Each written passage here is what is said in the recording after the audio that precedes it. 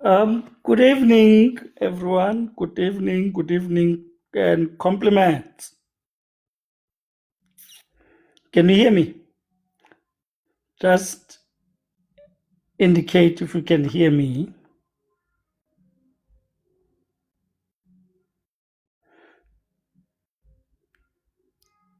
Oh, thank you. Let's just give 5 minutes and then we will begin. Just 5 minutes and then we'll kickstart. Because we are also trying to make sure that we do not disturb people from watching the Bafana Bafana match. So we'll just give it 5 minutes and then we start and then we quickly go through. Right. Thank you.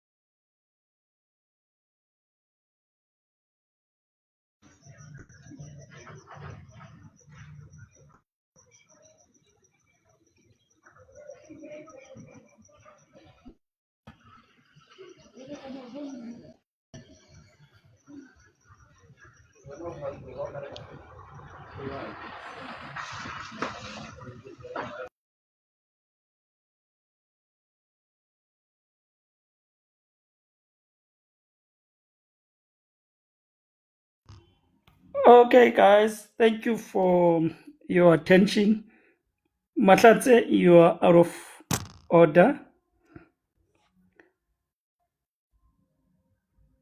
If you repeat that again, I think I should block you now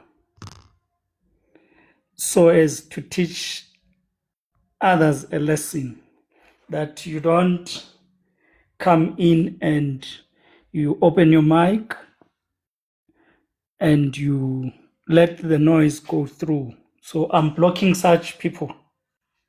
Thank you. All right, guys. Thank you for coming in. Yeah, I think I'm done with. I was also sorting my favorite dish, so I'm done there. Okay, so what I want us to talk about, which mostly I think I have addressed in the videos, but I know some of you do prefer the one-on-one.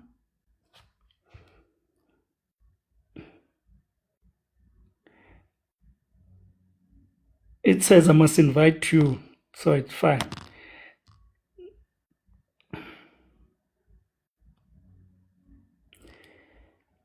Okay, so I said we want to deal with the issue of the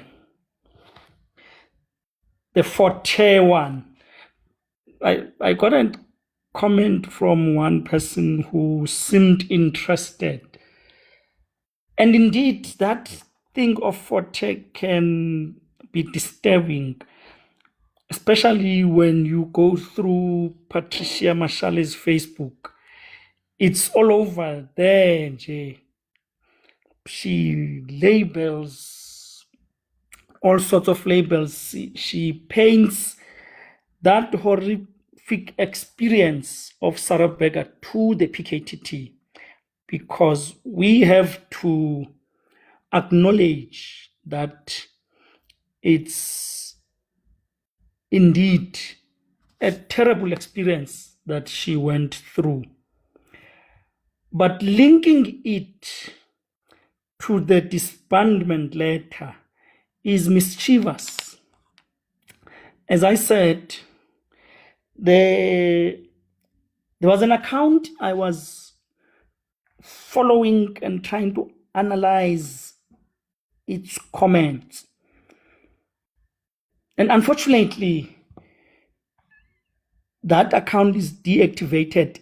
And that deactivation happened immediately after the Mkwanazi press, or I think it disappeared a month after the press briefing by Mkwanazi. And when now the evidence was coming out, then that account disappeared. But before it disappeared, I was following it, reading old tweets that they posted. And I pick up some of the tweets. They are very, very similar, or they are identical, 100% identical with what Patricia is posting. And even with the arrest of Kumalo, that account commented, and the comments are identical to that of Patricia. And that now gives that impression to say, though you have the alleged executive of the alleged criminal cartel, but there are runners. There's a department for runners, police runners. Then there's a department for communication. And that department for communication has people such as Rafadi, who deal or liaise with the media, who specialize in spreading the propaganda with the media.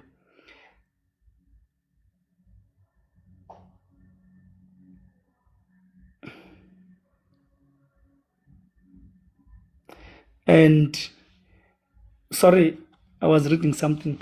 And then you have Abo Calvin Rafadi. Then you have people like Abo Patricia Mashale, and the account that I am talking about, painting an extremely bad picture of the leader of the PKTT,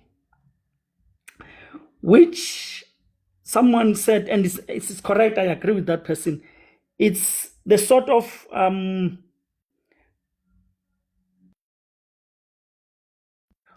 what's this, the Bell Pottinger.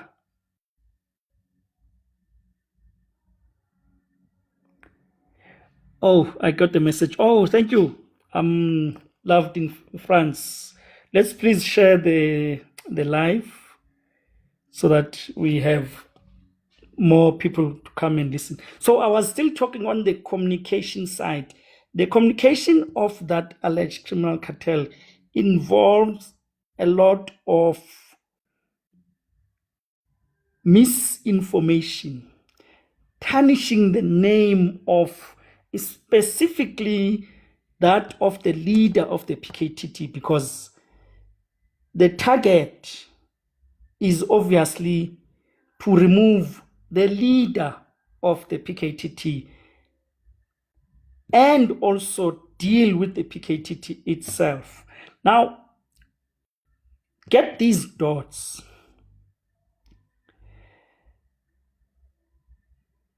Sibiya raised the issue of Khumalo heading crime intelligence and leading the PKTT. He had a problem with that when he joined. Khumalo was appointed, I think, on the 9th of December 2022 as the Divisional Commissioner of Crime Intelligence. But he's been leading the PKTT since the retirement of the lead, I think, since 2018, 2019. And then when Sibiya came to crime detection as the National Commission, he allegedly raised the issue and complained. And Khumalo says he wanted Lieutenant General Sentumule to lead the PKTT. And I don't want to get deep into that. Poor Sentumule, she's a Christian, she's soft, she doesn't want to get into trouble. So she was the right person for certain individuals. But the problem with Khumalo, he is that scientific, he is that strategic. He's also stubborn. He doesn't just follow. How do we know that? With that appointment where he was arrested for, and I'm sure you heard his testimony where he is of the view, he actually presented a panel to Sibiya. And Sibiya says, no, here's the panel I recommend.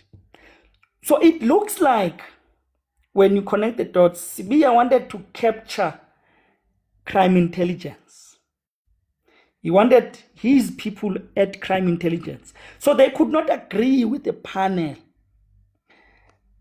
And it was Khumalo then who elevated it to Masemula. But here's the interesting part. Sibiya, instead of elevating it to Masemula, he skips Masemula, he elevates it with the minister. Now, it reveals something here, that there's been a communication between Sibiya and the minister. I am going to block.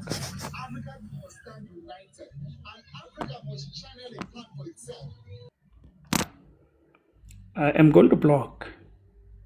It's that easy.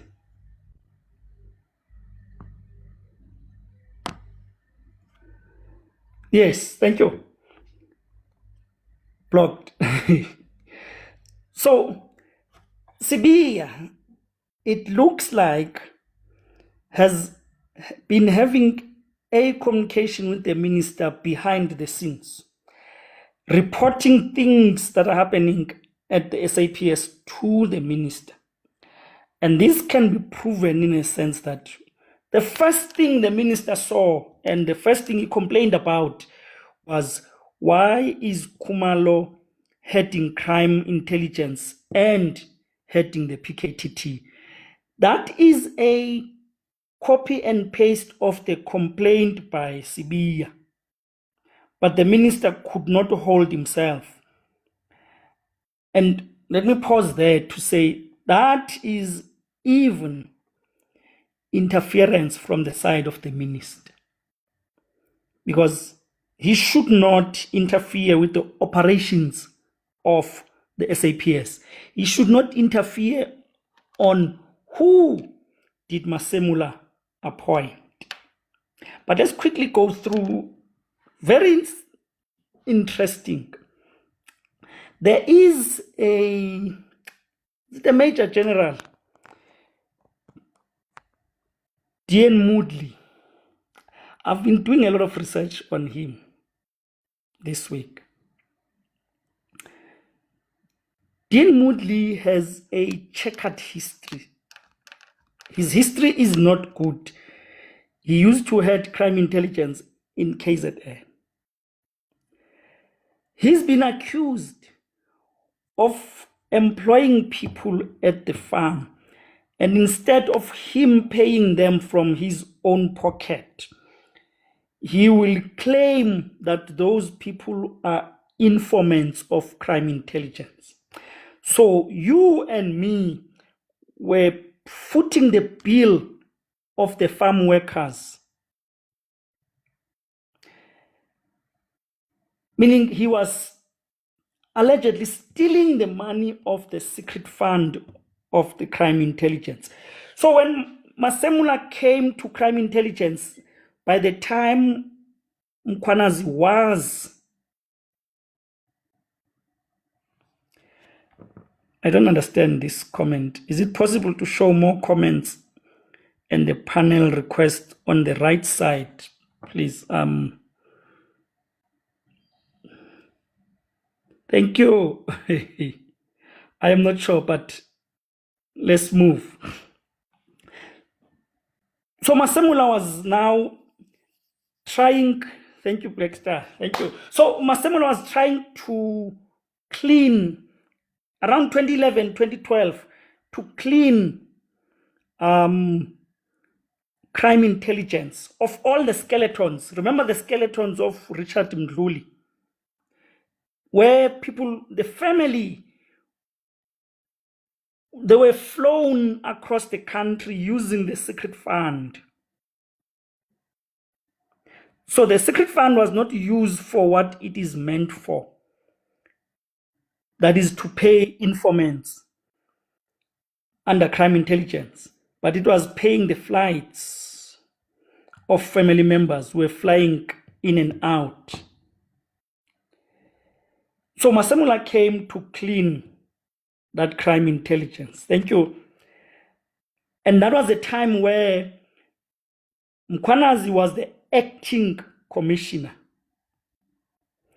And Masemula then was the divisional head of crime intelligence.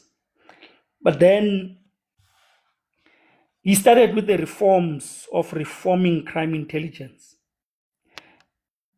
and also was working with Khumalo with those reforms of crime intelligence.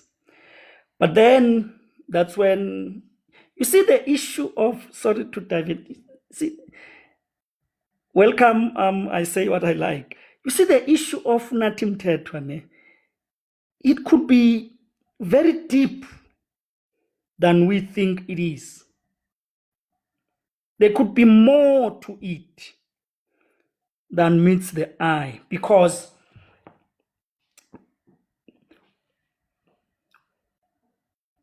it was during his tenure that these scandals of Mdluli and the abuse of the secret fund were. And we got the hint from Kwanas, where he said they built something for the minister, but there could be more. So then those reforms were sabotaged. So they never took place, the reforms of the crime intelligence. Now, when Masemula appointed Khumalo, remember Masemula was appointed, I think, in 2021 or so, when Sithole retired. Then Masemula will then appoint the deputy commissioners and the divisional heads. So he then appointed Khumalo as a divisional head for crime intelligence. And Khumalo said it. He said, testified to say, Masemula told him in person to say, I want you to continue with the reforms we were busy with together during that time of 2011, 2012. But as you go back to crime intelligence, you are going to start from scratch because the reforms have been reversed. All the cleanup that we tried to do there is been reversed. There's a mess in the crime intelligence. And I do want to mention names. So then when Khumalo comes to intelligence, crime intelligence, he starts the reforms. And one of the things he did was to move people from certain positions. And one of the people allegedly moved is Feroz Khan, who was moved. And you don't want me to say a lot about Feroz Khan, but there's a lot. There's a lot. And he's moved from a very key position in crime intelligence. And now I want you to link the attack on Khumalo, that it emanates from the reforms he's implementing at crime intelligence. Because once crime intelligence works perfectly as it's supposed to be, then there is no room for criminal cartels to survive. Because without crime intelligence, you cannot deal with organized crime. Without crime intelligence, then Tina as citizens, we will always complain about crime.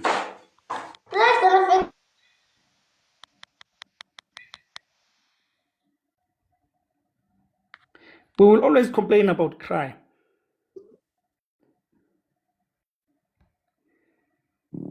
We always have to block people who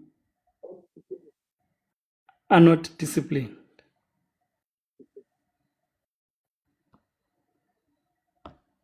Yes.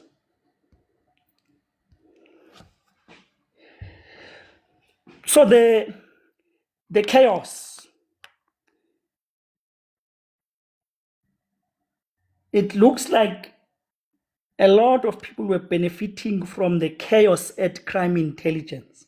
Now, when you come in as Khumalo, you want to clean crime intelligence, then you are now cracking the survival of the criminal cartels and the drug cartels. And let me take you again to Patricia Mashale. It amazes me that Patricia Mashale says nothing about Dean Moodley, Major General Dean Moodley. And I recently read a judgment in his favor where he won at the labor court. He was interdicting the SAPS because what happened was he was not coming to work because of sickness. Then they called for a hearing for, what do they call it? They call it, it's boarding, medical boarding. So they called for a hearing for medical boarding, meaning it will be dismissal for incapacity. So they dismissed Moodley for incapacity. And it was Khumalo organized that and called, let me think, I forgot the name, the name of the person who was chairing that hearing. I'll find that name. Who was chairing that hearing. And then he was dismissed for incapacity. But then he went to the labor court to interdict the department, the SAPS, to say he wants to review the decision of the dismissal of him because he was dismissed for incapacity. So he wanted to review that at the labor court. Then the labor court said, okay, we're granting you the interdict, but you must do the review within a specific days. I'm going to find that judgment. Now. So they gave him that opportunity. Yes. No, it's not this one. Yeah. So I have this judgment here. I want to read who was the chairperson and how many days was he given to lodge a review. The review is part B of the application. And part A is the interdict. So you can interdict on part A to say pending part B. So you want the court to interdict part B. So you interdict pending part B, sorry. So then he won that because that board is called a fitness board of inquiry. And that was conducted under, I hope you could be writing that, it was conducted under section 34, subsection 1 of the SAPS Act, meaning you get medically boarded. And that was chaired by... Hakan knows better than to do something like that. Exactly. Who's that?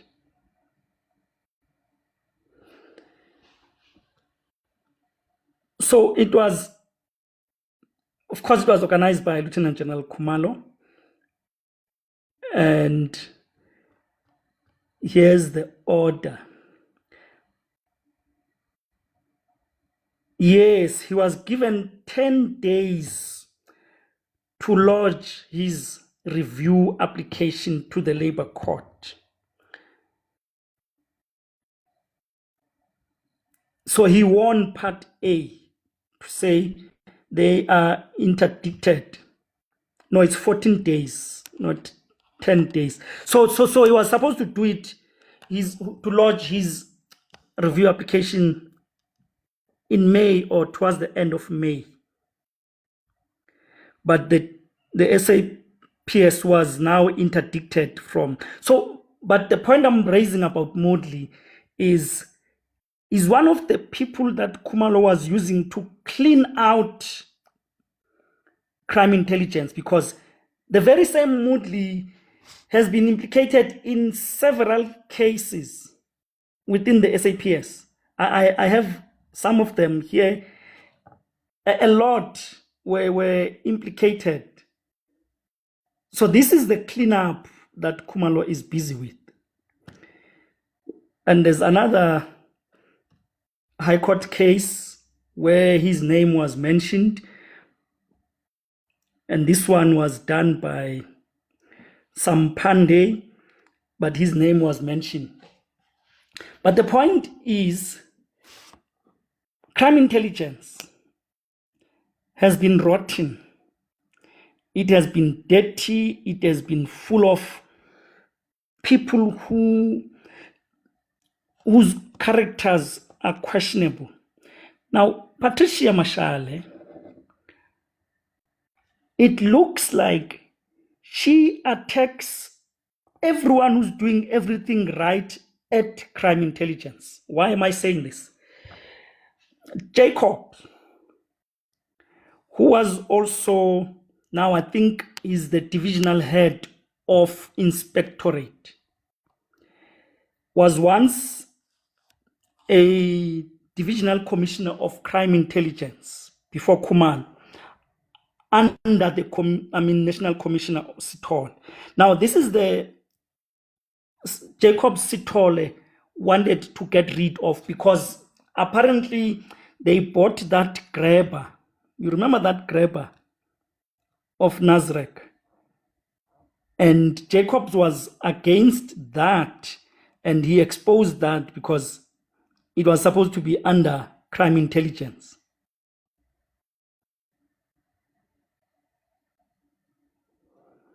I'm trying to look for, is it Jacobs? So they then tried to dismiss Jacob because of the exposure he was trying to do. Now, when you go to Patricia Mashale's Facebook, she also attacks Jacob. Hence, I'm saying it looks like she attacks everyone who's doing everything right at crime intelligence. Now, the very same Jacob is the guy who is from the Western Cape. There at the Western Cape, what he did, he exposed the drug cartels in the Western Cape. I think he was the head of organized crime in the Western Cape, and he exposed the drug cartels. And then he got promoted. Lutando, we block here if you don't know why you took the mic. Right? Thank you. So this Jacob is the one who exposed the drug cartel in the Western Cape. But then she's not in the good books of Patricia Mashale. And that leaves a question to say, why is Patricia Mashale attacking everyone at crime intelligence who seems to be cleaning up crime intelligence? Yet you will never find her attacking Feroz Khan. Number one. Number two, you will never find Patricia Mashale talk about Dean Moodley. You will never hear her talk about the shenanigans surrounding Dean Moodley. Rather, instead, she will be defending Feroz Khan. And it looks like she's a puppet or a social media puppet of Feroz Khan. It looks like, because everything she types is like, Kumalo is bad, Kumalo and Masemula are attacking Feroz Khan. And when you find, or when you get close to the truth, you discover that there's no such thing. This is propaganda. This is misinformation by Patricia Mashale. Because at some point I did say she doesn't read. And that's a person who's very dangerous, because she will tell you to say, I received a message from so-and-so. In that case, most everyone can send you a text message and say, so-and-so did ABC. You know, those who deal with me on issues such as this, I welcome Maziwa. I ask one question, say, you are telling me about the shenanigans of so-and-so. Please give me the facts, give me the documents. I need proof. So I'm not the type that will hear about this and then rush to talk about it. I'll be like, no, I need evidence. You missed a lot, Maziu.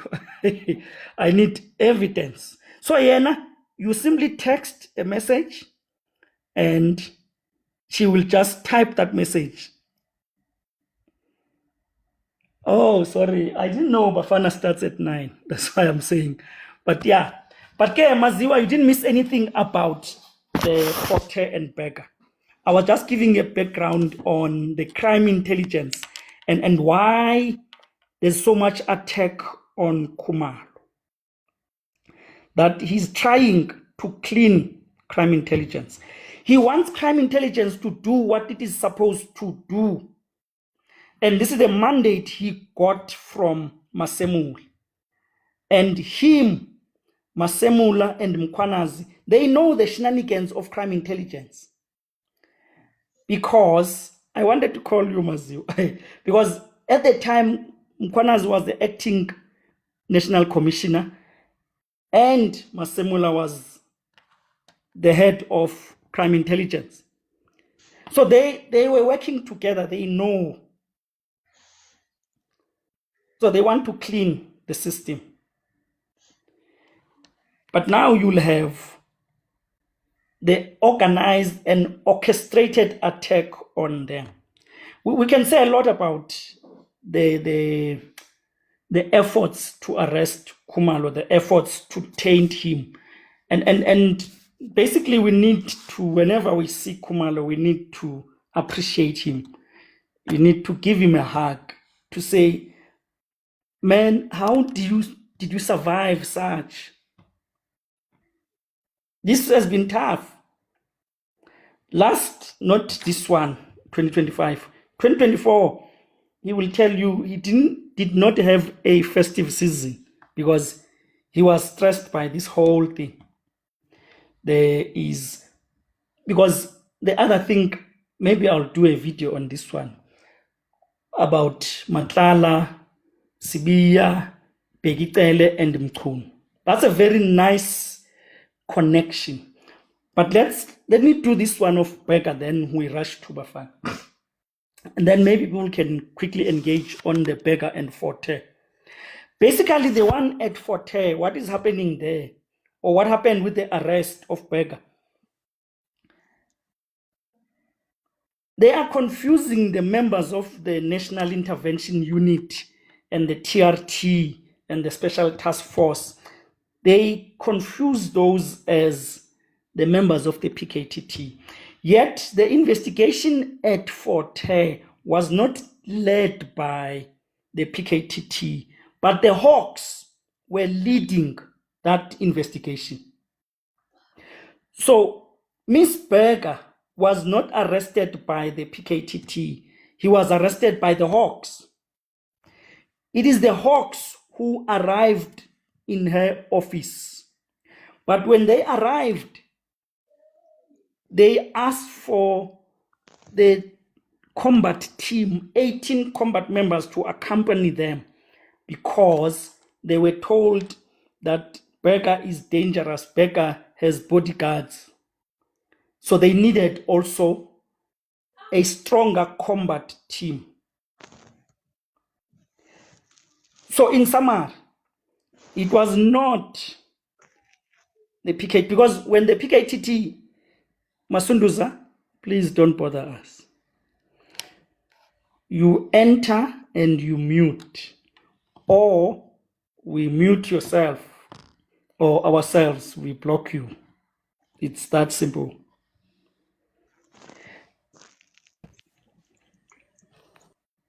Okay. People, adults don't listen, so it's fine to block people. Thank you. We continue to block people who don't want to listen. So what happened was the entity that arrested Berger are the Hawks, because the Hawks were busy with the investigation since 2022. But Witness C and other members of the PKTT were deployed or were seconded in 2023 to assist the investigation at Forte. Now, parallel that with the GCI ops, the PKTT members were not leading the GCI ops, but they were behind the scenes. So there was no way that they could arrest because they were not leading. They had to allow witnesses A and B to do the arrest because these were their investigations or these were their projects. Same applies with Forte. Forte was led by the Hawks. So whenever there will be arrest, the arrest will be done by the Hawks. And the arrest will be approved, or the warrant of arrest will be approved by the NPA. So I don't get it now why this has to be painted on the PKTT, but it makes sense. Everything negative must be said about the PKTT. So the arrest, the fact that Berger says they were members of the Special Task Force, and this is where the confusion is. People confuse the Special Task Force. They think the Special Task Force is the same as the PKTT. I'm going to allow you, Maziwa, after this. But I need to clarify this. And I did videos because I didn't want this to disappear. Let me read something for you guys. This comes from Patricia Mashale's Facebook. On the 26th of September, she writes, Sarah Becker's story needs to be heard. She is still suffering from what she went through at the hands of the PKTT. That's misinformation. She was not harassed by the PKTT. She was not arrested by the PKTT. The people who arrested her were the Hawks. And the Hawks were accompanied by the combat members of the SAPS, not of the PKTT. Remember, the PKTT has about 4 combat members per tech jog. Tech jog is a smaller Nyana team, let's say in the south of KZN, which has about 33 members. Of that 33 members, there will be 4 combat members. So there are 4 units. So when they were requesting support from the PKTT sent analysts, sent specialists, such as Witness C. Witness C is a specialist in forensic investigation under organized crime. He's a specialist there. So they sent him to go and assist the Hawks with their forensic investigation within that corruption at Forte. But he's never going to be the one to arrest.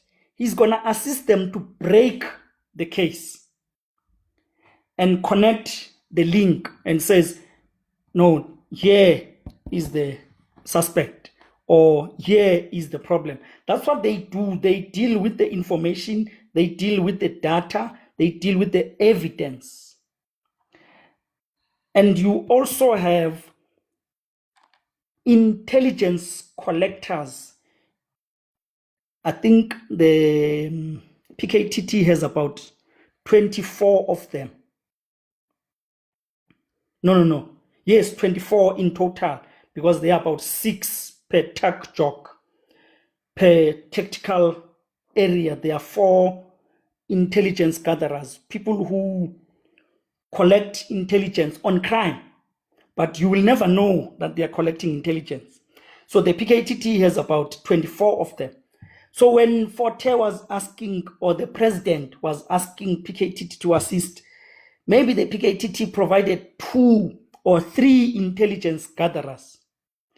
Within those who are collecting intelligence, there are experts who analyze the data collected by the intelligence gatherers.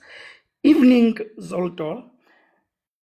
So the PKTT is saturated with experts. So whenever there's assistance required, it takes from what it has and then it deploys. The GCI Ops wrote to Mkwanas and said, we need the expertise of the PKTT.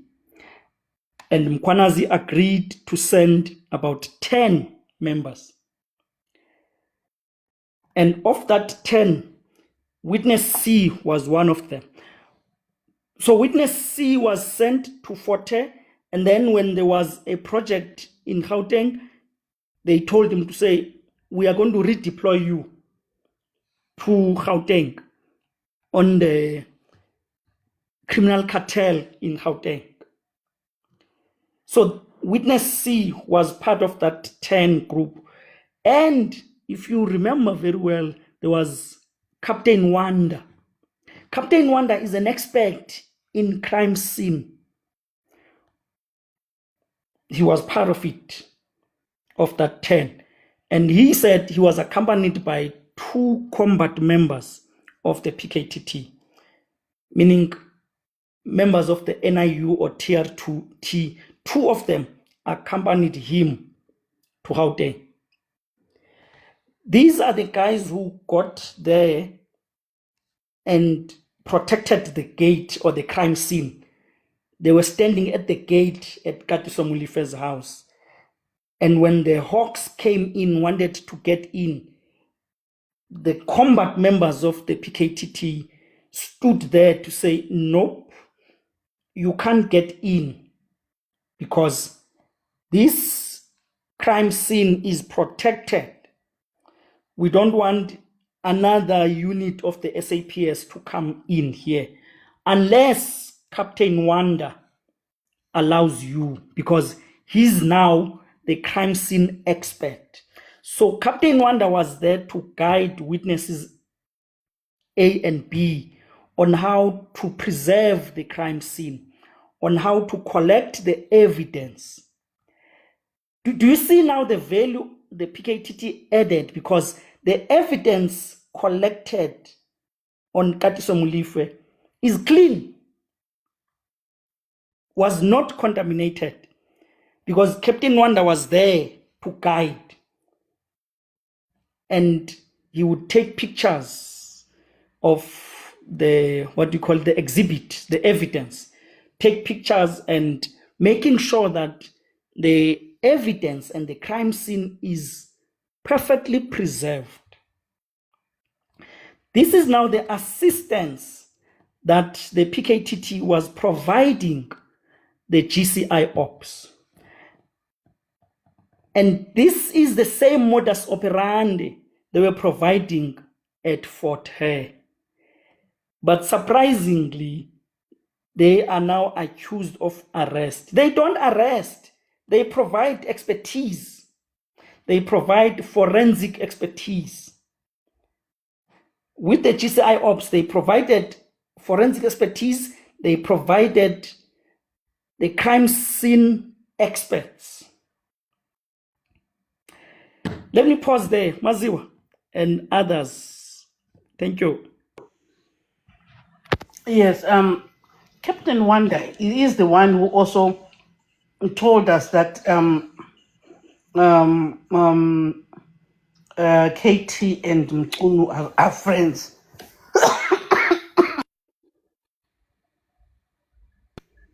He's the one who revealed that information, right? I'm coughing like no one's business. So I'll just be, when I'm coughing, I'll just mute. Oh, okay. Oh, that's fine. Yes, we let's allow others if they have.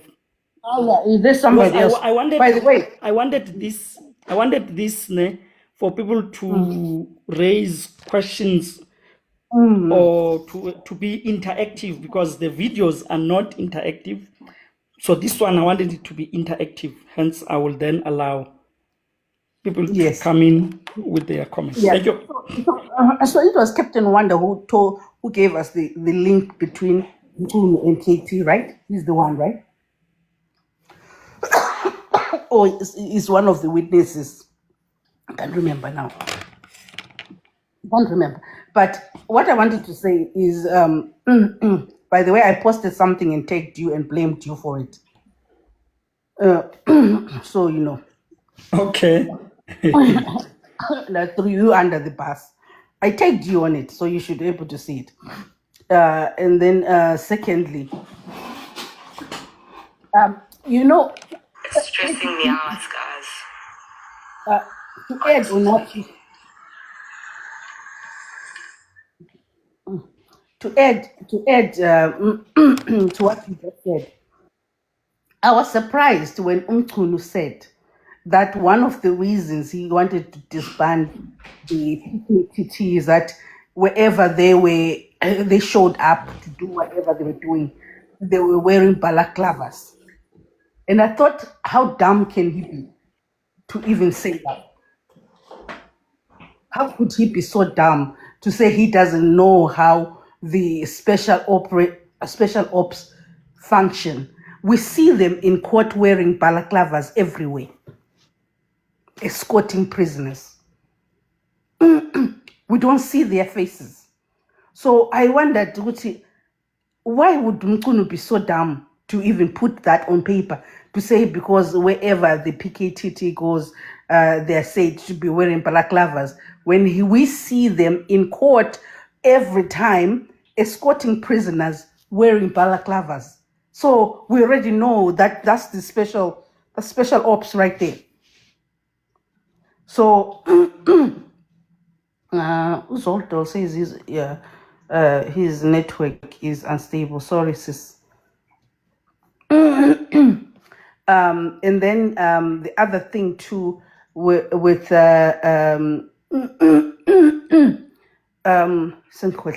now I've forgotten. There's something that you said, but anyway, let me give Tso Zibu. You can speak. I'll come back. Can I also allow Loved in France? Can you come up and join us or moderate, please? Loved in France or a country, please. Thank you. She's in. You can Hi, take Zolani. over. Hi, Zolani. Hi, welcome. Yes, what I meant about moderating was that if you grant me the privilege to moderate, then I can moderate here. I don't have to be on the panel. I was going to assist with accepting people on the live. Oh, Yes, that's what I okay. meant. So as you speak, that you focus on speaking. Yes. So that's the type I was speaking about. Okay. Okay. I hear you. I have a question for you, Solana. Now I've remembered. I have a question. When is the commission coming back? I'm trying to find out when, because I know one thing. This guy Sinona is coming back on the 27th of January. So I don't know whether he's the first one. So but we have up to the end of January. My God. I was trying to figure out when to cancel my Netflix. Oh, why? Why would I need it when I have the commissions? Why do I need Netflix to be paying for Netflix? Oh, you don't. Truly. I don't have time you don't. I don't have time to watch Netflix with the commissions going. Yes. I know Yes. the other one for Chauke is definitely coming in at the end of January. They announced it on their last session. They announced it somewhere the last week of January. That's when they're coming back. At least that one, they announced it themselves. And I was wondering when this Madlanga one is coming back. I don't even know when the ad hoc is coming back. I am not sure. Hence, I said they are likely to come back around the 15th. Next week. No. No, that other week. Oh, okay. I agree. It's a movie, so you don't need Netflix. Currently, South Africa is a movie. Yeah, right now I'm watching Netflix, so because I have nothing else to watch. So yeah. So maybe the 12th, maybe. I don't know. Yes, definitely. But all I know is coming on the Sinona ne will hang on. I want to check something so that I talk from the Yeah, from the Senona facts. definitely. They announced it when he made his first appearance, the one that he said he wasn't ready. No, but there's an order. There was an order issued, which is, the order reads as, Major General Sinona will finish the commission on the 16th of January. He will finish them, his statement, on the 16th of January. Then the commission from the 16th of January, the evidence leaders will have to prepare. They will have to go through his statement, which will be prepared by his lawyers. Then the commission will go through the statement so that when he comes, they know which questions to ask. So it's not the 12th, it's the 16th. He must provide the commission with his sworn statement on the 16th of January. And then he appears on the 27th of January at 9:30. Okay, but that doesn't mean that nothing else will be happening in between. Because no, hence I'm saying all I know is Sinona will be.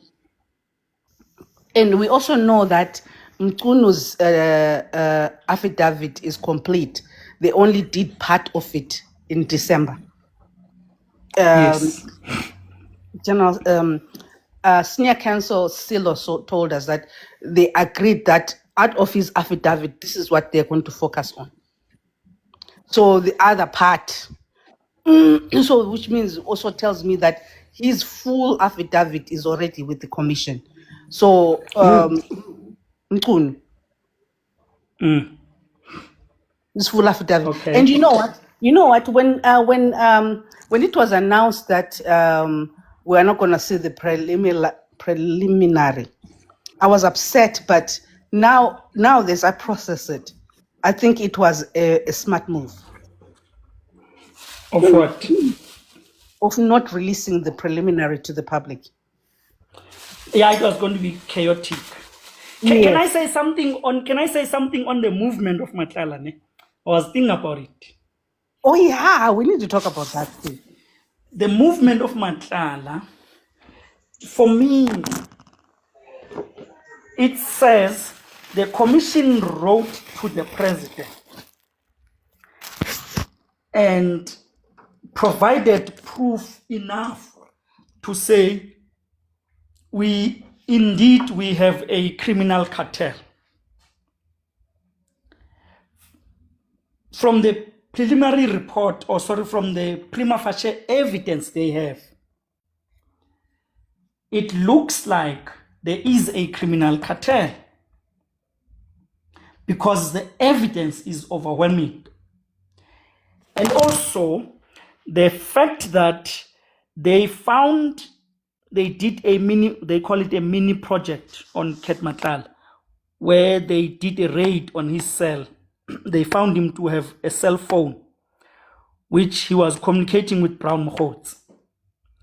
Now, Brown Mokgotsi's testimony is done and dusted.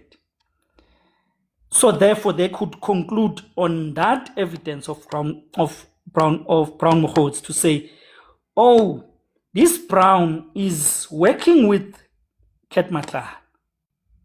He provides with a cell phone. That means this Ket Matlala has people in the Department of Correctional Services under his pocket. Because without that, there's no way the cell phone can get into prison. So rather, President, can you do something? And the president spoke to his minister. And I love the fact that the minister is Groenewald. And that's the best minister for that position. Dr. Groenewald, who now could have decided and spoken with the commissioner, National Commissioner Tobagale, to say, this is the message I got from the president. Can we please secure Ket Matlala? And that's where I think that instruction came from, based on the seriousness of the report, the preliminary report, because that report, in as much as you might think it is nothing, that report is very serious, because there has been credible evidence that has been led, and that evidence has not been refuted, and therefore the evidence that could not be refuted is taken as the truth. So Yeah. there, in that case, there is Julius Mkhwanazi, who could not refute the evidence. Instead, he corroborated the evidence that he's working with Ket Matla.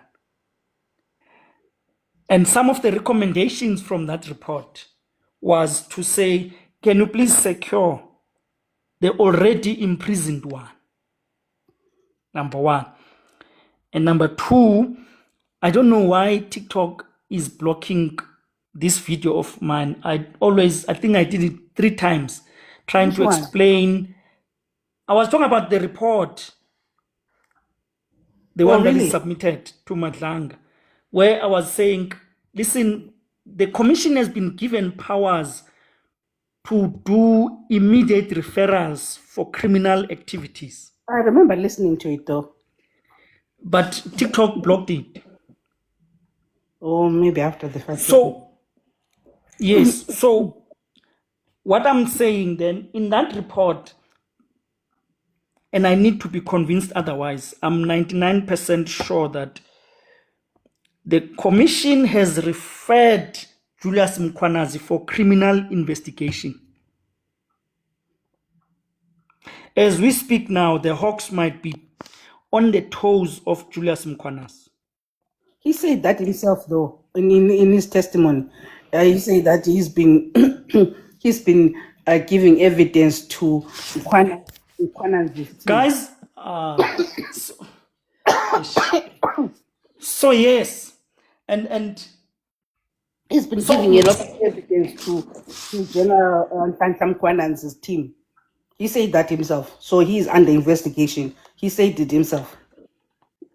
no, he will be arrested. He will be referred.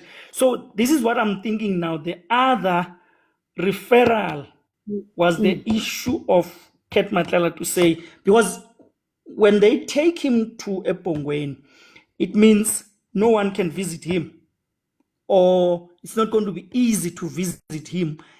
Remember when he was in Gauteng, his wife has access. Yes. And I'm thinking maybe they're also trying to curtail the wife's access to him. He could be the runner now. Exactly. But guys, I was saying the presentation I did about the Forte story, anyone who has any comment or wants to engage on that, please. I didn't quite hear the Forte story. And I'm not privy to it. Ukati subanjwa nini for? No, I guess they are still investigating for more. But let's, while you are asking about the beggar story, I was saying with the beggar story, they are trying to drag the PKTT and to make, Mkhunu is trying to, yes, Mkhunu is trying to, maybe let me start the Forte one, because a few people say they didn't get the story. So what I'm trying to say with the Forte one, Sarah Berger investigated corruption at Forte around 2019, 2020. And she's the one who picked it up that, and SIU also came up with that, and it was in the court papers, where it says, with us Kamabuyan, right? This is very serious. He registered for honors. And Sarah says he doesn't qualify to register for honors. If he wants to qualify for honors, he must have, no, not honors, sorry, masters. He must have RPL, recognition of prior learning. And there's no evidence of him submitting that RPL. And therefore, his registration might have been facilitated by Prof. Ijoma, the guy who resigned, who ran away from Forte. And then there was an email between him and Oscar Mambuyan and Ijoma, where they were communicating to say, please submit your proposal. And then here's the interesting part, which maybe I'll do a video. I know Oscar Mambuyan has vowed to sue people, and I did a video to invite him to say he must sue me because I'm going to talk facts. He's trying to threaten people so that they don't talk about the fraudulent qualifications at Forte. So what they found out, even the Sarah Berger and the SIU, so they took the proposal which was submitted under the pretense that it was written by Oscar. And I know what they did. I always suggest that to say, give me your thesis. Or should I put it this way? Let me put it this way. All the politicians must submit their theses. Then we do a meta-analysis. You know, when you do a meta-analysis, you are able to track where the document comes from. Like if I claim that I wrote the thesis, then I submit, then we say, give us the soft copy, not the hard copy. Give us the soft copy, and then we take the soft copy through meta-analysis. Now, meta-analysis will tell to say, but this thesis does not originate from you. It comes from somewhere. All universities use them to curb plagiarism. Someone wrote this thesis for you and sent it to you to submit it. So that's what they discovered with that one, to say, no, a postgrad student of Ijeoma is linked to this this thesis through meta-analysis, which seems to suggest that it's him, the student, who wrote the thesis, the proposal for Oscar. While she was busy with that and submitted that information of corruption to the Hawks. And then a month later, she was arrested and harassed. And there were about 18 combat members of the NIU, the Special Task Force, and the TRT. I even saved the pictures where they were sitting on the chairs in her office. Now, what she says, she spent about 5 days without a bail in conditions that were not proper. But then she says, the members of the task force arrested me. She never said PKTT. She said the members of the task force. And task force doesn't arrest anybody. Exactly. But no, the task force said they were there to assist the Hawks to arrest. Yes, because there was a claim that she's armed. So yeah, it was that case. But then Patricia and the group, they go and run on Facebook and say she suffered in the hands of the PKTT. Why is she saying that? Because some members of the PKTT were deployed to assist. They were not the ones to arrest, but they were assisting the Hawks with the investigation. And they were providing their expertise. But behind the scenes, one of those members of the PKTT, as I said, it's witness C, Witness C was providing forensic investigation expertise under Alice Tech Jock. So this narrative that seems to paint that is the PKTT is because people confuse the PKTT with the NIU, with the TRT. That's because the PKTT also uses the NIU and the TRT when they do their own arresting. They are accompanied by those. But in their team, the PKTT have about 24 or so, not 16 members of the NIU and the TRT divided by 4, 16 divided by 4 into the 4 tech jocks. There are 4 members of the combat in each tech jock. So then people confuse that to say all TRT members, all NIU members, all Special Task Force members are PKTT members. That's where the confusion is.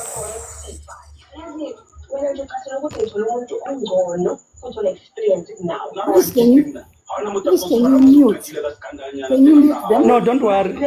Don't worry. People who don't mute, we block them. It is that easy. We no longer tell people what they ought to know. We just block them. So yeah, it's that confusion of confusing the NIU members, the TRT members, the STF members as part of the PKTT. Are people trying to sabotage you? No, it's people who are bored.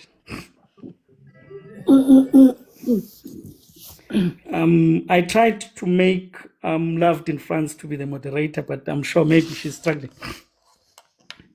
So yes, that's the whole point of the Forte and You can put the me on PKTT. moderator.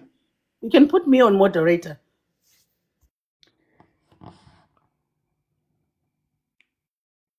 Okay. Let me try. What? Linz, don't block us. Some of us are not requesting, but tapping the screen. No, but what I'm trying to do is, if you come in, you don't mute, then that disturbs. So, okay, I hear you, Loved in France. So I block you because you don't mute. That's why. You see, Stronger comes in and he mutes. On that note, let me give over to you, Strong. Did you get the Maziwa, the issue of the beggar and Forte? Yes, that people trying to, even Mkunu himself, he thinks that the special ops are the ones carrying warrants. They don't carry warrants. The warrant is carried by the arresting officer, or even the search and seizure. The special forces don't carry those things. Exactly. It's the police officer who has that in his hand and is the one that is going to give it to you. It's not the balaclava people. The balaclava people don't arrest nobody. They don't issue. They don't even give you a warrant. Nothing. Can I say something, Mazio, on that issue of the balaclava? There's a very first woman who passed the course of being a special task force. That woman, I have her pictures. She's wearing a balaclava, and she's not a member of the PKTT. Yeah, they're not members of PKTT. I think the service, all the branches of the security, I think they do service them. So She's wearing a balaclava. We don't even know whether they are male or female when they are wearing those balaclavas anymore. Exactly.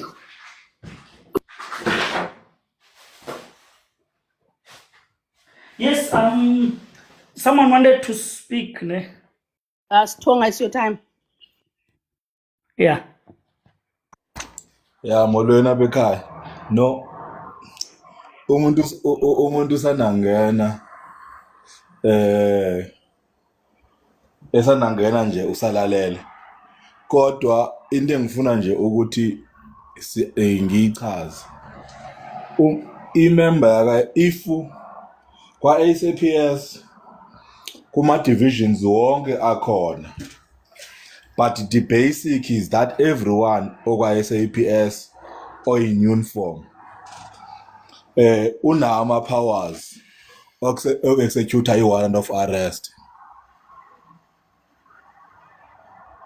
Everyone oyiphoyisa la kwa SAPS or umetropolis una ama power to execute a warrant.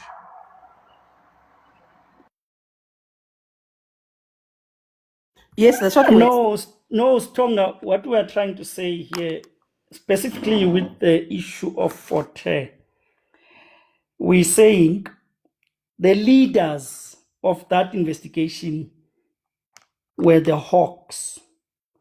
They were leading the arrest. We know that every police can arrest, but in the context of Forte, University of Forte, the people who were leading the investigation were the members of the Hawks. So it's the members of the Hawks who went to arrest, but then they were accompanied for protection by the members of the combat team. But the members of the combat team were not there to arrest, but they were there to provide support. You're 100% correct on that one. Yes, when she said she was arrested, she was arrested by the Hawks. So if she's going to sue the SAPS in general and specifically the Hawks, meaning the director of the Hawks should provide affidavits in that litigation. But not Mkwanazi, not Kumar, because those NIU members are not under Kumar. And those Hawks members were not under Kumar. The members of Kumar or the PKTT were only providing expertise behind the scenes so as to crack or to help to crack the investigation. So I was talking about the issue of the Forte one. It's very serious, that issue of Forte. Zolani, Because I was reading the judgment. The judgment is very serious. It puts the facts on what happened at Forte. And was it last December or November? People were celebrating to say Oscar won, got a victory against the SIU. And then I'm like, no, people lack knowledge. Oscar is not out of the wood. And even there was one article which said Oscar is out of the woods. No, Oscar is not out of the woods, actually, because as soon as there was part A, where it was Mugaitobi, and it was an interdict, was it 2022, 2023? It was an interdict where Oscar won. And then the SIU were interdicted from subpoenaing Oscar, from investigating Oscar. So what the Hawks did, what the SIU did, they went to amend their proclamation and submitted to the president. And the president made a proclamation which is now amended. And the amended proclamation means that Oscar is also part of the investigation, because the initial proclamation was only saying up to honors. So the SIU was supposed to investigate up to honors. Now the amended proclamation says up to PhD. Now that includes Oscar's master's, that includes Oscar's PhD. So he's not out of the wood. And I saw on Facebook the ANC celebrating to say the SIU, blah, blah, blah. I was like, no, this is just politics. And also, they don't understand the facts. They don't understand which it makes sense for them. And It's the ANC. besides, if I went to university and got a degree, a master's degree, an advanced degree, whatever, and a PhD, and I actually earned it, why would I be trying not to have that investigated? If I went to school and earned these things, go check. And Yeah, you someone want to was check? saying that. Someone was saying that because if you come to me and say, no, you didn't finish your degree, I'll laugh at you. Because Go and all I check. do, I ask the university to say, hey, please, can you print out my certificate? My transcripts, everything. Give it to him. Yes, easy. So the SIU ask and say, you So have the very, very, RPLP, it please. looks suspicious that Thank somebody you. would want to block an investigation into their credentials. No, he cannot now. He cannot block it because the SIU is coming back with a renewed proclamation. And that proclamation says up to PhD. Up Anyway, to PhD. So I have that's another. I have another question. Maybe let me.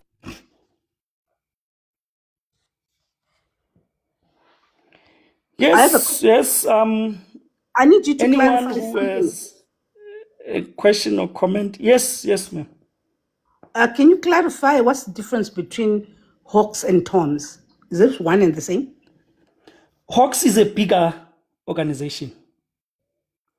And then Toms is a unit within the Hawks. I just wondered if there It's a was. smaller unit within the Hawks. Oh, okay. It's just that I don't know all the units within the Hawks, but I know the Hawks is a bigger unit because You know, it replaced the Scorpions, sort you know. of. Okay, the reason I ask is because one of the witnesses, I can't remember which one, or actually, when they were talking about the clash, you remember the clash outside the gate at Katie's house? There was the Hawks were sent there and Toms were sent there. No, when you say the Hawks were sent there in Toms, it's the same thing because Toms is the Hawks, Because two but units were sent there. a special unit within the Hawks. It's called Tactical Operations Management Services, Okay. So they were which also is sent. under Brigadier Mukwena. Oh, we need to look forward to Lebeya coming to the commission as well, because That one. he's coming. Because Magdanga did That say one. he says he says all the evidence has already specifically said that it originated from him. So he's the one I want to see here Yes. first. Next Now time. here's an interesting thing about Libyan. He went. You see, people need to be advised. When this whole thing came out, everyone was rushing on TV and radio, which was the mistake.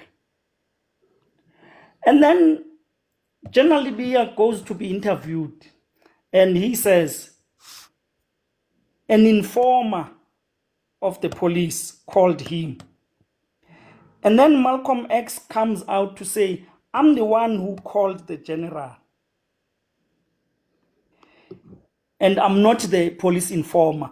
But now when Kumalo did the investigation, remember when he came back the second time, they did the investigation and they eliminated everyone except Mtetwa.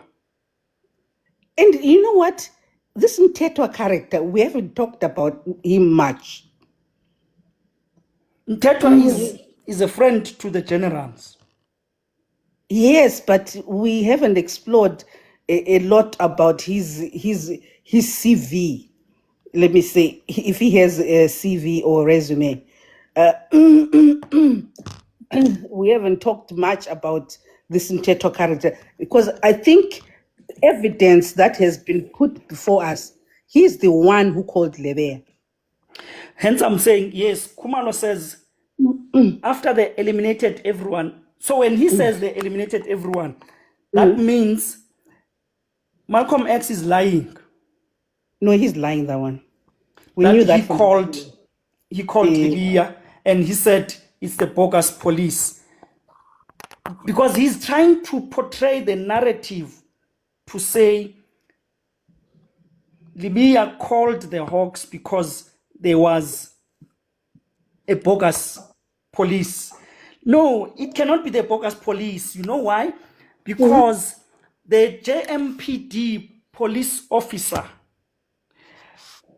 did some analysis on the cars and told Katiso to say, no, these are proper police cars. Yes. That means there's a They are project they are coming to you. They are investigating you. Yes, that was in the morning. Now, how come they come and say it's a bogus thing when the JMPD told them that it's not the police? You know what? Me, I'm thinking the person who called Lebeya is Katiso himself. No, it's Mteto.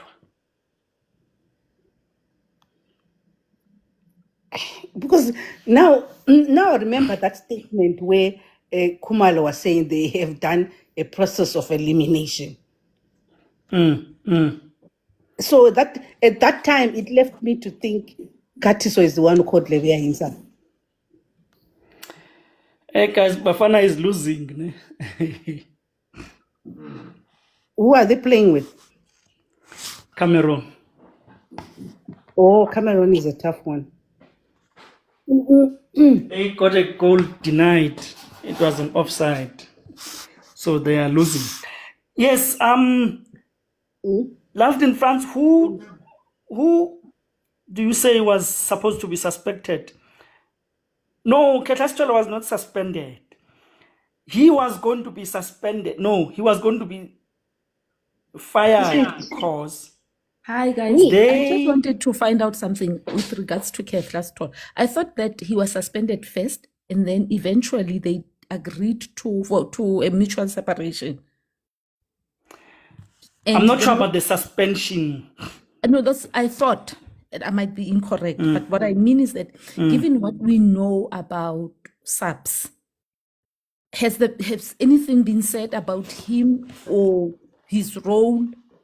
I don't know. I'm of the opinion that everything at SAPS at this point has to be looked at, especially it appears that the National Commissioner is quite an important, yes, he is important, but it appears that politically it's also important.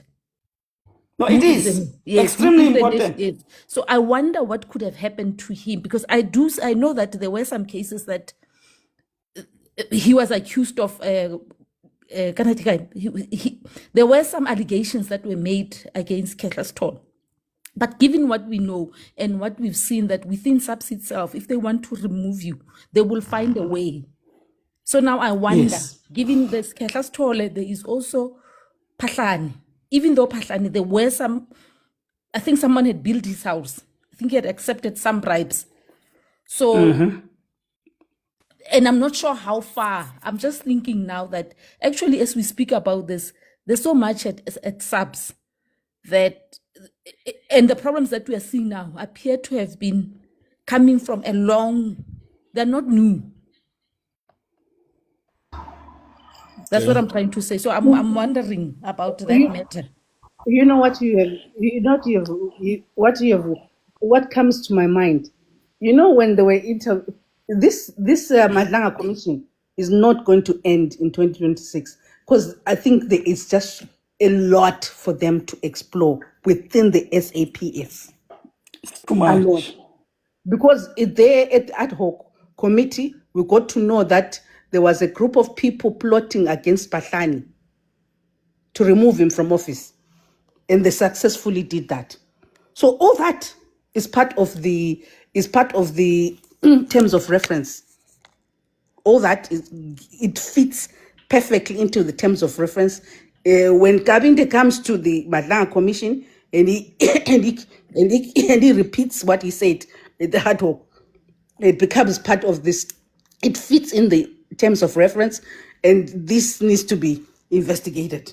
So this Madlanga Commission is going to be there for a while if they have to do a thorough job. Okay, can I Was come it in? yesterday? Okay, let me finish this one, then we'll come in. Was it yesterday? I made a video about the affidavit by a group of implicated prosecutors, and I was reading specifically the section where they are talking about Mr. O'Sullivan capturing the IP, and they said during those days of Pahlane, O'Sullivan will send an email to people to instruct them to investigate Pahlane, and if they are refusing to investigate Pahlane, he threatened them to expose them to the media. And then they said, in the case of Pahlane, he was not only providing information to the IPID, because the IPID is supposed to be independent. So they said he was not only providing information as it is allowed, but he was doing the investigation on behalf of the IPID. So that will have to find its way to the commission. Because as you said, it involves now, it spreads to the IPID.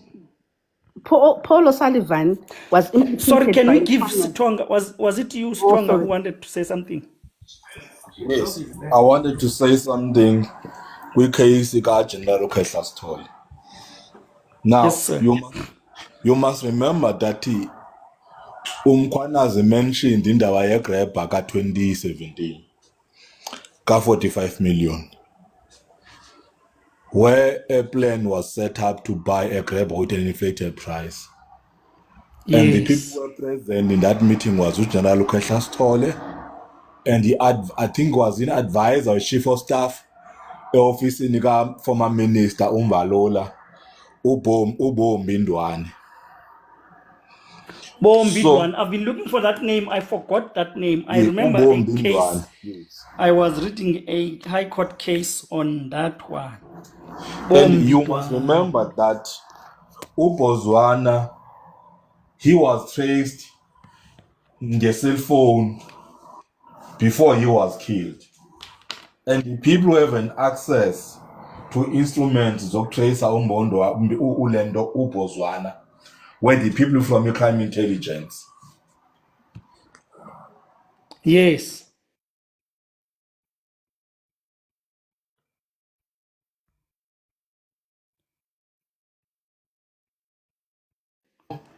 As much as ngingenalo iqiniso, kwaba khona in the article yavele ephepheni ethi the person who negotiated the exit kaSkhehla Sithole was uDeputy Minister uCastle Matali.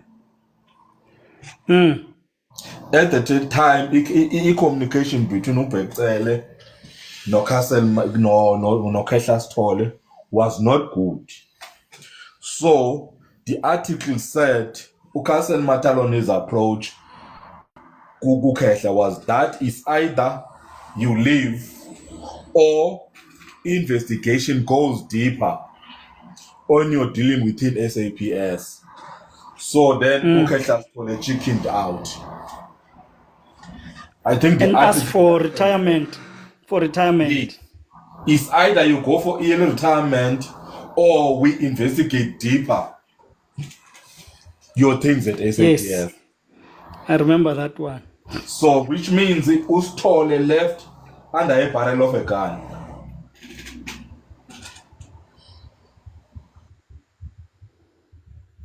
He went.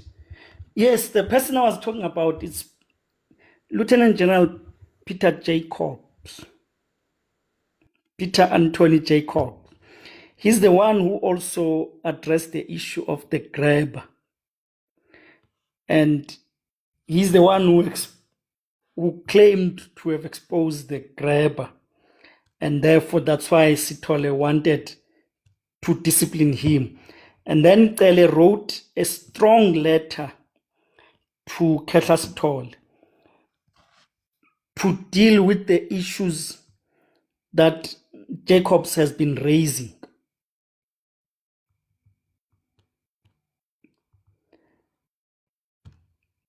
And This is my that, question. I have a yeah, question, Kunalap. So this inflated grappa, was it actually purchased?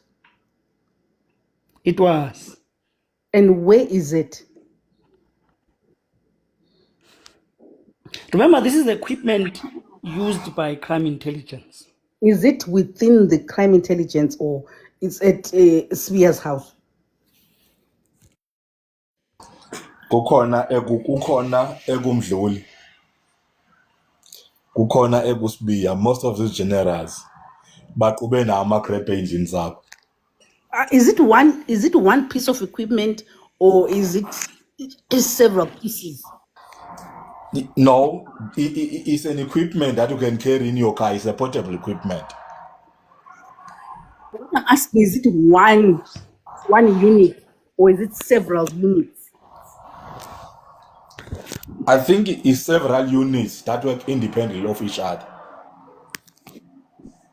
So it's possible that because I suspect that Svia has one in his house. So what I'm asking that even if it was bought at inflated prices, where is it physically located? Ngenze a typical example. I think it was 2014, 15. I was taken to a house in Mhlanga Gorage Road, number 64. To this house, I thought it belonged to one of the comrades. It was a big house. But surprisingly, there were things that were non-comrades in the house. Then, at some point, while we were busy drinking alcohol, I saw a white man moving around with some sort of something like a laptop. So one of the guys I with one day did me a brief that white man can check all the cell phones that are online are working in the vicinity where he was. Grepper is such a machine, which means a lot of people have these machines.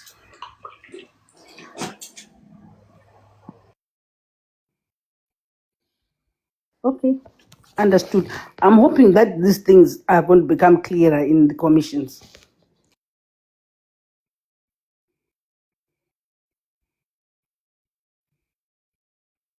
As to who owns one. It's going to be impossible because abantu use ama-slash funds to buy them. So how are you going to trace if you cannot even trace indlela asetshenziswa ngawo ama-slash funds?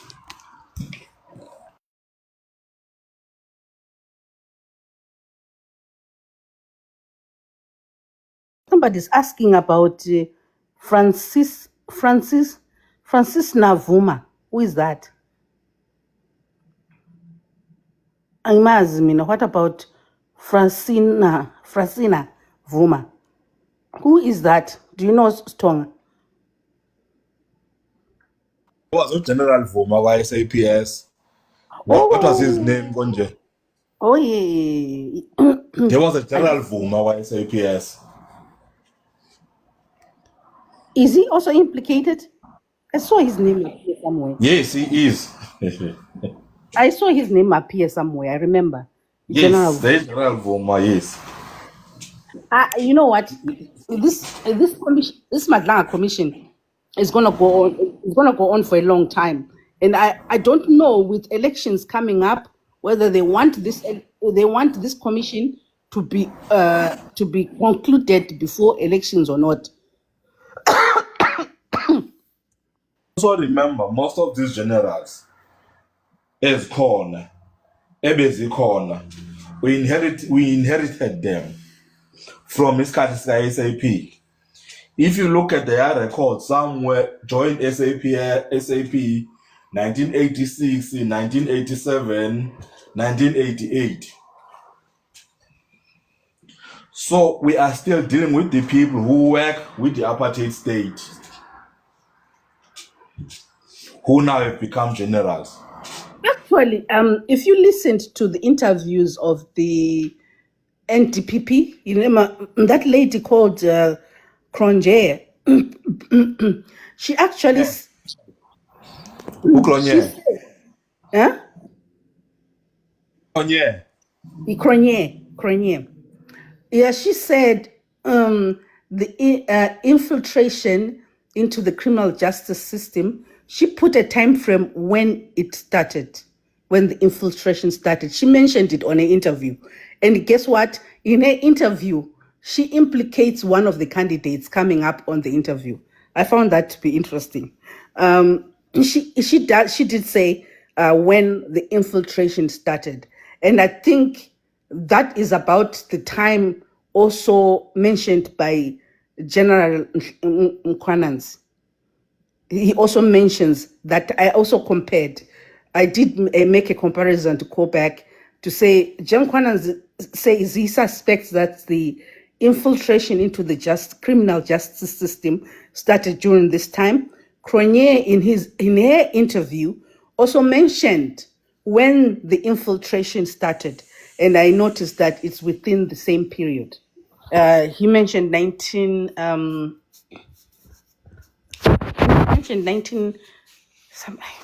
I'll go back and check again. I'll come back. I'll tell you because they both mentioned that same time frame.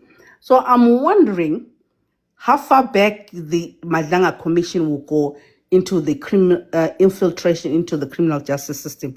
Will they also put a time period to say within this period, everything that is within this period, because the terms of reference don't specifically say it so. So I don't know if Zolani understands my question.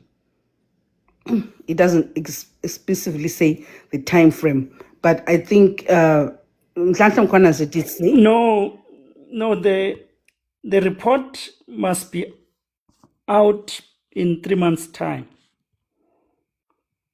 I don't think that's possible. If you look at the amount of work that they have to do, I think they'll be asking for an extension. I don't see it happening with Madlang. Why? No, he's very efficient. You think he's going to go through the Paul Sullivan issues and go through General Pahlane issues, conclude the Ekurhuleni things, conclude them? Remember, they are not bound to accept everyone who wants to come. No, I know, but they've already started this Ekurhuleni thing, so they have to conclude it. For me, Ekurhuleni is done. I think so. It's done. But I don't know. But they haven't talked to that HR guy and all that stuff. Because some of the things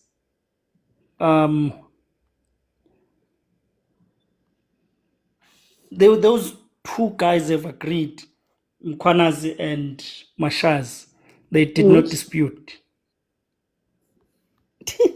They did not dispute. So I don't see it delaying. Do you think Brown Horse is coming back? No. He's not coming back? It's highly unlikely. Why do you It's not think like so? they didn't finish, unless What is likely to happen is the fiance of Brown Mokgotsi, because they are now investigating the Hotle specialist, that account. Can I So say something about that? if they find money laundering in that account, then she will have to come and explain, Guti, where are these Disbursements going. brown references are going. Let me tell you something about that thing. I don't think that lady knows anything about that Hotle specialist transactions. She was made to open that company in her name. Brown Mokgotsi runs everything in there. And I'm sure she discovered some of the things. Either Brown might have disclosed them to her around after this whole thing burst out, or she found out right there at the commission that there was transactions of this magnitude going in and out of hotel.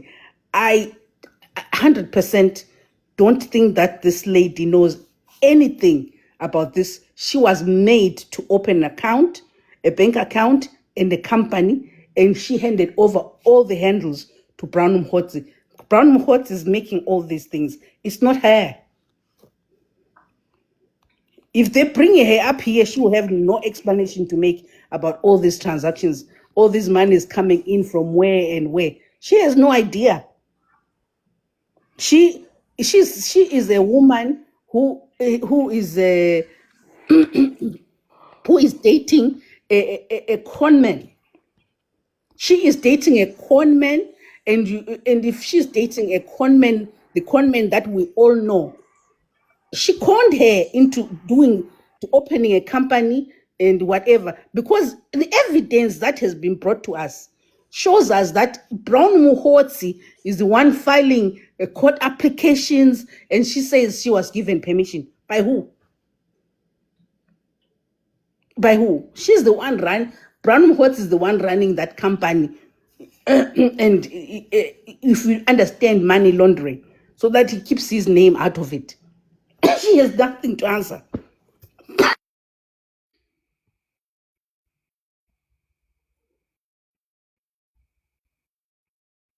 Yes, she says true. She assisted Brown Mokgotsi by opening a company in her name and also opening a bank account in her name. And she handed over all the cards and all the access to Brown Mokgotsi to be running things, to be running these transactions. Trust me, if they put her on the stand, she has no idea about these monies that were coming in. She doesn't know anything about them. She is a woman dating a con man. What do you think is happening in that relationship?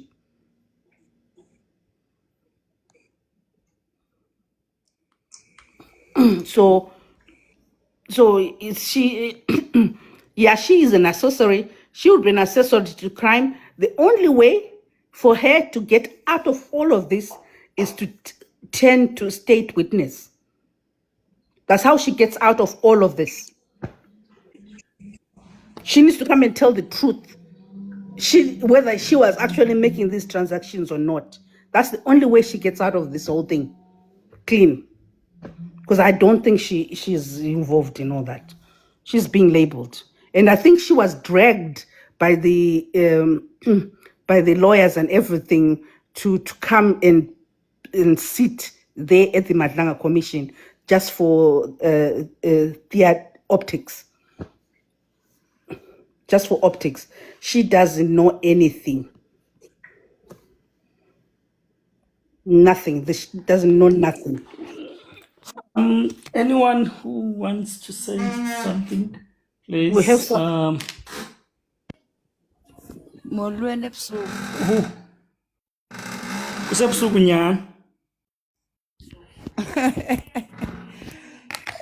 Ngusiyanda igama lam ne. I'm sure noba nixakekile into yoba eli gama libhalwe nge-foreign language It's noba China. lixabiseni ngusiyanda. It's China.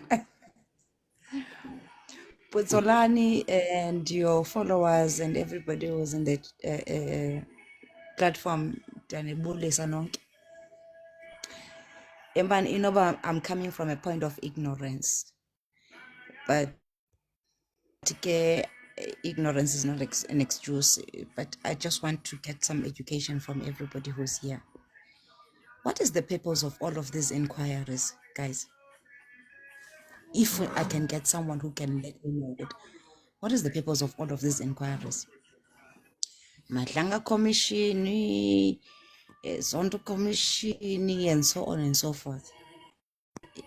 Siyaphi ngezi commissions ezingapheli? Can I limit you They replacing say- our judiciary? No, can I limit you to one? To say, ask about Madlanga. Yes. Okay, let me be specific. Siyaphi ngale Madlanga? Because Umkhonazi July, he came on to the public explicitly so, gave us detailed information to the point where he said, I've got evidence. Was there a need for further inquiries and further public display of what that evidence is? Yes, because this To commission the point where it puts other witnesses at a compromise. No, because we're testing his allegations. So if somebody says, which is why Nkunu is in trouble right now, because somebody says Zolani stole money, you can't run with that. You have to test it. You have to go and find out which money did Zolani steal and where did he steal it from.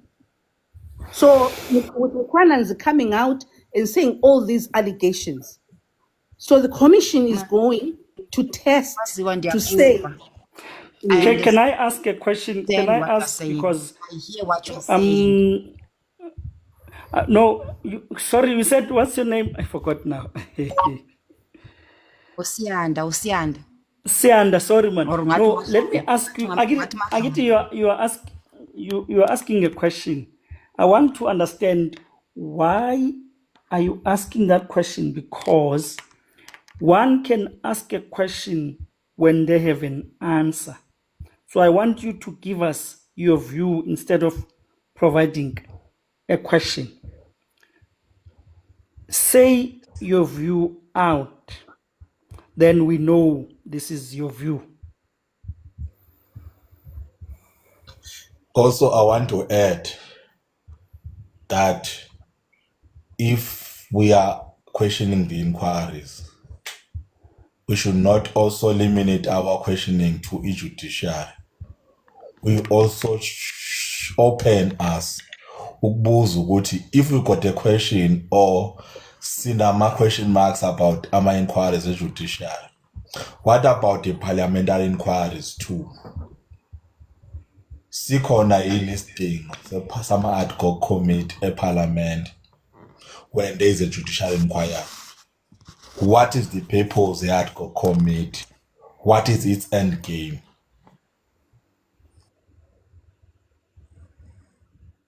Hi, can I ask you? I think what Mam Tem was trying to ask was to say is that, and you can correct me if I'm wrong, Siand. I think what she's trying to say is that we have a history of commission of inquiries which never lead to anything. I suspect that's what she wants to say. Am I correct, Mam Tem? Well, No, Yes, I think that's no, what I she think I got that question, but I wanted her to come out and put it in the form of a statement more than a question. Oh, okay. Okay, I'll step down. That's why I was saying, say your view. Then we know this is your view. All right. And just while I'm here, Lega, can someone remove Lega? My rights haven't activated just yet. Probably in the next live. Because he seems to not mute. Oh, I didn't hear. Yeah. Oh, there he mute. and they loved kutheni the exposer nje kutheni the exposer undibiza ngegama lam lokwenyani. Kaloku abathembi ngabantu basebukhosini, so I want people to respect you. I'm joking, guys. The majority of people you see here, Zolani, are coming from the Senzo Meyiwa case. So it's the people that I was inviting to I'm come. not part of that. I I saw know. my, was it? I know, I but saw Danny and I tried to avoid the sense of Meyiwa issue. yes, but what I mean is that the majority of them, we come from there. So when I was sending invites, I sent to them. So that's how we know each other. Hey, I'm avoiding that one of sense of Meyiwa. All right. Anyways, Okay. Yes, over to you, Mom we're a Tim. very big community. So, diabulela kwe Botswana, ne? And I'm happy to know that you are coming from Esbeli, Nase Queenstown. And a happy new year to everybody who's on the panel. Ne? So, Bafana is losing. my thing is, yaluza, Jani, 2-0. 2-0. Sure. Qhubekeka sis. Aye, but it's extra time. Nonetheless, nabe ndithetha ngale nto yale nanti ke yezi commissions, ne? In context of the July press conference, yaka Mkhwanazi. Mkhwanazi is a police officer who has ranks that are high and all of this and all of that. Credentials work. The president knows that somebody who is at that level cannot just come and like bring such allegations to the public without any kind of substantial proof or evidence. In the same instance as the Nkabinde Commission, where Patohi wrote him a letter and then he decided to initiate a commission. To what end is he supposed to say, now let us go and ask this one, Uguti, this one is true, this one is not true? When a police officer who has been to an acting commissioner level to say, bring me proof. This guy is being briefed every day about the state security issues of the country. How does he want now to have like something that is outside of court to be Sorry, brought? Mom Tembu, is that your TV? Itive. Oh, Ivakala okay. kakhulu. South Africa idlala nale Cameroon. Okay. Can you pull down the volume a little bit? Okay, ngizayehlisa. I think she's bringing in a lot of things. Can we tackle one thing at a time, Zolani? She talked about. Sorry. She's bringing in something else. Can we talk about her first question? Why do we have these commissions? What can we go back to that before we go back to what she's talking about now? Because we are gonna lose I'm gonna lose my trend of thought because I want to contribute towards that. So do you wanna go first, Zolan? Or you want me to go?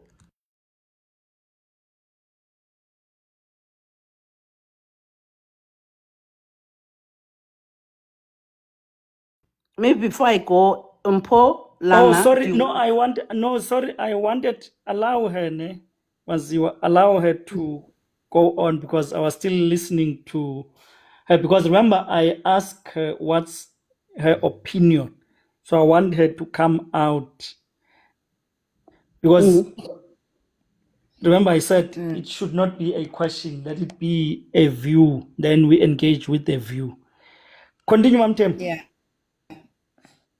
Okay, ke Nkosi Bhutsholane. So just to make amazwi wami abe mafutshane, ne, into yoba mna if umuntu womthetho uza into esidlangalaleni athi kukhona into enjena nento enjena nento enjena ubungqina bubu, so I don't think that the president or the number one person is supposed to be shocked and surprised about those things, because he gets an everyday or weekly or monthly briefing of what is the state of affairs in the country. If an official comes to the public and does that kind of a thing, Yaka July 7th, is it July 7th? It means that that person has exhausted all internal processes and therefore that person is desperate. So, ufuna sithini ngaye umphathi wethu, who's the number one person, who's commanding all of these security state agents? My expectation would have been put them all in the boardroom,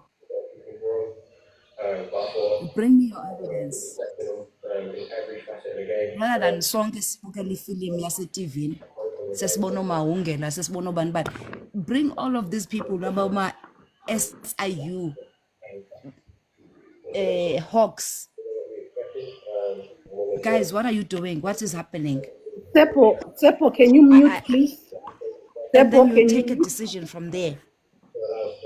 It seems to me as if it's just a prolonged process which is uncalled for. Hence, I asked that question. What is the purpose of these commissions? I think I get your point, Mam Tem, and I'm not going to comment, but I'm just going to magnify.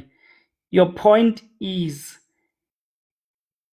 you just don't agree, and I want to limit it to Madlanga. You don't agree with the commission. All you are saying is ask Mkwanazi to bring the evidence and then arrest people. That's your point, right? Exactly. Yes, I get you. I get you. Yes, Maziwa, I wanted to comment. Okay. I don't know where to start. I wanted to go back to say why all these commissions and nothing has happened. I think we need to address that here today. The reason, okay, let's go back maybe to Zondo Commission. Maybe let's start there and maybe you'll understand how to apply it to the previous one. After the Zondo Commission, IDEC was formed specifically to handle the Zondo Commission findings. And you know what ANC did? ANC planted people inside IDEC to stop that from happening. So we are all sitting here saying, oh, the Zondo Commission was a waste, was all that, but it is being sabotaged. But why is it that we don't see and address the sabotage inside IDEC of the Zondo Commission? Now we are going to sit here and say these commissions are useless. When these commissions are done, the findings are there, all of them.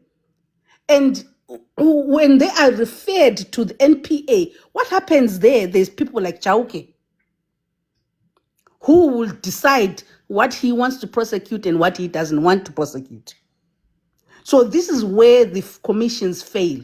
They fail at the prosecution level. They don't fail where the findings are real, the evidence is there, and with more investigation and links. So you're supposed to investigate these things. How many of them have been charged? How many from the Zondo Commission? IDEC was formed specifically soon after the Zondo Commission to do this. And what did we do? We have Andrea Johnson there. What has she done? Can I then come in, Maziwa? I was speaking, but I didn't see that I muted myself. Can I moderate there? You see where I'm seeing you are somehow agreeing with Mam Tem, but you don't see each other. Because basically her complaint is nothing has happened with the Zondo. And this one was supposed to also be avoided by simply letting the criminal justice takes its course. So you agree with each other. But now what she's saying here specifically is to say, based on what we have been hearing now, and maybe I can add there to say, look, we do need to appreciate the the Matlanga Commission because it also assisted the public to understand what is the problem there. But also, she has a point to say some of the things needed the criminal justice system to take over. A typical example, you have Kumalo investigating Sibiya. Why don't you allow Kumalo to finish the investigation and then arrest Sibiya if there's evidence? I think that's the bottom line point she's trying. Because the problem with that let is me that finish. Let me finish. Let me finish. Let me Svia finish. goes to arrest Kumalo first. No, Maziwa. Let me finish. When this commission was started, Sibiya went on TV, and I think it was when she was suspended or she was given a stay-home order by Masemun. Then she comes back, she goes on TV, which I completely disagreed. And I even commented on the account of the journalist who was interviewing him to say, no, you misunderstood, both of you, the journalist and Sibiya, because this commission should never replace the work of the criminal justice system, number one. And number two, Masemula suspending Sibiya should not be overtaken by the commission. Masemula cannot wait for the commission to suspend Sibiya. The police must operate even though the commission is still going on, or even if the commission has not made recommendations. Masemula does not depend on the commission to suspend Sibiya because of what Sibiya has done. And I was very clear to the journalists to say, both of you and Sibiya, you allow Sibiya to spread propaganda because the commission does not replace Masemula. If Masemula feels that, no, there's a misconduct committed by Sibiya, therefore suspend, or if Kumalo finds that there's a connection between Sibiya and the criminal cartel, then Kumalo is not going to wait for the commission. He must arrest. And I think that's basically the point Mamtembu is trying to put across, to say the commission should not usurp the powers of the criminal justice system. But then maybe her question seemed to doubt the commission. But the point she was making was some of the things that are coming out of the commission now, some of the things that are coming out of the commission. Abantu Yes. bona izimvo zabo zithini malunga nayo yonke le process, because the president seems to want to cluster the process by another process and another process, whereas things are straightforward and action needs to be taken immediately and decisively Mpolanga, is that you? without making this thing prolonged. Yeah, after Mamtem, we can take over. And then Maziwa, it will be you. Oh, good evening, guys. Yes, sir. I totally agree with what Mamtem is saying. The president is putting processes on top of processes to delay what needs to be done. Mina lento leyo, it says to me something is being hidden here. Even our judiciary, not our judiciary, our criminal justice system. When you look at, if you could listen to the interview, ya lawyer Mama, who's heading IDEC, and then listen to, not interview, when she was at the commission or the parliamentary inquiry, and you listen to Ushamila Batoi on this inquiry, Yaga Chauki, and you listen to their responses, we are in serious trouble as a country. We are in a serious trouble. I mean, if those are our leaders within the criminal justice system, we are in serious trouble. IDEC has been disseminated. I mean, it has become a custodian of corruption. It is arresting people for things. I mean, how can IDA go and arrest Kumalo for human resource matter? They've been tasked with the issues of the Zondo Commission. And then they go and run around looking for Kumalo at the airport. And we as a country, I think this commission, the Madlanga Commission, Paul, this is where I say we can't say Yeah. that the Zondo Commission was a waste. It wasn't. It no, revealed no. the commissions are there to uncover No, the truth. Maziwa, can I come in? Please allow them to finish. Then you come in. Yeah. No, don't get me Alright. wrong. I'm not Please. saying the Zondo Commission was a mistake or it was wrong.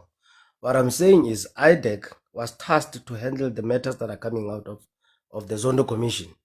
And then IDEC goes and runs after Kumalo. It shows that IDEC in itself, I mean the NPA in itself, it's broken.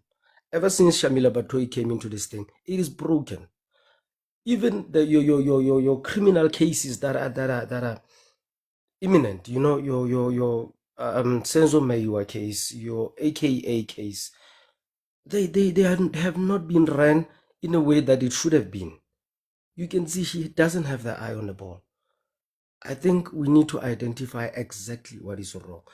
The allegations that Mr. Mkonazi made were not the first allegations. The June press conference was not. Remember after the unrest, when there was a press conference where Mr. Mkonazi did indicate again that there's a political interference within how the cops are doing their jobs. He even mentioned the issue of the South African breweries, and that was not the first time he mentioned it, and we never took it serious. We have a serious problem as a country, and I think this goes back to number one, because these are his cabinet ministers that have been mentioned in all of these things, and we're not putting the ball to where it's supposed to be. We play like Bafana they play today. We're not putting the ball like where it's supposed to be. The problem is within our cabinet. The problem is within our, in all fairness, guys, in all fairness, I'm not going to derail from the topic, right? Listen to our public protector when she speaks, when she was justifying the Palapala nonsense. Listen to Shamila Batoi when she speaks. Listen to this lady of IDEC when she speaks. And these are the walls of our constitution. These are the people that are supposed to be protecting our constitution. You understand? Just listen to them. I mean, even a child can tell you, these three ladies don't make sense. The reasons that they give and everything. Yeah, but all that I was saying is we are in a serious problem. I hear you. If I may summarize your point. Thank you, sir. To say, you and Mamtembu, I have to remove you from the platform, but on a lighter note. Because you are giving a depressing scenario here. And I'm not going to say you are right or wrong, but the scenario you are portraying is depressing, especially when you are going to go to the NPA, how broken it is. It's depressing. It's seriously depressing. And looking at, I mean, I agree with, just that with me, I don't know if you noticed, guys, I hardly listen to the ad hoc because I feel like that's just a waste of time there. They're just playing those ones. It's another waste of money and resources. When you listen to those two people, you'll be like, and members of parliament don't really engage these two the way they are supposed to show that we have a broken prosecution authority. I'm now on the Madlanga, and I want us to go back to the Madlanga Commission. Maziwa. Okay. So what I want to say lastly is that commissions are set up to defend our democracy. People need to understand that. Commissions are set up to defend our democracy. Sometimes things in the courtroom the things that we are uncovered in the commission would not know the details of them when they are playing out in the courtroom, because we have somebody defending themselves in the Madlanga Commission. Commissions are set up to uncover the truth and those that are telling lies. That's it. Truth and lies in black and white. We see them in the commission very easily. Every after each witness, we can say, oh, so this is the truth and these are the lies. We are able to say that. And this is where our democracy is protected. We know who is suppressing us and who is not, and what system is suppressing us, and what and how we're supposed to. For example, in the ad hoc committee, I got to learn that the procurement system itself is set up for people to steal. Zolani, with your permission, ndicela ukumngena umaziwe. Miyeke ne. Allow her to continue. Okay, Just on she the can- lighter note, just to diffuse, I'm seeing a former student of mine here. Marcus, greetings. Let Maziwa continue. Ne?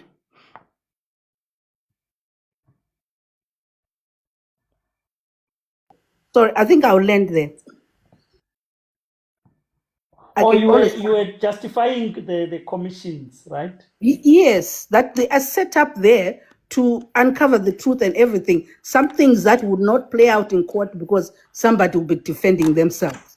So here, the defendants have to answer to questions. In the courtroom, you will never see them speak. We may never hear Can I- Maclara speak. Ket Maclara would never speak unless he's brought to the commission. In the courtroom there, he'll be defending himself.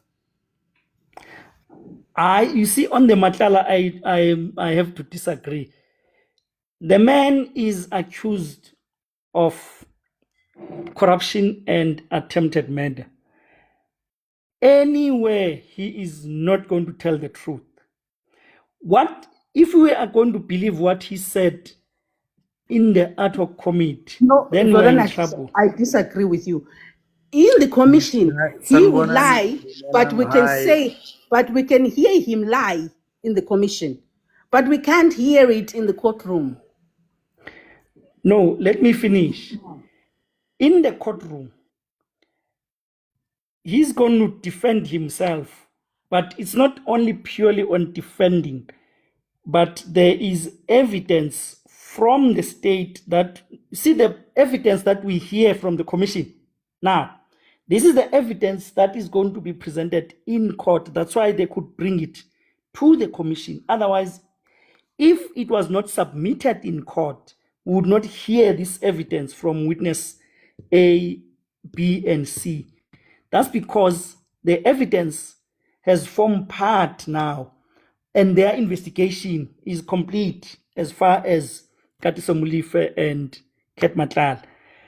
Then you have the evidence in camera by Kumar. That's the evidence that cannot be heard by the public because it will make those who are suspects to be prepared. Hence, it was done in camera. And my view, if I may add my view on that, I'm suspecting that these guys are after Maumela because Maumela has been picked up during the conversation with Brown Mukhotsi and Suleiman and Ket Matlala. So they want to find the connection. If you listen to witness X, he said, we are going to share the in-camera evidence about the communication between Brown Mukhotsi and Morgan.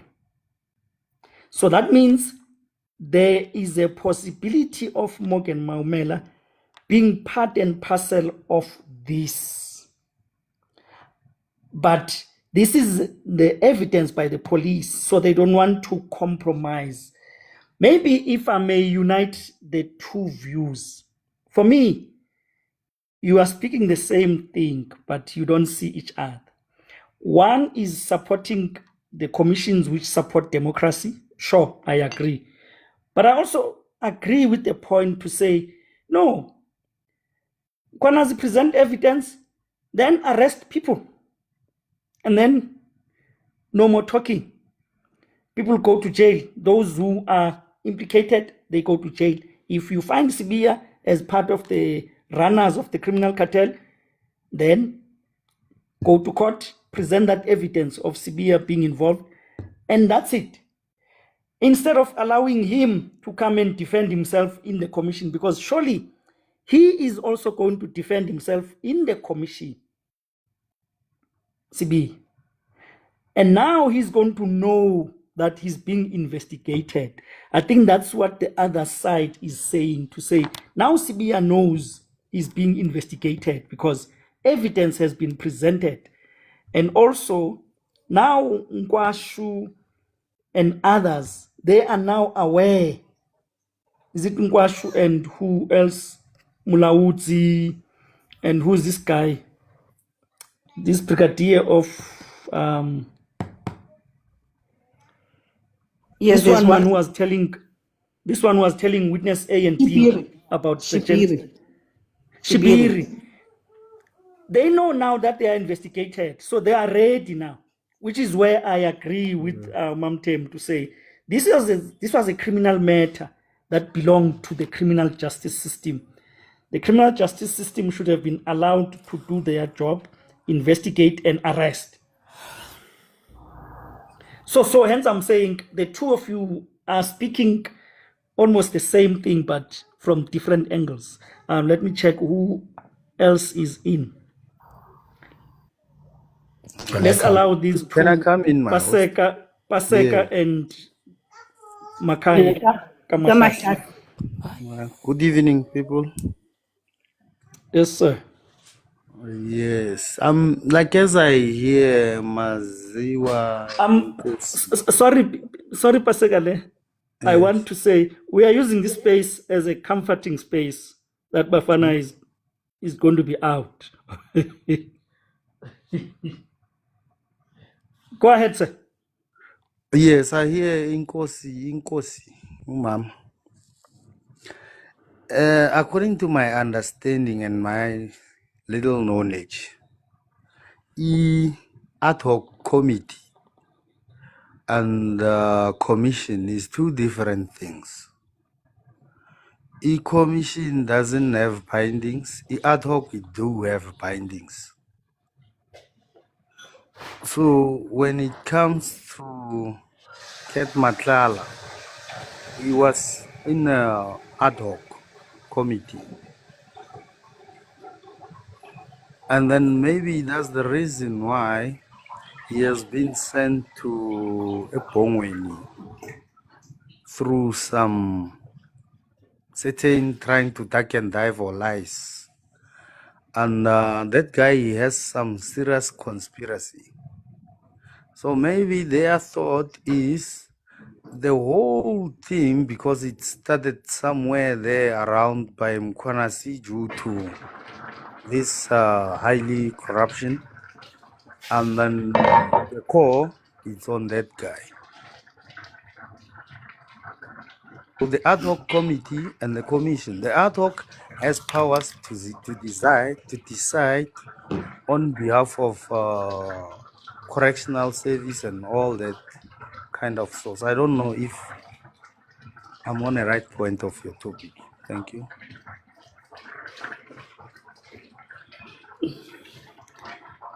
My brother, don't worry about being on the right foot. I'm here for that. Thank you for your comment. Where's the other lady? Okay, that's fine. Guys, don't forget, we also have the Forte issue, the Berger and Forte issue. Don't forget, because that was the main topic here, right? Strong. Yes, can I take a bite? I hear the suggestion that we were supposed to let the criminal justice system do its own thing. But if i-criminal justice system ibikwazi wenza umsebenzi wayo, sasingeke sibe ne-July 6. The reason we had July 6 was the fact that Umkwanas felt frustrated and why a feeling would criminal justice system has been compromised. So that's why he decided to talk straight to the South Africans.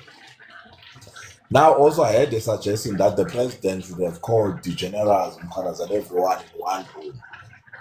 But now remember that as soon as the president does that, a lot of us were going to complain that the president is trying to contain this thing, I feel, because ziyathanda born.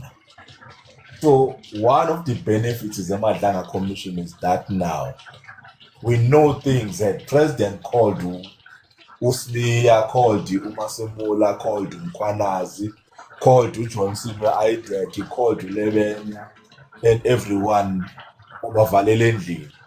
Kungenza ukuthi information esasingeke siyazi as ordinary citizens. Now, size kule yama commissions and its bindings, I think one of the things when we are running these things, I feel that we do it in a targeted form. We only mention 2 commissions, as if in South Africa we always have had 2 commissions that were significant. We had what we called the TRC years back, around 96, 97, 98. It was a commission.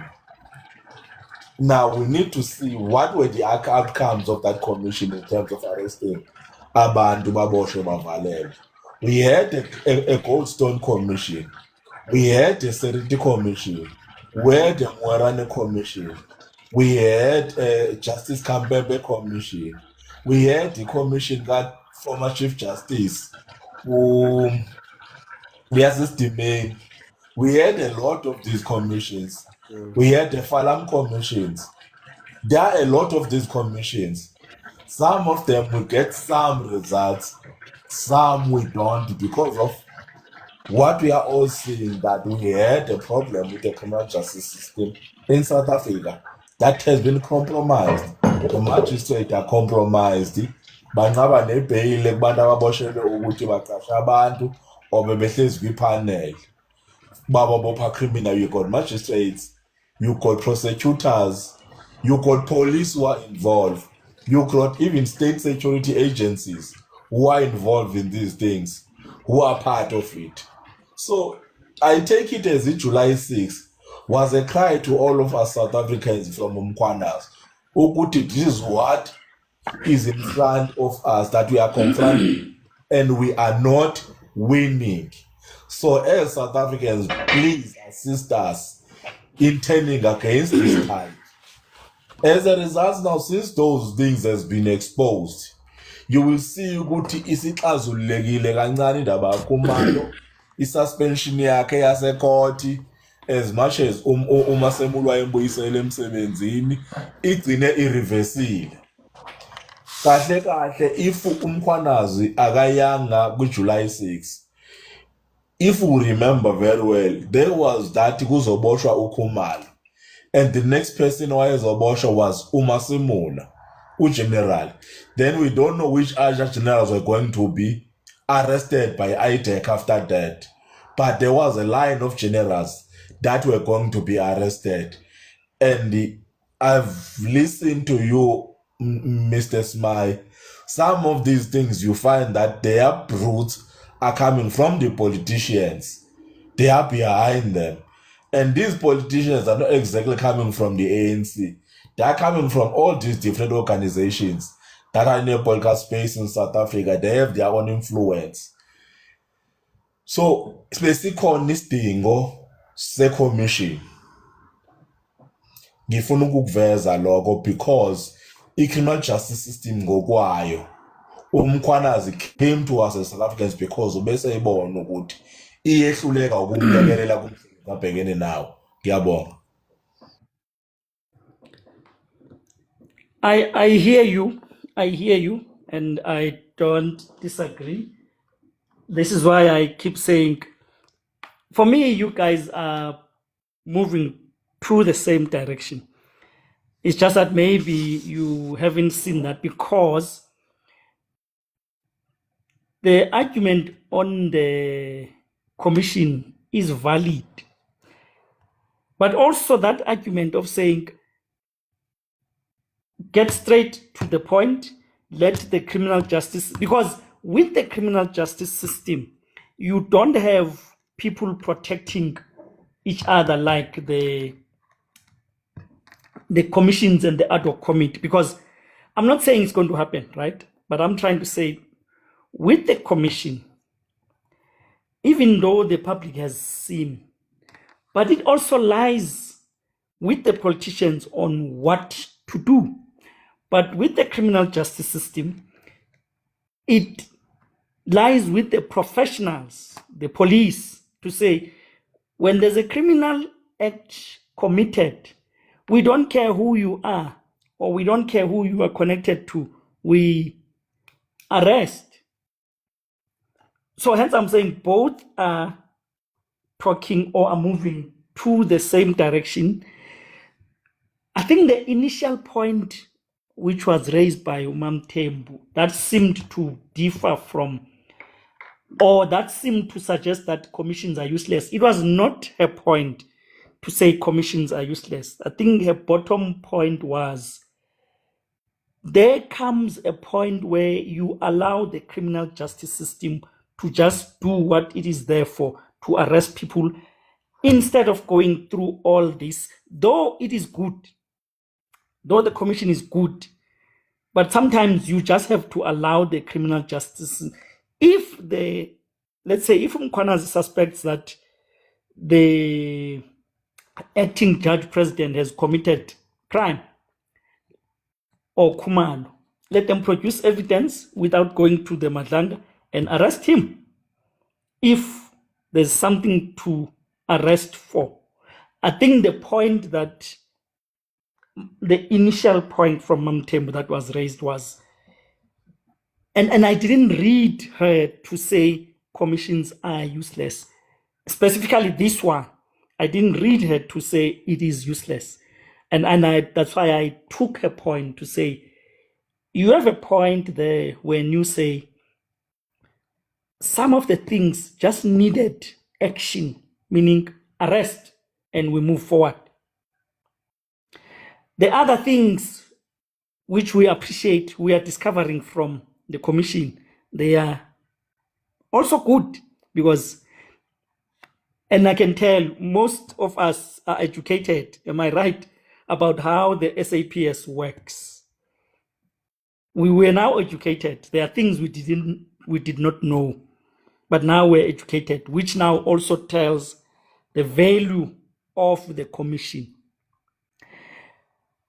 I'm one of those people, when this thing was initiated, when after Mkhwanazi came out, on Twitter I was very active, very vocal, and I got some enemies where I said, what the president needed to do, to call Mkhwanazi in his office, call Khumalo in his office, and then says, what's your story?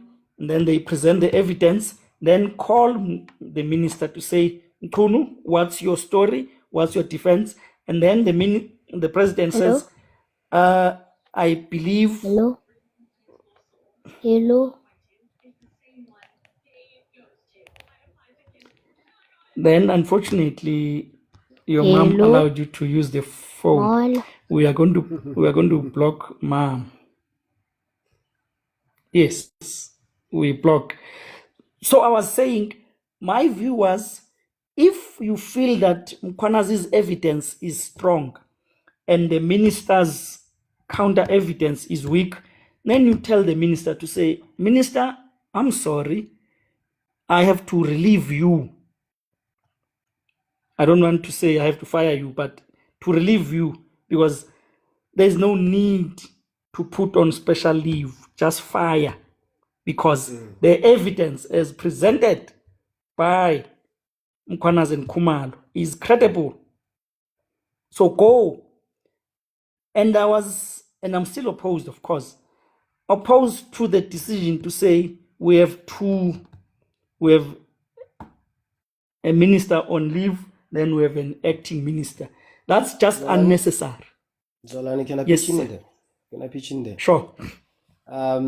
Here's the problem with me and the commissions. We have a suspended minister, right? Or minister on leave. And then we put in an acting minister who has findings from the Zondo Commission. Uguti Busasa installed cameras at his house. You understand? So, how are these commissions assisting us? How are they assisting us when we keep on doing the same thing? We have a serious problem within our governing body or the ANC or whatever. But we have a serious problem, the corruption. We have a serious problem. They've broken down the NPA. Ever since me personally, I have a problem in the leadership of Shamil Ubatoi. Ever since she came in, she was highly rated to her. She comes from the ICC in Switzerland and whatnot and whatnot. And she was, she came highly recommended. But ever since she came in, there has not been a single high value conviction. The last high value conviction was Ukraine, and the case was not initiated by her leadership. I think it was acting NDP Mokhatla at that time who was leading that case, and she was an acting NDPP. Shamila No, has was it not not? brought us. Oh no, Huh? no, sorry. I'm confusing with Agliotti. Continue. No. Agliodi, was he convicted? Was the Scorpions? It Agliotti? was the Scorpions. Yes, Kretcher was convicted recently, about 5 years ago. And I think it was being led by Advocate Makhatla, that case. And ever since that, Shamila has not brought us anything. What she did is she ran to America to go and take a student from the university and say she's going to assist in the asbestos case. Even now, that lady won the case and she's suing the state now. Everything that she does, she brings media and then she pretends that they're going to do all these high profile arrests. Machala Koko. I'm not saying all these people are guilty or innocent. Machala Yes, Koko. yes. Yeah, he won the case. You understand? Emanating from a Wait, state wait. committee. Which case did Marshall Koko win? Machala Koko does not have a case anymore. Machala Okay. Koko has cases have been dismissed. No. I'll wait until you land. I'll need to counter that. Okay. Yeah. All I'm saying is the only people that are standing cases Brian Molefe and the rest. Machala Koko case was dismissed. Machala Koko and her daughter and his daughter, they had a case on its own, and their case was dismissed. But all I'm saying is Shamila Batoyi has never brought us anything. Even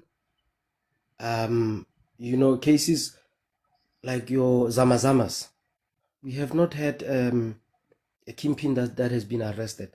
That guy that's been arrested that they say is funding MK, he has not been convicted. So even the biggest problems that we have in our country, Shamila has not brought us a single conviction. And yet we keep on saying, oh, Bafana score, Isa. But we keep on saying, but we're not pointing where the problem is. General Mkonazi went to media because he did everything that he could within the SAPS side, the investigations and everything. He did everything that he could, but there was no prosecution. Thank you. Can I just come in a little bit? I guess these older parliamentary members of ours, stealing is in their veins, is in their genes. Even though they do wrong things, they used to cover up each other. So that's why even now, they don't see the danger which is coming. And Batoi, because she was the key of this corruption and political things and all that. Same with this guy, who's this guy called? The one they say it's what for private investigator of what? Something like that. The one who took O'Sullivan. down the commissioner of police by then. O'Sullivan. Oh, Sullivan. Yes, thank you. So they think their team is still a team, it's still a strong team, but they don't see any danger because they're used to it. So now, since, well, there's a new team of our new Commissioner Masemola and Kwanasi, luckily Kwanasi is well trained and all that. He's untouchable. But anyway, they're still trying their luck to take them down.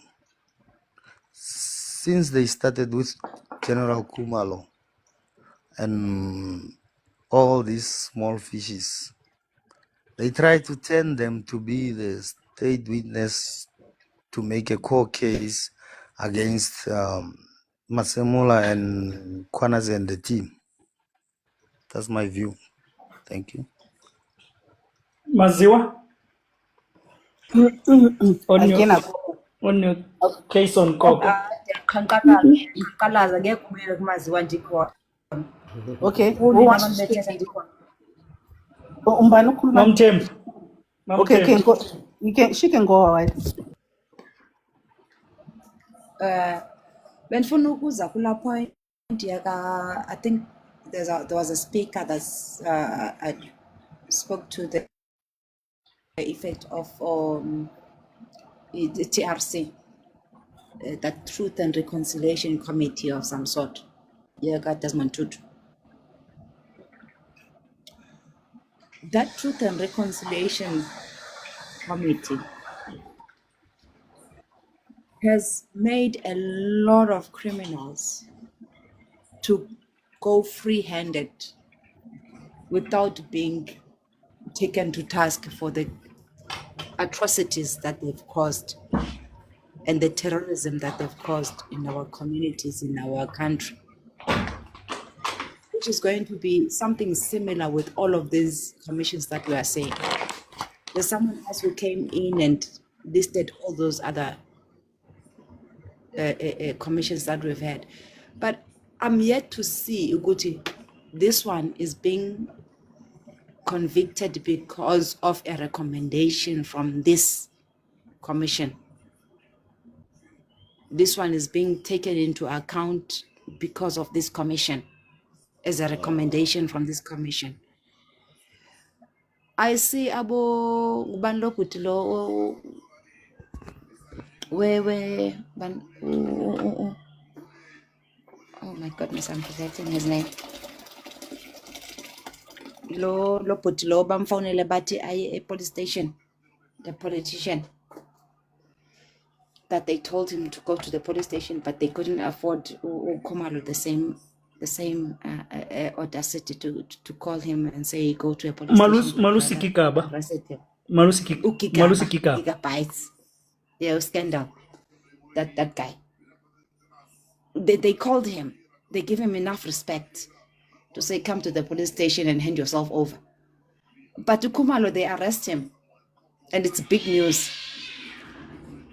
Just over an issue of an HR person being hired, of which Kumalo is not even close to HR. For me, it's like, why is the president lacking his strength? Soguti, right now, I'm calling all of those who are in charge, 5 or 6 of them, come and brief me. And from that briefing, I'm taking an action. That is my issue. That is my problem. It doesn't matter who the president is. But when you have an issue of a person who is in the security industry of the country calling the media to say we have a crisis, you have a whole commission. It's not like some person who's saying, I'm in the treasury, I'm working in the Reserve Bank, and there's the criminality in Reserve Bank. Then we have to investigate criminality within the. This is a person who's in charge of state security. You want to go and then initiate a state? No, man, guys. Allegedly A commission for about what? Pala issues. Do you think as you? No, wait, per sec. Okay. Mamtem, I have to confess, your complaint is difficult to argue against. I'm gonna tell you why. Because it's not based on conspiracy theory. It's based on what you understand to be the powers within the presidency. That's why I'm finding it difficult to argue against your point, to say you are not against the commission, but your point is, why can't the president take action from the office, direct action? That's how I understand your point. And hence I'm saying, Exactly. then that point becomes difficult to argue against, because it's not based on nothing. It's based on something to say, yeah, the president can do that. But then he opts for the commission. But also there are others who justify that decision of the commission. And I want to hear them also. But Zolani, we're not talking about people who have evaded tax here. Sure. We are talking about people who have committed crimes to the extent of collapsing. It's criminal offenses. It's criminal offenses. Yes. Yes. No. I'm the with you. Hence I essence of say evidence. I find it difficult to argue, because this is a criminal offense, and you are told about the existence of a criminal cartel. Exactly. The criminal cartel needs the police to act on it and arrest. But, and I want to tread softly on this one of the Kumalo and IDEC, because I've expressed my view on that one. But then you have this. By the way, my view is that this was intentional, to say embarrass Kumar, because throughout 2024, they've been looking for Kumar. And who's been looking for Kumalo? It's part of the members of the criminal cartel to say, we want him out, either out of the crime intelligence or out of the PKTT, or arrested. Eventually because there was a time where they were looking for IP'd also. IP'd to arrest. 100% agree, my host. You are on the right track. So that I understand the one of the IDEC to say, for me, that's part and parcel of the bigger project. But I also hear, now that we are here with the commission, can we then take it as it's here? What can we do, or what can we take away from the commission? I think that's would be the way forward for now. Can I come in before I forget my points? Yes. The other reasons why we have commissions, they're not useless, is to flush out the bad apples. For example, with Mashela Koko, after the Zondo commission, he was out. We don't see him again in the system, playing around the system. He's out. So we may not see him in orange overalls, but he's completely out of the system. So that is the other reason. If you listen carefully at Jerome Kwanan's testimony, when he said that he wrote to the Zondo Commission and then didn't respond, and for that reason, because they didn't respond, the crime intelligence was not flushed out. He mentioned that. So commissions are also established to flush out the bad apples. Just flush them out and remove them from the system. We may not see them in orange overalls, but they're not in the system. So right now we know that Svia is out. No, We may Mazia, not I see. totally disagree with you. That We one may I not totally see Svia disagree with you. in orange overalls. Maziwa, I disagree also. Maziwa, I, I I, I Can disagree I'm I with not. you land? I'm not. also. Because in the Yeah. voice Can Wait, can record, I the guys. pitch in? voice recording that was Wait, wait, played wait, in wait, wait, wait. Parliament, Wait, Mom Tem. the Mom Tem. voice recording No, that no, was no, played in wait. Parliament, No, no, Mom Tem, wait. Allow her to finish, I am and saying then that the differing part of views will come. one of is not one and all. One of the reasons we may not see Mashela Koko in orange overalls, but he's out of the system. He was flushed out by the Zondo Commission. He was singled out and flushed out by the Zondo Commission. So we may not see Sevilla in orange overalls. It's possible. It's very possible that Shadrach Sevilla we may not see in orange overalls. We may not, never see Mkunu in orange overalls, but we know that they're going to be out of the system. That's the purpose of the of the commission.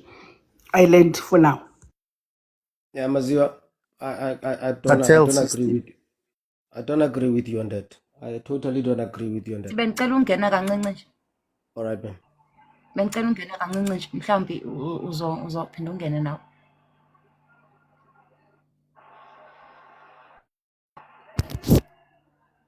Maziwa, unathi Mthethwa esweleka eFrance, usweleka kuba General Mkhwanazi has come out to speak out about the things that were happening in the SAPS in his times. Okay. General Mkhwanazi, in his conversation that was being recorded by Ngabinde, which was supposed to go to Minister Mchunu, Mkhwanazi says that the only way that people are dealt with within the system where people have done bad things or wrong things is when you move them from one deployment to another office, one office to the other office. So there is no way that a person that is found to be doing wrong things in one place can be checked out. No, they don't check out. They're just moved to another place. That is why we have problems in South Africa at this And moment. that's the ANC operandi. ANC operandi. That's ANC now. Okay, bengicela That ukungena nami. within the ANC, they have positions and blah blah blah blah. But Mashela Koko will never see him at ESCOM again, ever. Yeah, Maziwa, I totally disagree with you when you're saying the commissions are there to flush out bad elements. There's no such thing as a bad element. It's either you commit a crime or you don't commit a crime. And if you have committed a crime, be taken to court and have your day in court so that those allegations can be tested. And if they are proven to be right, then you go to jail. If they are proven not to be right, then you continue with your life. I'm not Wait. That's where we disagree Listen, right there. sorry. Can I just finish? Mhm. I'm not protecting Mashala Koko. It was just an example that I mentioned. And Mashala Koko, anyway, he's running a consortium of renewable energy between South Africa and Zimbabwe. So he's not out. He's still there within the energy industry. All I'm saying is, if we say somebody has done something wrong, here's the problem with the commissions. And Kono Ulona, I think it's Paseka that mentioned all these commissions, or there was this other guy who mentioned all these commissions, all the way from the TRC commission. You understand? And we know the atrocities of apartheid. We know what those guys did. And we know what some of our people did as well. We had the evidence. We have witnesses to those things. People who had done wrong should have been arrested then and right then and there in 1994. They should have been prosecuted and then proven guilty or innocent so that we can move away from these things. And then we had all these other commissions, the ECD Commission. where we had some of the most horrible stories, some of those horrible stories of how disabled people were treated, negligence that even amounted to death sometimes. Those people, if that evidence was available to be presented to the commission, why can't it be presented to the criminal justice system so that those people are arrested? Because now we are running with gossip every year. Every year we're gossiping about this. We're gossiping about Marikana. We're gossiping about the TRC. Now we're gossiping about this thing, corners. We're running with gossip, and we even bring in somebody who doesn't even have credibility, like that guy. What's his name? The Northwest guy. He an idiot who doesn't have credibility, an idiot who should just be taken to court and arrested and be charged with money laundering and thrown in jail because he's simply a con artist. Now we are taking our state resources, spending millions and millions of rands, listening to that idiot. Well, I mean, he perjured. What is it? He perjured himself in the commission. You can see a single investigator, if he was to sit with that guy, he would give them all the information that would make him go to jail. We are spending all these millions. Remember, every time we bring a witness, there's transportation, there's food, there's accommodation, there's these investigations on a single person. If we have this information, let us take this information to court. Let us fix the NPA. I will tell you again, my problem is within the NPA. Brown Mokhosi on extortion. Yes, yeah, Brian Mokhosi. I'm gonna refer to history because I think in order to get these things right, sometimes we need to look at history globally. In the 1960s and the 70s, in the early 70s, America was vastly corrupt. The mobs were doing anything that they wanted. They were bribing judges, running the police, doing all that they want to do in the American economy, And the American Congress instituted the FBI, and they put a guy called something Hoover, and that guy was irrational. He did something that was never done in terms of investigations, and he got people arrested. Sorry, yeah, yes, sorry, we have to include Paseka at some point, right? I'm Yes, trying yes, to I'm gonna- avoid. I can see that we are getting into a sort of what is this, a back and forth. So let's No, not I'm gonna- forget other panelists. Ne? Yeah, I'm gonna summarize now. Yes. All right, Yeah, all I'm Seta, saying- can you please mute? Pardon? So what we are going to do, if Zolani allow me, we're going to give them a bit of like a minute to speak, and then we move on to another person so that they give each other space, because a lot of people I'm seeing, they're requesting, but they're dropping off because they need some take it too time long. now. Yeah. Okay, then. No, all I'm saying is we need a radical change on our judiciary, on our criminal justice system. The way we're doing it's not going to work. Our system is inherently corrupt. Thank you. Hi, Paseka. Paseka, are you still here?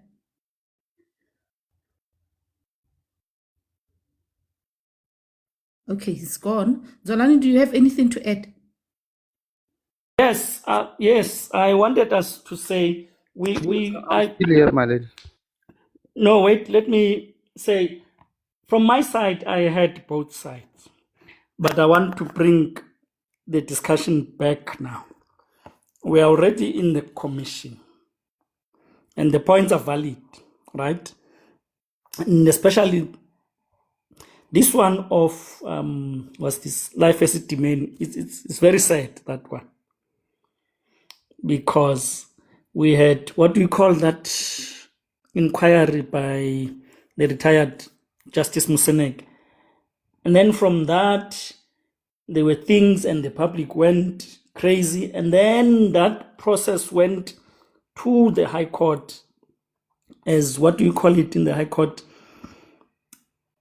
but it was more like not a criminal case, but it was chaired by the judge, and still the judge recommends to the NPA to prosecute Ketani Mahlangu. And after so much or so many processes, still Ketani Mahlangu has not been arrested. So hence I said, I hear that view, right? Which seems to criticize the commissions, and I cannot dispute, especially the points raised by Mamtem. But I want us now to move forward to say, okay, now we are here, right? And people have said that they benefited from the commission. So I want to bring it back to the initial topic, which was the beggar story and the Forte story. So I want us now to limit ourselves there, because I didn't want to cut those who were asking questions about the commission. Let's come back to the beggar. Yes, And I'm yes, sure Zolani. some of you came late, yes. Yes, I wanted to say many of them were saying they were interested in the beggar story and Forte, but they didn't get the summary. They didn't. Oh, maybe they came Yes, late. because I when we did- started, they were preparing to watch the match. I can give again a summary for the third time. I'm sorry. No, because the match beggar just ended. So story. they're here. Yes, we need to comfort each other here. The beggar story, Sarah Berger.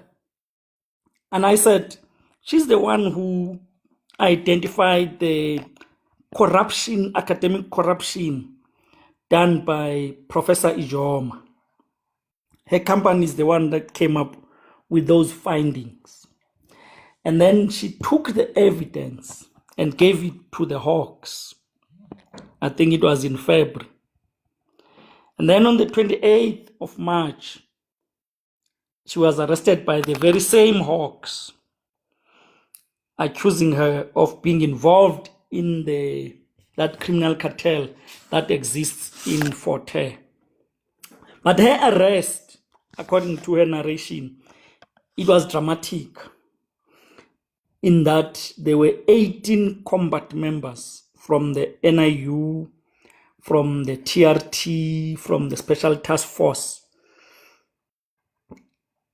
It was, yes, we are analyzing that. But then some of the combat members told her to say, we were told from Pretoria that you are dangerous.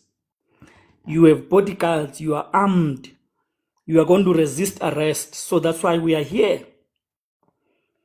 But then when they came to her office, they were like, no, but this person is submissive, so there's no point of us coming here. But then she said that's because it's politically motivated, because she's the one who came close, or allegedly, to the premier of the Eastern Cape. She's the one who exposed that. So she's of the view that that was a hit back. Okay, we move on from there. But then the Sorry, enemies of the premier of Khumalo, Eastern Cape. okay. But then the enemies of Khumalo and Mkhwanazi came in. They hijacked the story of Sarah Berger. They say,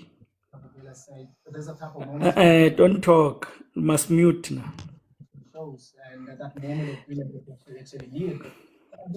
Okay, I'm trying to find out. Normally I block if you talk when I'll just be kind to him, but it's fine. So now I'm just giving the summary to say, now those enemies of Mkhwanazi and Khumalo and the PKTT, which we now know is part of the criminal cartel, they now accuse those members who arrested Sarah Berger as the PKTT. And I read what Patricia wrote in her Facebook on the 26th of September and on the 5th of December. She still maintains it was the PKTT that harassed her. And then I was explaining to say, no, she's mistaken, because, not mistaken, it's misinformation, intentional. The people who arrested Sarah Berger were the Hawks, because the Hawks were involved in the investigation even before the president invited the PKTT. Because when he invited the PKTT, it looked like the cartel in Forte was getting away with murder, that the Hawks were failing.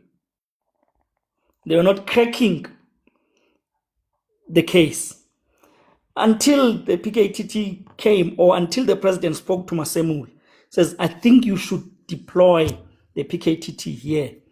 Then Masemula spoke to Kumalo, and Kumalo spoke to Mkwanazi. Then they deployed members of the PKTT. Now, in my explanation to the videos, I was saying one of the members who was deployed from the PKTT was Witness C. Witness C was deployed to Fort Hare as a specialist in forensic investigation in organized crime to assist to crack the case. And I think they did. So basically, it's Mkwanazi will take a few members of the PKTT and say, you and you and you are needed there. Go crack that case. So they came to assist. They are not arresting themselves, but they are assisting behind the closed doors. Yeah, I do agree with someone. The Hawks can be easily bribed. Easy for the Hawks to be bribed. But the PKTT is difficult because the way it's structured, you can capture one person, but that one person cannot win the entire PKTT. So it's impossible for the PKTT to be infiltrated. That's why they had to disband it. So the issue then of Sarah Berger, the 18 combat members are members of the SAPS. They are not necessarily members of the PKTT, because even the PKTT, when they go to arrest, they use combat members to go and arrest. So Amo Patricia Mashale, because they are after Kumalo, anything that's negative, they would want to paint it on Kumalo. Then they come and turn the Sarah Berger story to be the PKTT, to say, yeah, you see, they are gross human violations done by the PKTT. When in actual sense, the PKTT did not send combat members to the Eastern Cape, to Fort Hare. It sent specialists, such as Witness C. Then I made an example also to say, if you look into the Gauteng one, the GCI ops, where there's a criminal cartel, Kumalo did the same thing and went to Mkwanazi to say, look, the Gauteng investigators are struggling. They are cracking the case, but they are sabotaged by the seniors in Gauteng because the seniors are in the pockets of the criminal cartel. So Mkwanazi, please provide me with 10 members, specialists in the PKTT. Indeed, Kumalo agreed to send 10 members of the PKTT to assist the two investigating officers, witnesses A and B, to crack the case of the criminal cartel. That's when they crack this gun which killed Aman Swart. They linked it to 30 more murders. But the Gauteng forensic analysts were intentionally sabotaging the forensic evidence. Then the PKTT used their own, they used their own forensic analysts to link the weapon to 30 more. So this is where now the 10 members of the PKTT, which were deployed in Gauteng, also include Witness C and include Captain Wanda. Captain Wanda came with 2 combat members to assist. Now, Captain Wanda is an expert in preserving the crime scene so that there's no contamination of the crime scene. So that's the time now they were going for a takedown for Katisom Leaf. So they needed someone who will coordinate the crime scene. But Captain Wanda was not the leader of the GCI ops. Witnesses A and B were leading that process. But Captain Wanda was behind the scenes assisting with the preservation of the crime scene. And there were other PKTT members who were behind the scenes, but who were not at Katiso Mulife's house, but they were processing the information they were getting. And I think Kumalo said that, to say they were getting real-time information and they will process it immediately. Like, for example, they will get a number plate of a car. They quickly process, no, this car belongs to so-and-so. So you can't then accuse the PKTT of being the ones arresting Katiso. The person who arrested Katiso is witnesses A and B under Gauteng organized crime. But with expertise from the PKTT. So the same thing happened with the Forte.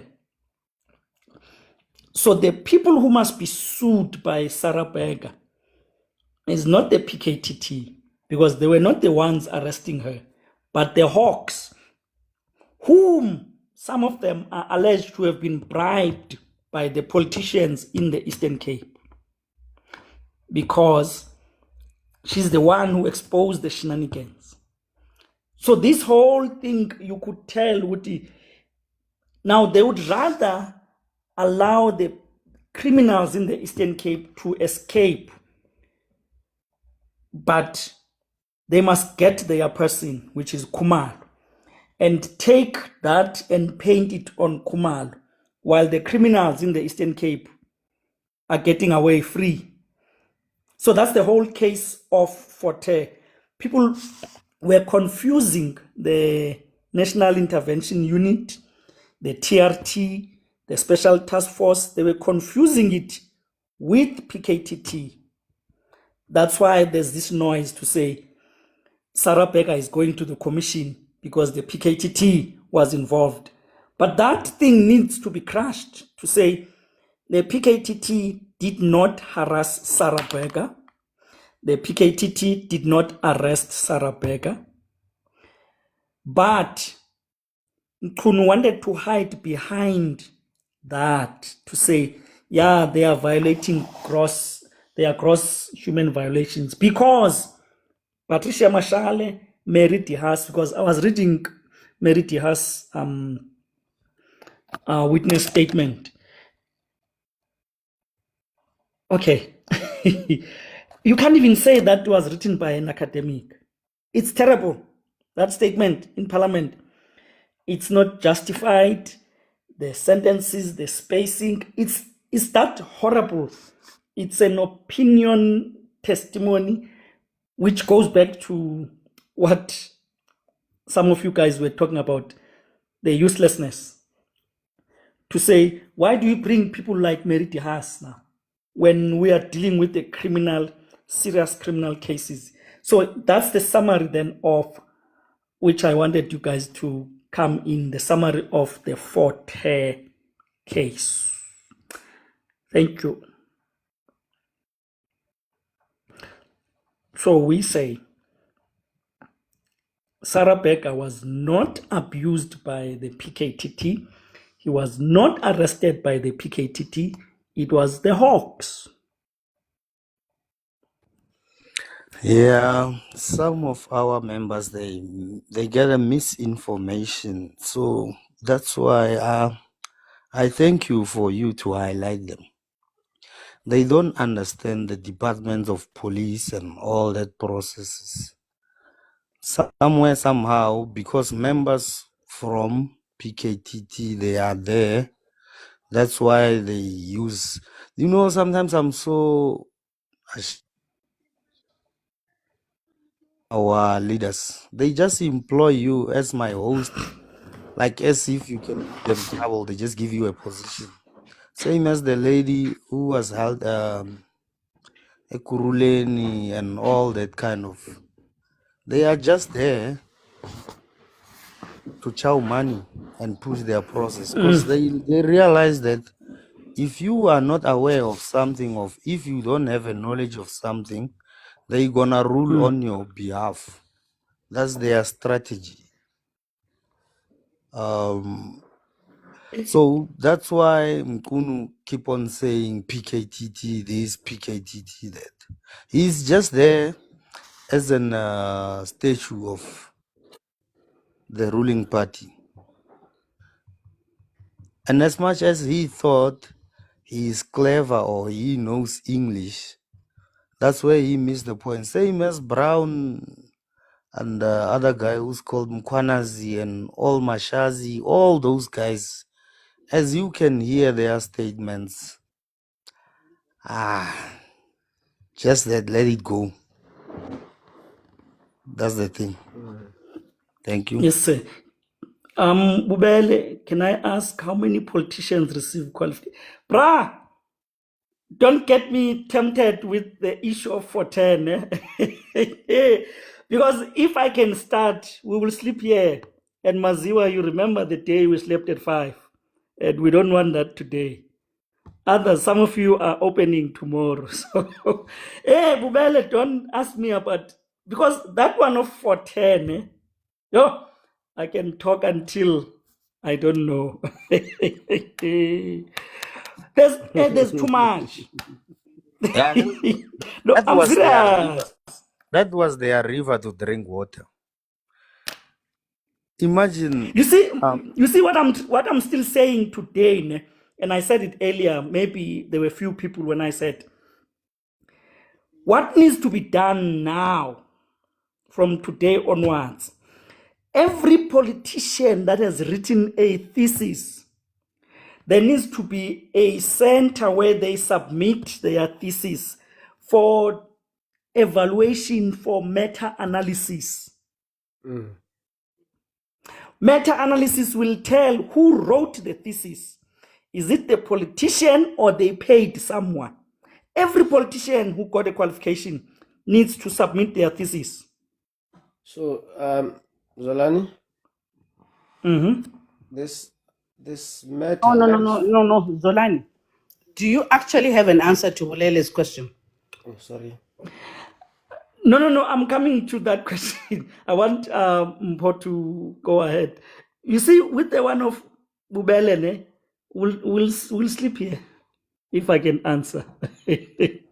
Because with me, ne, I had Now you are Oscar becoming a Mabuyane. politician. You are becoming a politician, Zolani. I asked you No, a let specific me question. say I had Oscar Mabuyane promising he's going to sue people, and I was like, if I can start, he's not going to win with me because I'll be talking from facts, and I would wonder what part will he sue.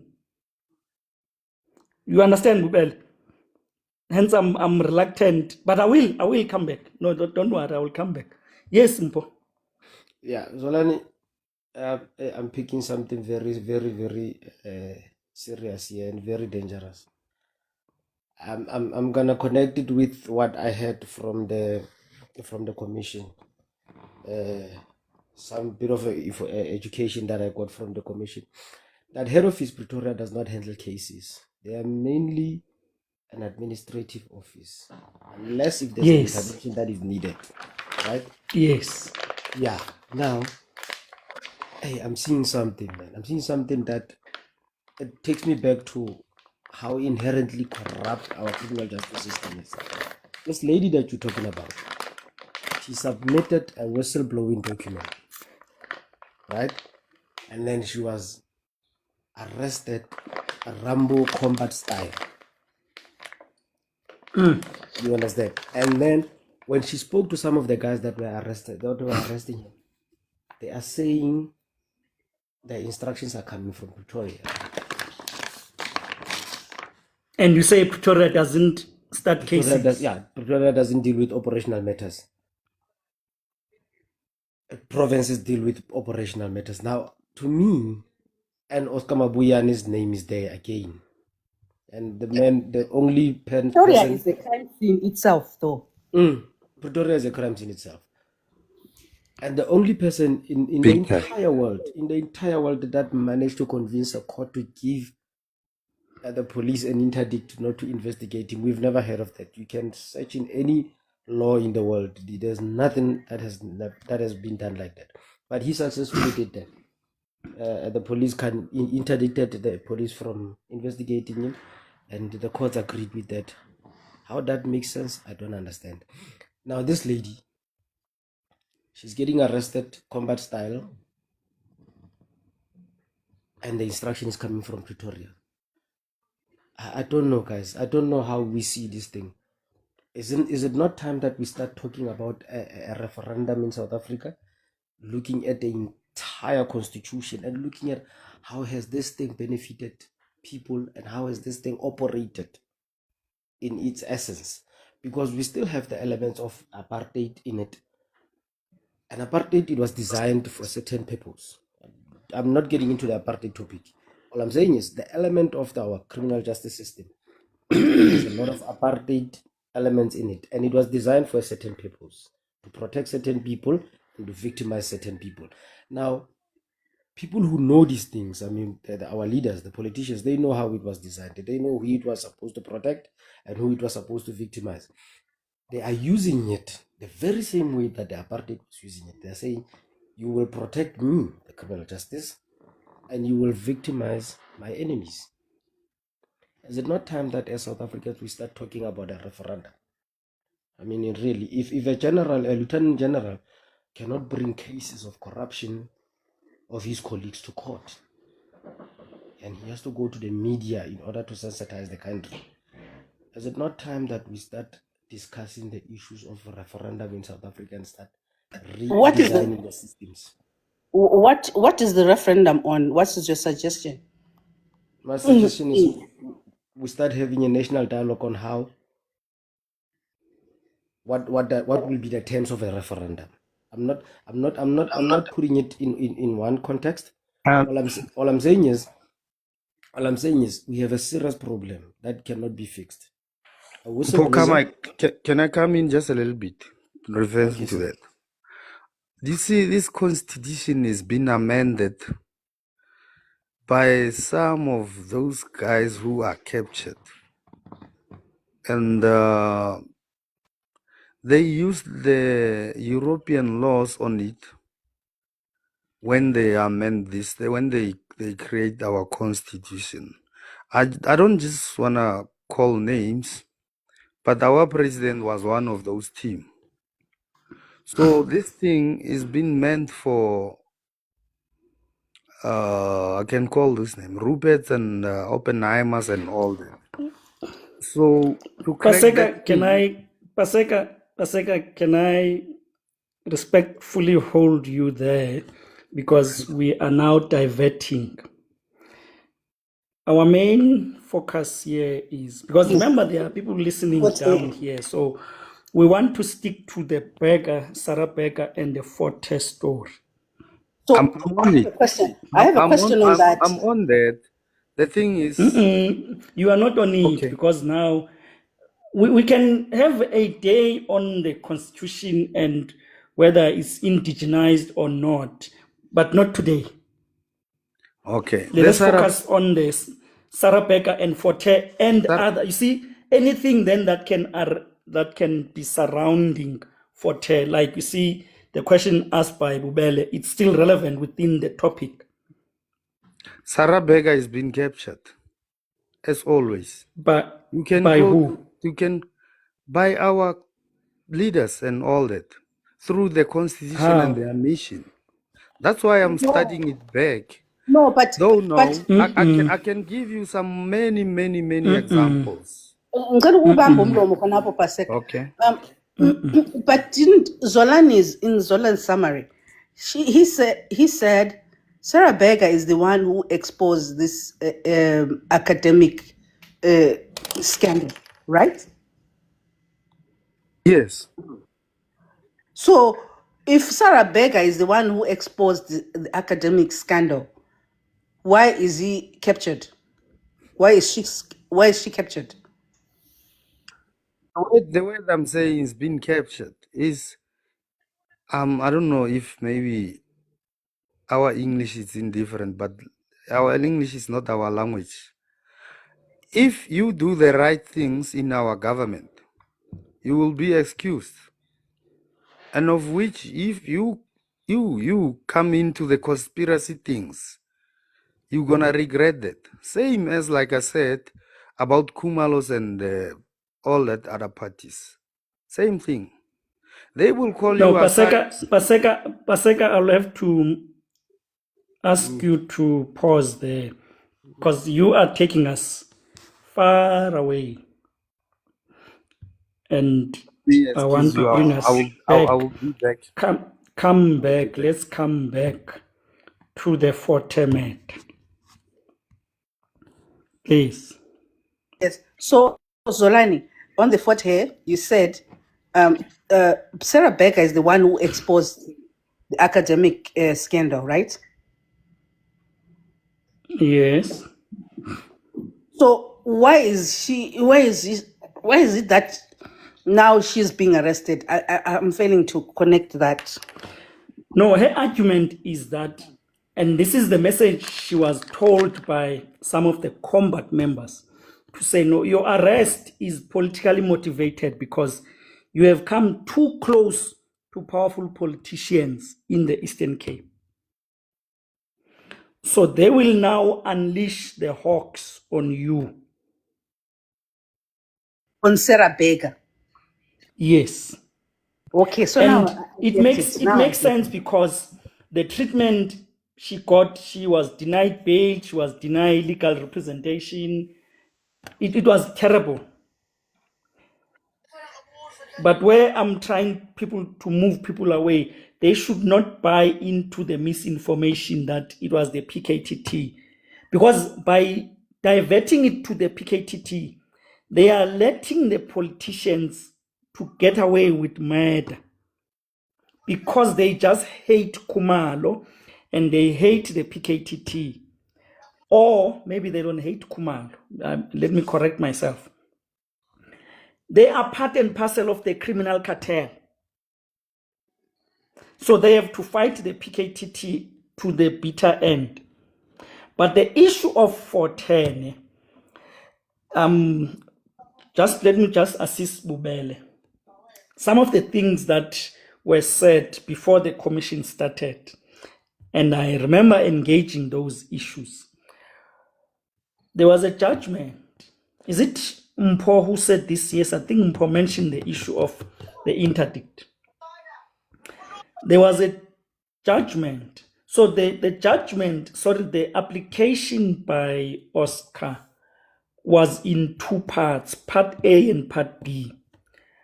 Part A was to interdict the SIU from investigating him, from making that's what he said, to make the investigation to be about Oscar Mabuyan, when the investigation is about Forte, not Oscar Mabuyan. And indeed, there was something valid there because he managed to convince the courts to say the proclamation that the president signed, it ends only at honors level. It says the SIU must investigate up to honors level. But then the SIU went beyond the proclamation. So it was an issue of technicalities. He was right there because then the court said, okay, we interdict the SIU. You must return everything you have seized from Oscar Mabuya. Then there was part B. Part B was a review now to set aside the proclamation. And part B came around June, July, which said the conduct by the SIU was unlawful. And it was an abuse and an abuse of processes. Then I saw on Facebook the Eastern Cape ANC celebrating to say, yeah, the SIU is being used because it harassed Oscar Mabuya. Then I said, no, hang on. You did not read the judgment. People are not You're missing the reading. point. No, they don't. You're not reading the judgment. You are not analyzing the judgment. The judgment only talked to the proclamation. As soon as the SIU was interdicted on Part A, they went back to the president to say, oh yeah, we see what the court says. Please amend the proclamation to go beyond honors, to include PhD and masters.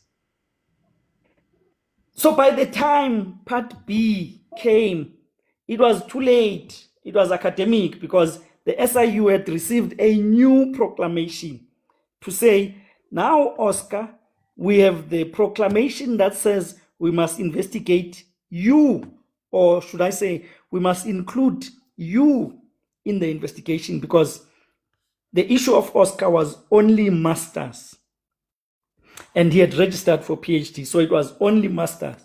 So then they said, we have received a new proclamation that says we must investigate masters, we must investigate PhD. And there was a PhD that I know, which Ibitetisa from the Eastern Cape. Oh, Ibitetisa. And Bubela, you ask a question. Too many people, hey, that scandal of 410, that guy, Idioma, allegedly had a project where he had enlisted. His target was to go to all the politicians in the Eastern Cape and register them as his students. And that not only involved him registering, obviously there will be kickbacks, allegedly. There will be kickbacks. So Sarah Becker is the one who broke that and said, Oscar Mambuyane did not qualify to do masters because he did not have honors, one. Two, if he doesn't have honors, there's no proof that he submitted the RPL to Senate. And therefore, that meant his registration was irregular. And it attributed that fraud to Professor Ijiom. So it was that whole thing. That's why I'm saying if I get to talk about that fraud, starting from the councillors going to mayors, all those guys were going to register for you are going to have the Eastern Zolani, Cape. bring the list. You are going to have the Eastern Cape, all the mayors having PhDs, I tell you. We were going to have people graduating everywhere. You know what that tells you, Zolani? These politicians see the value of academic credentials. I guess the politics has shifted that way. No, let me stop you there. You are wrong. You are wrong. The ANC competition has becoming tougher. Now it includes academic credentials. So if you have masters, if you have PhD, you are likely to succeed. Not that they love academia, but it is that's what I just said. for them. They see value in the politics. It's driven by corruption and greed. It's not value. It's greed. It's not value. They don't see value. They just pushing their own agenda. Exactly. They see that. Because, for example, the reason I'm saying they don't see value, some of them, they don't write their own theses. They don't do their own researches. They will pay people. Where did Kikabats get his PhD? I don't see. Let's not divert again. No, I'm trying to find out where did he get his PhD? UJ. I think even on the local UJ, that's election, fine. I rest my case. The head of their election campaign or something. Don't say that's fine. I know Kgalema Motlanthe was involved in that. He said they need to raise a bar in order to gain political office for councillors and mayors. So They said they needed to include academic qualification and whatnot, because remember back in the days, a counselor could be just anybody. So I think Kgalema Motlanthe did announce that now they need people with, a certain NQ level qualification. This is why all of them, they're not doing it because they want to learn or they want to improve themselves. They're doing Yeah. it So because you see now, they want the positions. creates another form of corruption. No man, who's Yeah, not? Zolani. I hear noise here, so I'm trying to mute everyone. Yeah, because it doesn't sound nice for. Because guys, remember, we must respect the people who are listening down there. They don't have the powers to mute and what, so we must respect them.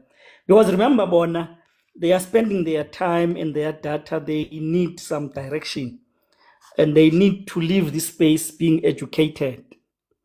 So it's not a matter of just talking. They must be educated because it's the data that they are spending. So let's respect them. So my point is, who wanted to speak? I was muting because there was noise. Ne? It's me, Zolani. Okay, go ahead. In fact, I wanted a clarity from this beggar who exposed the academic corruption at Forte.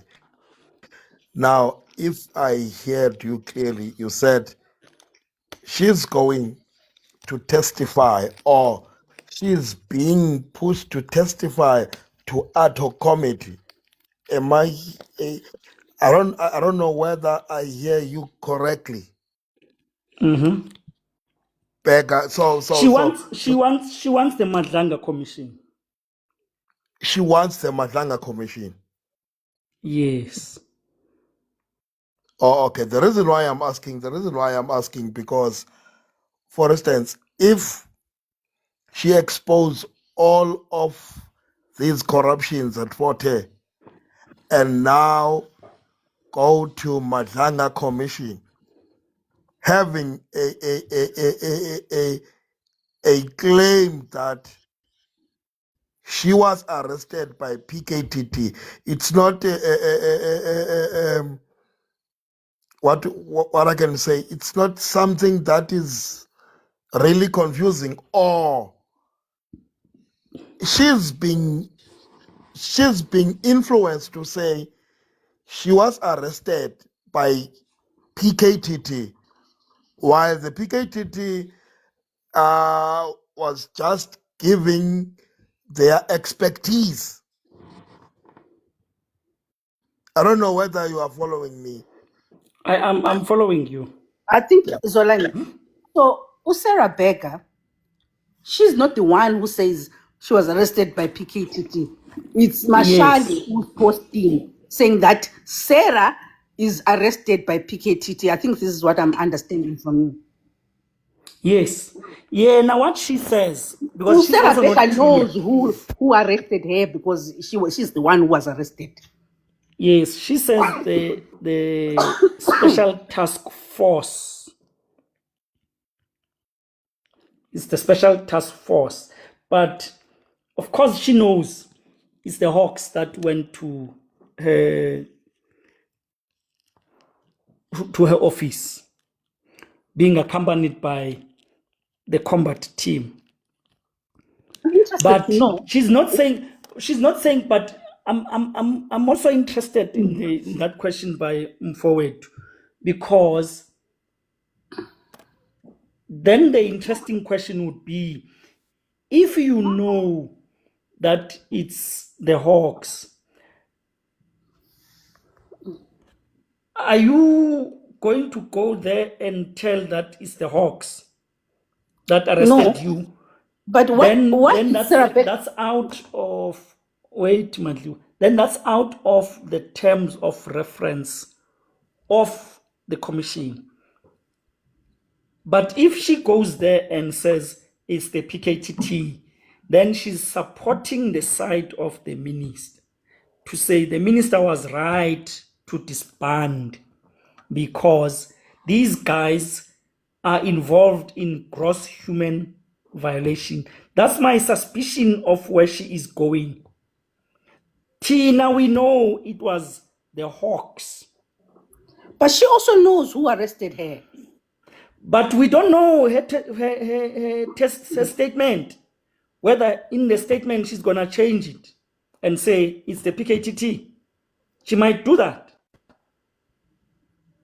Well, what I see that might fall within the terms of reference of the Madlanga Commission is that where she says she was arrested, she was denied access to legal lawyers and the reasons for arrest, and also bringing this exposure to say so and so and so and so and so and so and so and so. What that may fall within the terms of reference, but if she's I don't think so. Because she I was don't think so. she was arrested and denied her rights. How No, who the did that? terms of reference of the commission. Thank you. The terms of reference of the commission are the allegations by Mkwana. So those allegations include corruption, interference, and the drug cartel. But I see Because I see interference in her case. wait, Madlu. If we are going to think everyone qualifies to go to the Madlang, then we are abusing, because the way the terms of reference are drafted were made to make sure that not everything is fitting into the commission, because the commission had to come up quickly with a report, quickly within a short space of time. I don't Unlike think you're the Zondo. understanding me, Zolani. No, you are saying if she's going to say I was abused, then it falls within it doesn't fall within the terms of reference, but it will fall within the terms of, you don't If she says she was arrested and denied you her don't- rights, you don't somebody listen. interfered with it. You don't listen. That's a problem. You see, I'm still busy putting my argument to say it is not just interference, but it is interference as alleged by Mkwanas.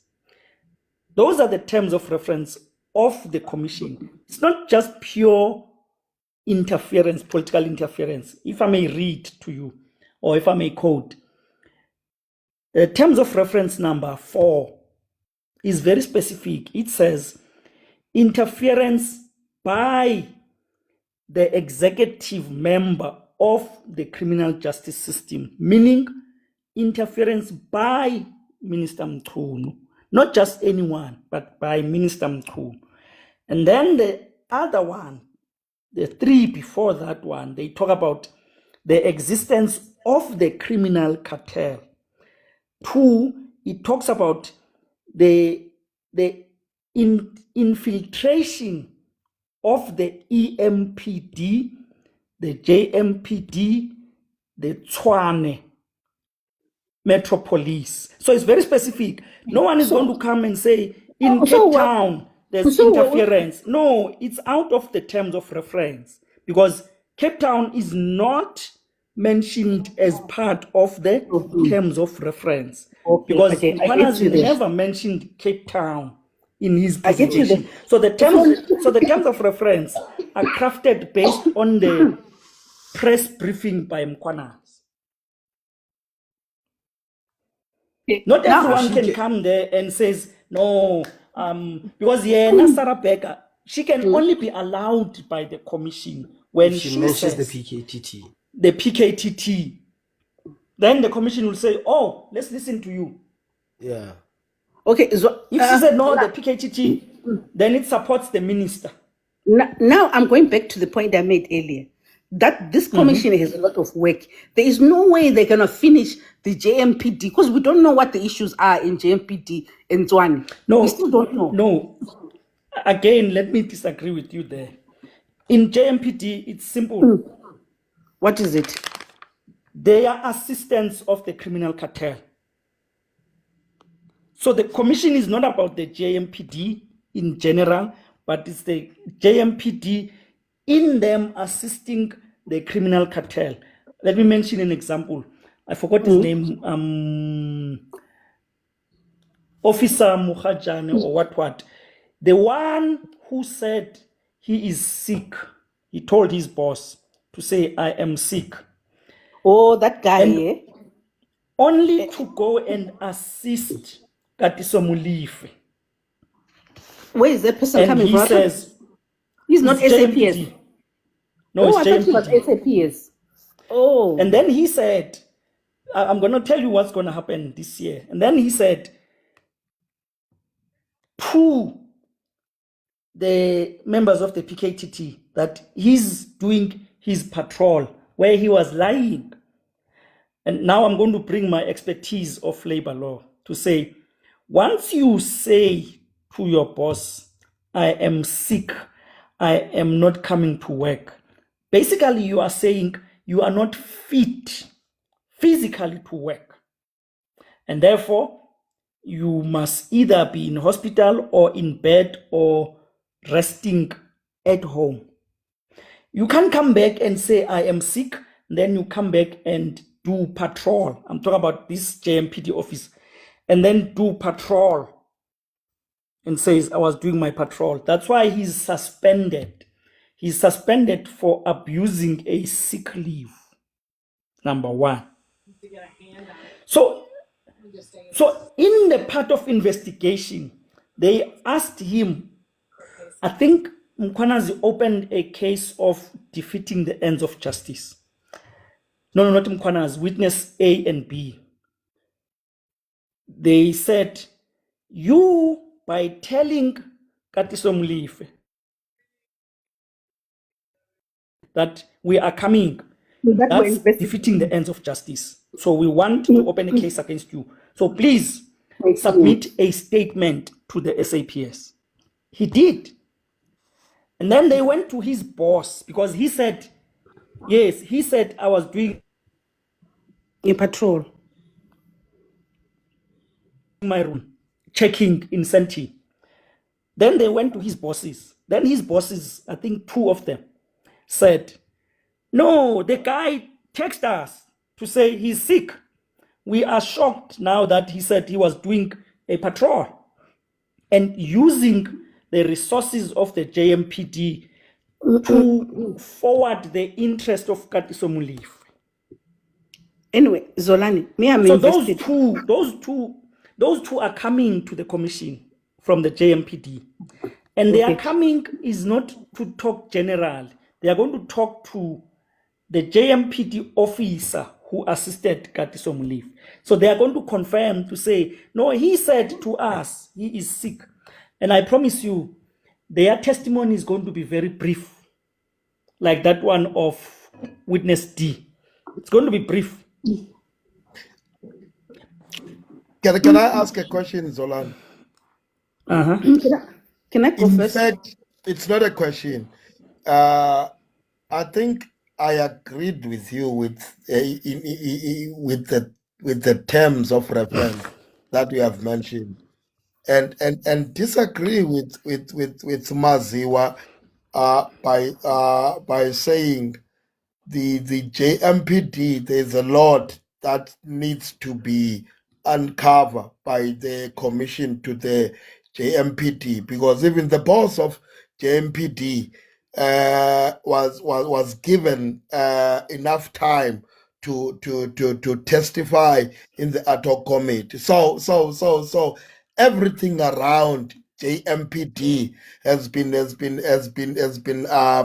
disclosed or has been heard, and I don't think the commission will struggle around JMPD. Then my question is, didn't Ket Matlala supply vehicles to JMPD and also his car?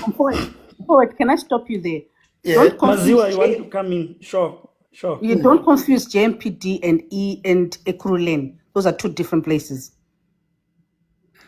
No. Maybe I hear The you. testimonies we had are from EMPD, are from Ekurhuleni. JMPD, I think, is Johannesburg, right? Yes. Yes. So those are two different metros, and so we've had Ekurhuleni, extensive testimonies, a lot. Well, I think Ekurhuleni is exhausted. Sorry. What we have not heard is JMPD. I'm listening. So when you say that we've had a lot of testimonies from JPD, I don't know which one did we hear. Okay, can I further? Can I go further with my statement? Okay. No, there's this guy of JMPT, the one I just forgot the name. The one who was saying the one who asked the judge say name and say what the guy who was always sweating and said he's scared for I think the That one boss is of JMPT. That one is Ekurhuleni, it's not JPD. Oh, okay. Okay.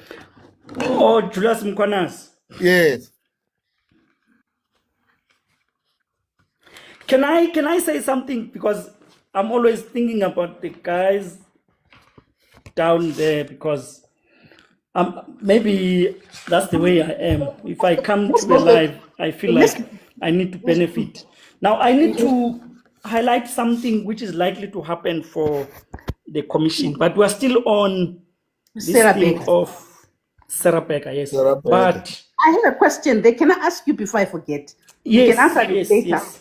You can answer it later, not immediately, but in your response. So Sarah Baker is coming to the commission, you're saying? She wants to come. She wants to come. So now I'm a little bit confused. I was understanding Sarah Baker as being a victim all along, or for being a victim of the system. So She is. now when she's coming to the commission, on what basis? Good question. Because in her complaint to the portfolio committee, which is used by Patricia, this is where my concern is. Because everything of hers is used by Patricia to push the narrative that she was abused by the PKTT. And I think some media outlets were pushing that narrative. And I'm hoping she is not pushing that narrative, because she'll be destroyed in the commission. Her credibility will be on the ground, because they will expose her lack of knowledge. And her cause And will be destroyed. agree, remember, she's a lawyer, so she would not want her credibility to be destroyed like that. Maybe Because she will expose the Patricia Machel. Who knows? And we don't know if the commission okay, is going to bring her. We don't know. Because not everybody that writes to the commission is going to be brought forward.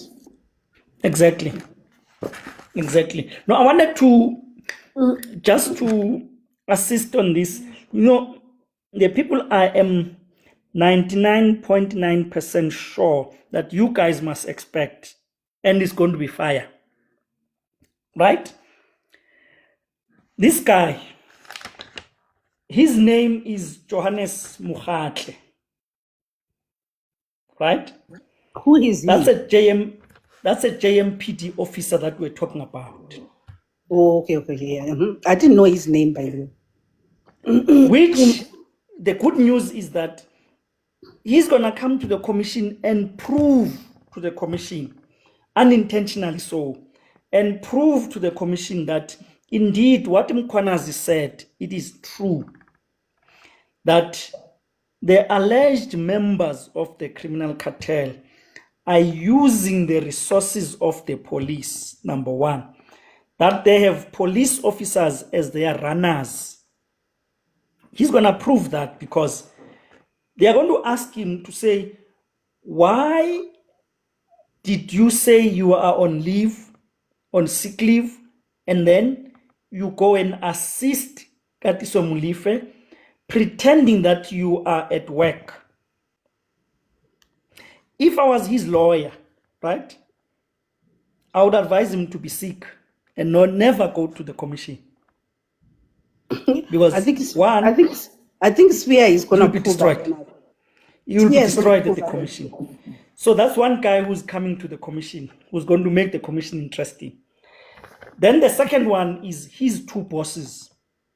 His two bosses, what they will do is to confirm what Kumalo says, that the JMPD, some of the JMPD officers are runners of the criminal cartel. From Ekurhuleni, Because this, we already know we're that. done with Ekurhuleni. Now we are coming to JMPD. Now, the bosses are going to say, he was on leave. We know him to be on leave. We don't understand why he had to assist Katiso Molefe, because he was on sick leave.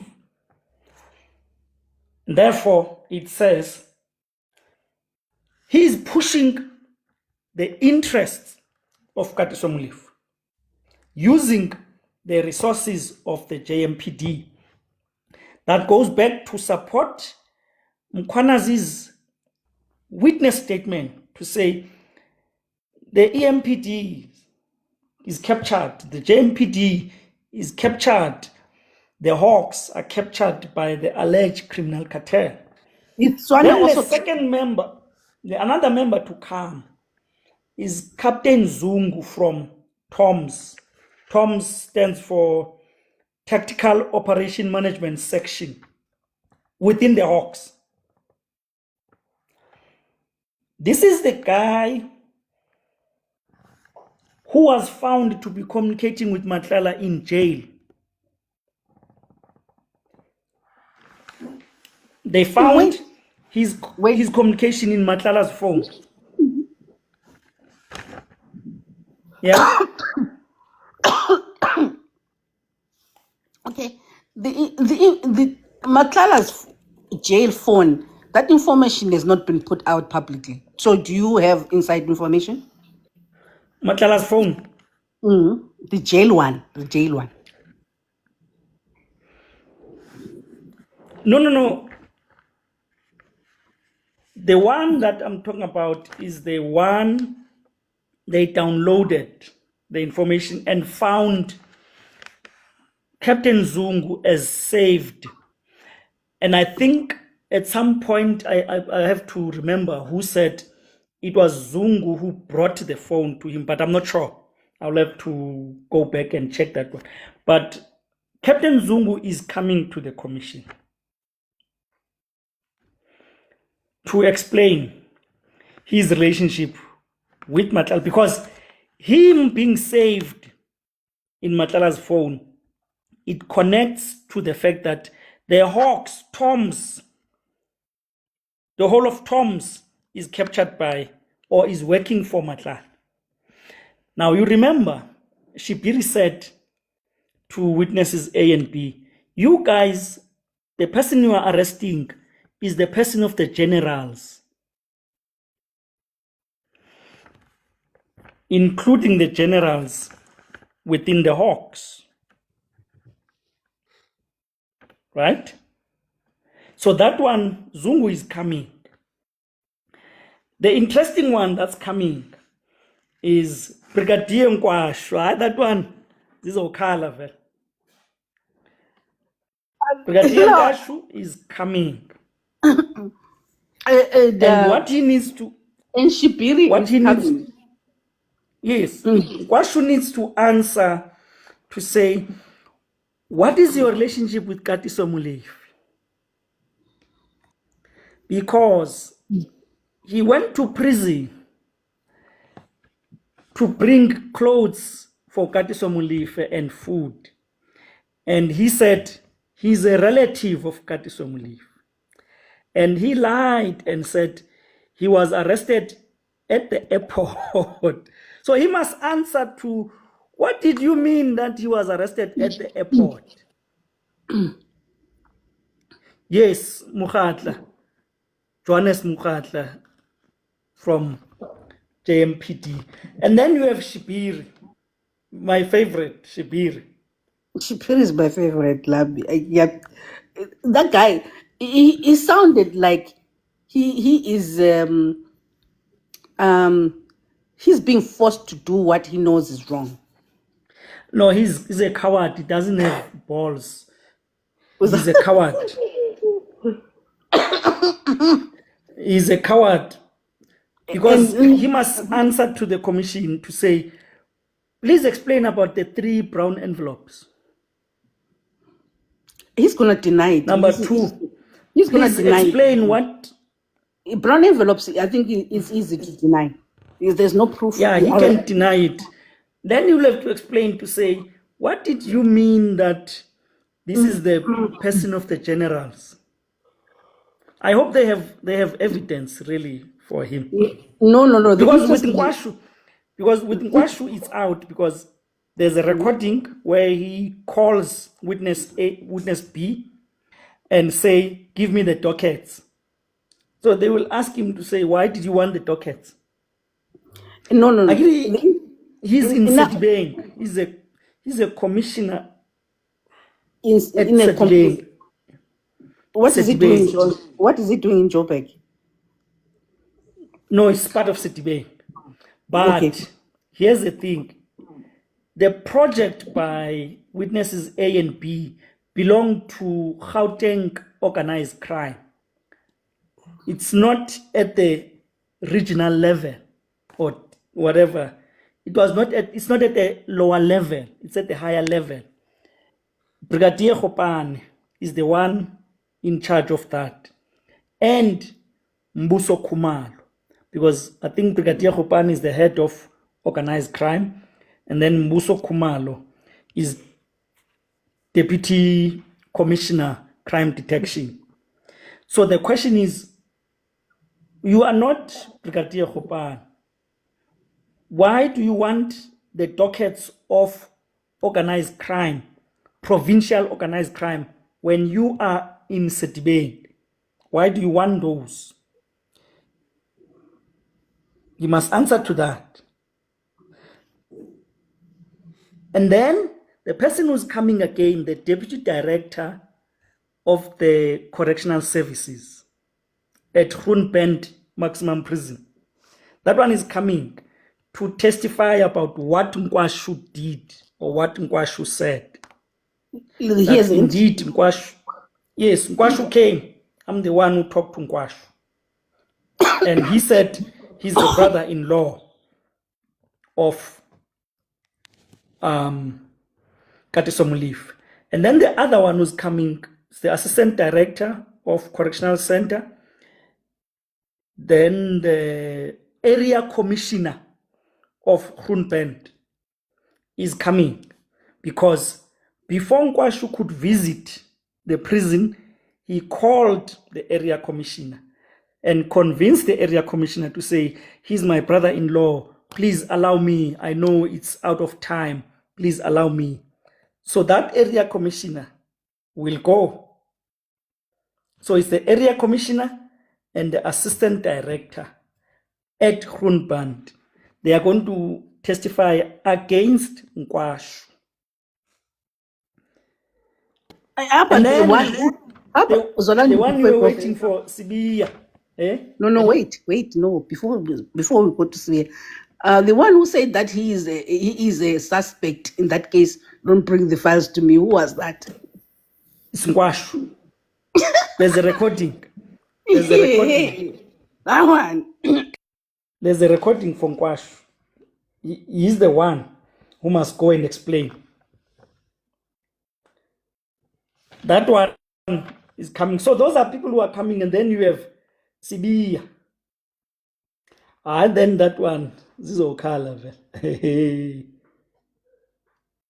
I think Sibia will play around things for a little bit. One He's you not coming. never thought of, ne?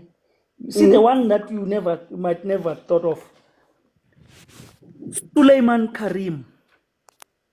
Oh, that one is coming. He's coming to the commission, that Yeah. one. The money guy. The money Yes. guy. Thank you. Yes, he's coming. He's definitely coming to the commission. The money guy is coming. He's implicated everywhere. He must answer to questions to say, we must both talk to the minister. We must talk together to the minister. And he must explain the transfer of the monies to Hotle specialists. I think he's okay. Oh, then the other question I have. When Kate McClellan was, the day that Kate McClellan was arrested, where was he coming from? He said he was coming from this is amusing. He was Mpo, where was he coming? I forgot the lady. I Ria don't Pierre. remember. I don't Ria remember. Pierre. Ria Pierre. The Yeah, former he did mention something like that. SAPS commissioner. Former. Former, yeah. Yes. She's a former. Because they said he's a high-ranking officer in SAPS. No, it was Tele. Then Tele was fired. Then they brought her. No. And They then said that McClellan was coming from a high-ranking office, SAPS officer's residence. They just didn't say who. no, witness Matlala confessed to witnesses A and B that she was coming from Ria Pierre. But it looks like they were tracking him, so they actually saw him go in and out. Yes, they were tracking him because after that testimony by witness B, Ria Pierre issued a statement to deny that.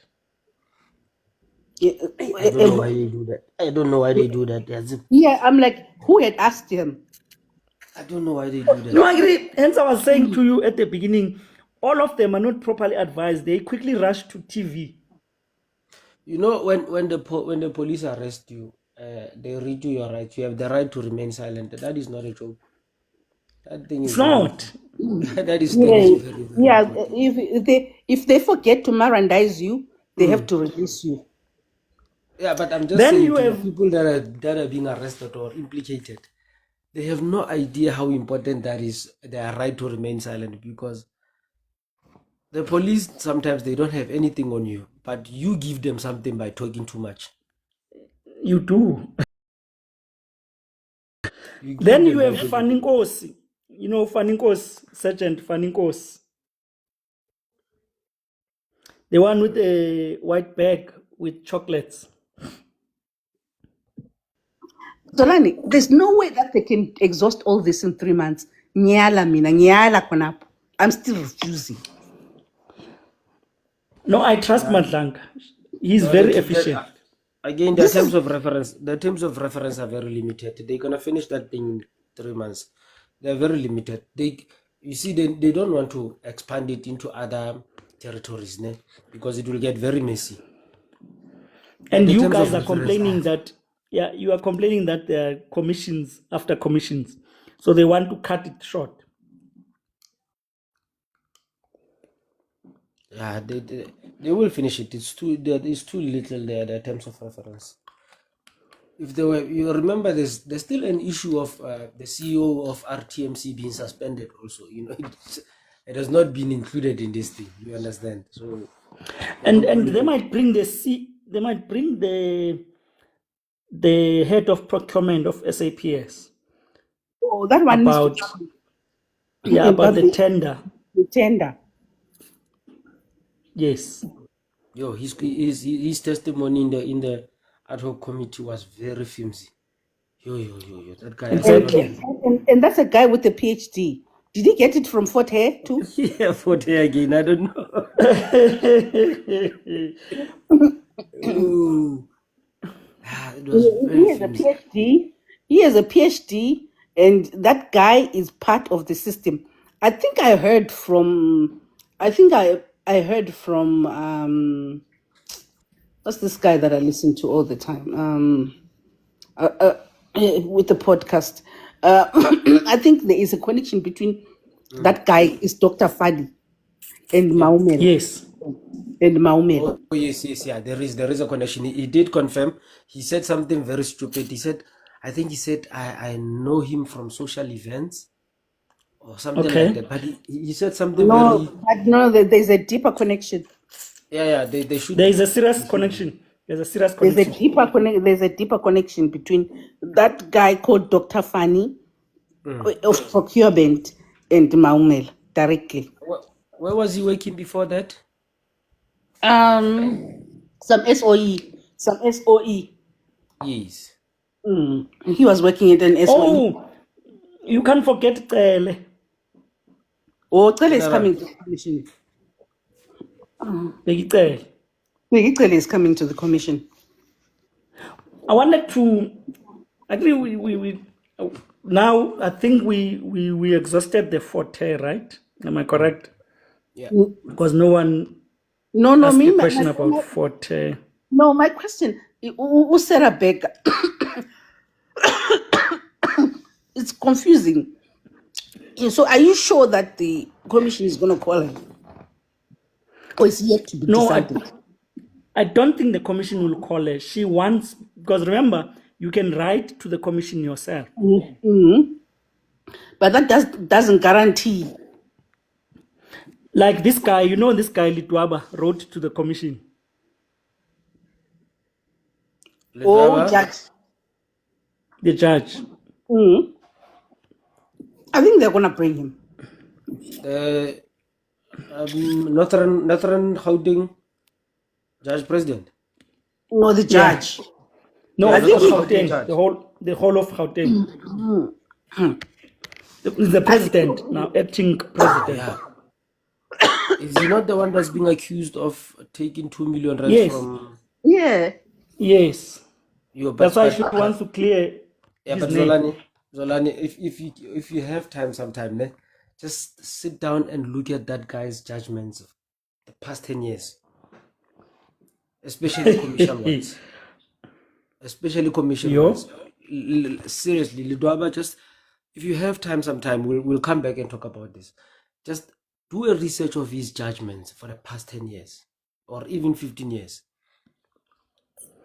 They are extremely dubious. And you must remember everything that that they brought against Jacob Zuma, they took to him.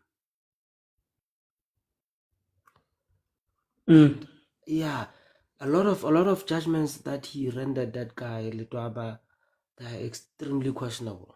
They are extremely questionable. Yeah, but that's a topic for another day. I think if he volunteered, then they're going to bring him forward. But he's been implicated anyway. He wants to clear his name. So he will be given a chance to. Can I deal with Noxie, because I see she commented and also she comments here.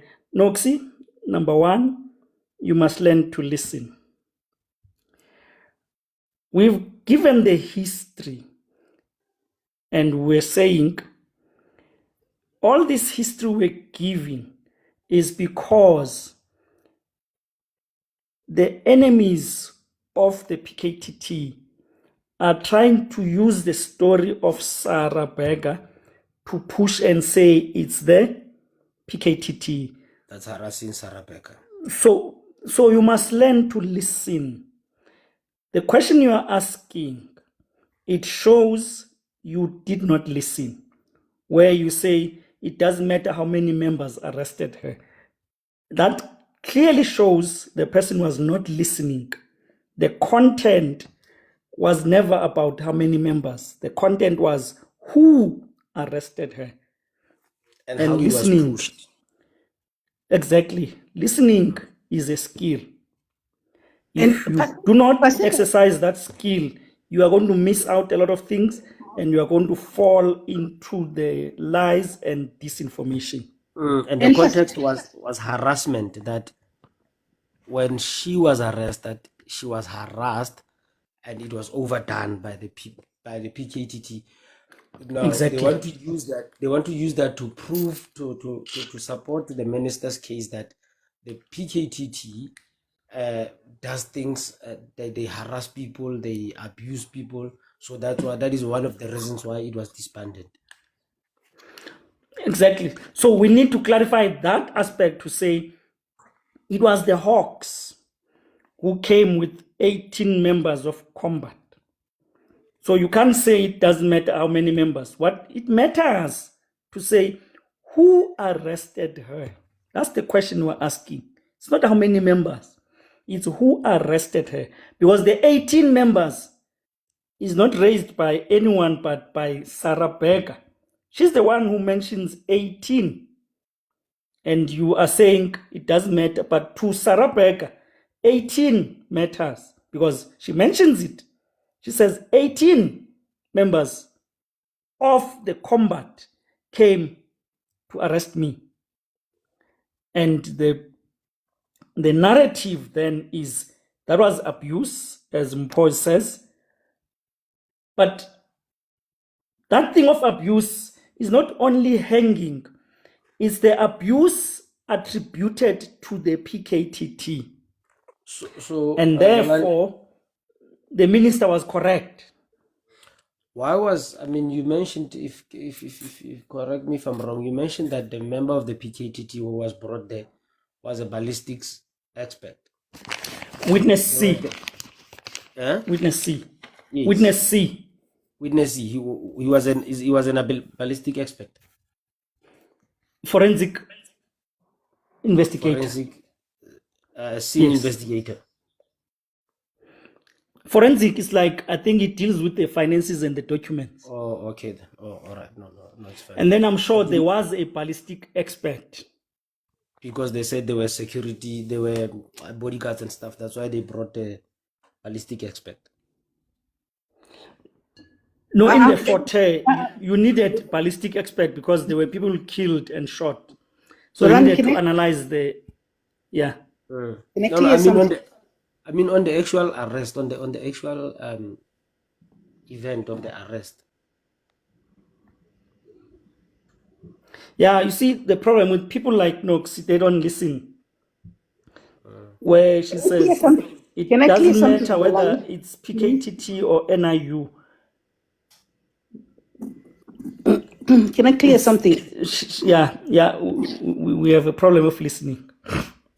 Okay, I don't understand. Paseka was here. He needs to come back here and tell me what he means by saying that I lack information when dealing with debate. I don't have facts. What does that mean? No. Let's not be personal. Let's just stick to. But he said it here in the comments, so I want him to answer. No. It's going to divert us now. Let's stick to. Yes, he disagrees with you, and you also disagree with him. Yeah, but why is he saying that I don't have facts? That's personal. Okay, let me just be clear to you. Our host, he was talking about the JMPD, about the Makhatla one. On that topic, you were still behind. You were still in EMPD. Furthermore, while he was explaining, you are commenting. Same as that lady in for their case. The host explains that she wrote to the commission. She wants to appear to save herself. So you still going back and forth about that issue. That's why I was saying that. But I'm clear. No, you're not very clear, because when Zolani was talking about the back and forth between the Fort Hare situation, I was asking him questions and he was responding, and I came to the same understanding with him. I'm on the same page with him now. But Zolani, when I did put the argument forward, and he countered it. Let's say he said, "Let's go back and read," and I was like, because we're talking here. It's not like I don't have facts. I know the terms of reference. I've read them so many times. That's why Zolani says when he comes here, he says, I think we need to interact. So we are interacting, and I'm on the same page with him. After he had read the thing, and I'm still on the argument, not understanding exactly what she's coming to Yes, but solution to do. I'm not fighting you or I'm not blaming No, you. you are fighting me But when when you no, are the fact no, is, you're fighting me when you're saying that I do not have facts. You are fighting me. but as he was explaining, he was so clear, loud and clear. Yes, but I But the thing understood him. is, And then eventually I understood you, him at my own pace of understanding. I understood him. I didn't argue with him. but I'm getting confused the way you're saying things What did I say? about the commission. Like you said, What about it? you went back again and said that Sarah Okay, okay. Supposed to have, guys. Can No, I no, no, come Zolani in? explained no, that No, Zolani, he wait, let wants him wait, wait. he finish. No, no, no, wants no, no, no, no, no, no, no. No, Zolani, I'm let going him to finish. mute. What did okay. No, I was Respect the people who are here and listening. I think it's very important because, and I said it earlier, people spend data to hopefully gain something. We can't now say they are going to spend their data to listen to us argue. And I'm not going to agree on that one. We must learn to respect people who come and honor the space. I think we should hold it there. To say you disagree, but now you are going to make this the life chaotic. And I can't be watching that. When people are here to benefit, I think we should respect them and give them what they are here for. Please. but I prefer my to side respect people. on my side, my host, No, you explain things so clear and forward. don't continue now. Don't continue. Let's move on, please. Yeah, I Zolani, where think were we? the way I'm putting it to say, can we respect the people who are spending data to listen? Let's respect them because they are not bored. They are not lacking anything to do, but they decide to be here to benefit. So let's enrich them. Please. May we enrich them. We're doing okay with the discussions. There's nothing wrong in debating the issues, not the people. Or don't debate me. Don't debate what. No, let's debate issues. I think you were. It helps. Debating what I do not Everyone understand. must be enriched. Yeah, I think you were on General Cele coming to the commission. No, I'm going to allow people to comment on that.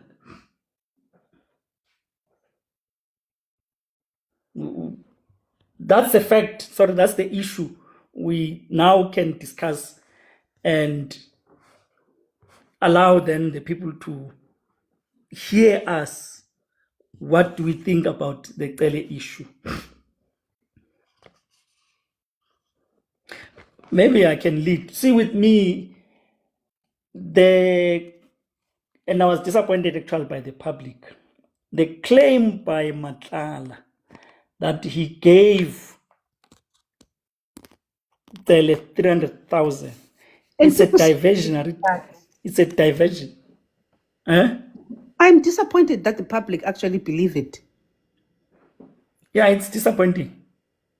Very disappointed. And also, Because that in that meeting that he said he had with Nkwanans, that never happened.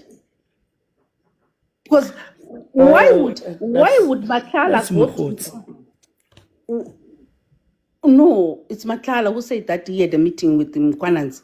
And when he got out Yes. of that meeting, Mkwananzi gave him a counter offer. Blah, blah, blah, blah. So I'm like, really? So, besides, why would Matlala go and According to address? my view, there's two. Okay. I'm still talking though. According to my view, there's two divisions. There's Mkunu's division, there's Kele's division. And of which the Mkunu's one is the conspiracy one. As Brown Mokhodzi mentioned on the who's that lady? He said Fikile Mbalula had 5 million from Ket Matlala and he received 2 million. And then this other side, Kele revealed that Kunu was on a mission to be a president, something like that. According to my view, the Peggy Keles and the Mkunus are clashing. And Matlala is on Mkunu's side, according to my view. Oh, okay. Okay. Yeah, Zolani, Mm. this thing of a bribe, of the money, I don't know about it. I'm not sure about it. Obviously, I would not know about it. I'm not sure about it. But here's my problem. Here is my problem. First, Matlala gets arrested, right, by the Gauteng Crime Intelligence. And then a friend, a taxi owner's son somewhere, connects Matlala and Senzo. Matlala and Minister. Not Senzo, Minister Tele. General. Yeah, and they start talking, they start discussing how they're gonna solve Matlala's problems. Remember, Matlala was arrested twice. Besides any other arrest, besides all the other arrests, we're talking about these ones on the terms of reference. He was arrested and his weapons were taken, and then according to him, and then he met with Tele, called somebody, the weapons were released, his security company weapons were released, and then later on Sorry, he was not arrested. They just raided He his was only house. oh yeah, arrested. they just raided. Yes, sorry, yes, thank you. Mm-hmm. And then Kele called him and say, I helped you out, you need to sort me out. And then he gave him money. And then Kele spent a few nights at his place. And then all of a sudden Kele is out. When Kele is out, Senzo is in with Mokhodzi. Mokhodzi is shaking down Matlala for money using Senzo's name. And then Matlala tells Kele about it. And then Kele says, no, it's fine, work with them. Just don't exceed a lot of money, but work with them and then give me information from that side. Here's my problem. I just highlighted how I understand it. Here's my problem. According to me, it seems like this guy, Matlala is a street thug who has a security company. These politicians are shaking him down. They did not know it would go this far. Because remember why he was arrested. Actually, he was not arrested for all these shenanigans. He was arrested for the attempted murder of his girlfriend, because of the murder of Swart. Had that not linked him, the politicians were still gonna milk him because he had a tender with the SAPS. So you are saying Tobejane knew about the shenanigans? No, I don't know why Tobejane was shot. I'm not getting into that space. What I'm saying is, had Matlala not been arrested, because Matlala, him being arrested was because of Tobejane, right? And because of the gun that shot Swart. That's why The Matlala same was gun. arrested. Yes. Yes, that's why Matlala was arrested. But that had nothing to do with the monies that Matlala was giving politicians. It's now that Matlala has been arrested, now all these stories are coming out. But the politicians were milking Matlala because he had a tender. They had nothing to do with him and his criminal activities. They were saying, according to me, Ele was saying, "Oh, this guy, we gave this guy 350 million. No, he needs to give me something. Let me shake him down. Let me use my guys at Gauteng intelligence. Let me shake them, and then I will go and get something from him." And then No, Mkhosi my also comment finds was. out. Mhm. Yeah, and Mkhosi also finds out that, oh, now I have Minister Mkhunu this side, and this guy's got 300 million. Let's shake him. You understand? To me, the shakedown was real. The shakedown of the politicians shaking Matlala down, it was real. It's just that it was unfortunate that they shook him down at the time when he was arrested for another matter that's unrelated to why they were shaking him down. You mean the cancelling of the contract? The cancelling of the contract. Okay. Yeah. So No, I now think that my comment was yeah, on that basis to say, remember, he told witnesses A and B. yeah, Now, I want you to contrast his confession on the 6th of December, where he confessed that he works with this guy, Fani Nkosi. yes, He confessed that. yes, The confession on the 6th was genuine because, as you are saying, Matala was shaken when these guys came. Because remember, they were about 20 combat members. That's when he knew to say, yeah, in as much as I have bodyguards, I'm dealing with the state now. yes, And the state has resources, right? yes, He thought, going back to what we are saying, he thought, oh, now the politicians are leaving me behind now. I'm going to confess the shenanigans I've been doing with. Yeah, he was like, I'm That's not when he going down confessed. alone. I'm not I'm going not, down alone. That's I'm why not he going down confessed about alone. Faninkos. Mhm. He confessed that he has my bank card, that one. Then he recovered with these guys. That's when allegedly Sibia comes to say, no, go open a case. Because Sibia's interest was Kumalo being arrested. Hence he said, go open a case of theft. They stole your laptop. They stole your Rolex phone, right? Was a watch, Rolex watch. Sorry, the watch. Then he goes to Tele because he sees now that it looks like his people, like Abomtunu and Mukhodzi, are not with him. He goes to his old person because we cannot say Tele is clean, right? He's not clean. But you know why we like him? He confessed. He tells the truth. That's why we like him. Yeah, he confessed. He says, no, I slept in his place. And also, he gives us what we want. Meaning, he gives us the information that Kat told him, which There's now other is information that we satisfying to want. the public. And then he tells him, he goes to KZN wearing the same watch he says was stolen. So the KZN thing was not with Mkwanas, it was with Tele. yes. Because that one can be proven that he was in KZN. But he wants to now divert it and says it was, oh, sorry with the noise, it was him visiting Mkwanas, but he was actually with Tele, where he told Tele that, no, I have my watch. It's Sibia and allegedly the minister who were convincing me to do an urgent interdict.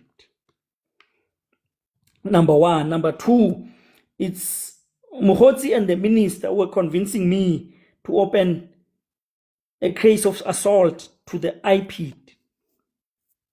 He tells was his Tele, and I'm going to repeat it again. Tele is not clean. Because how does he become close to Matlala himself? But And the Tele case is was like, rejected I'm in a Pretoria. Eh? who? The case was rejected in Pretoria. They moved it to Soweto. House of Now, Soweto, yes. that was Sibia. That was the advice of Sibia, according to Kat. Now, Kumalo says the confession to Tele seems to make sense because Tele told me that Matlala told him that this is the phone that I said it was stolen. And then Kumalo goes back to say, this is the same thing he said in the affidavit, in his founding affidavit. He said the same thing, though he was lying, but he was forced by allegedly Sibia and Mkhu and Mkhots.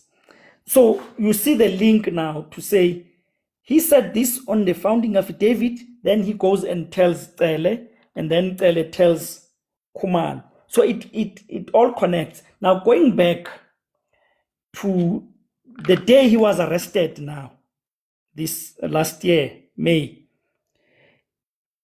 he was arrested coming from Pierre. And then he confessed. When you listen to his confession, it was genuine. You know, the way he was talking was fast and speaking spitoli to say Sibia himself is a criminal. And now he's taking the 300,000 he says he gave to Sibia, and he now paints it on Tele to say, I gave it to Tele because he doesn't want to implicate Sibia now under oath. But initially when he confessed, he was like, I'm done.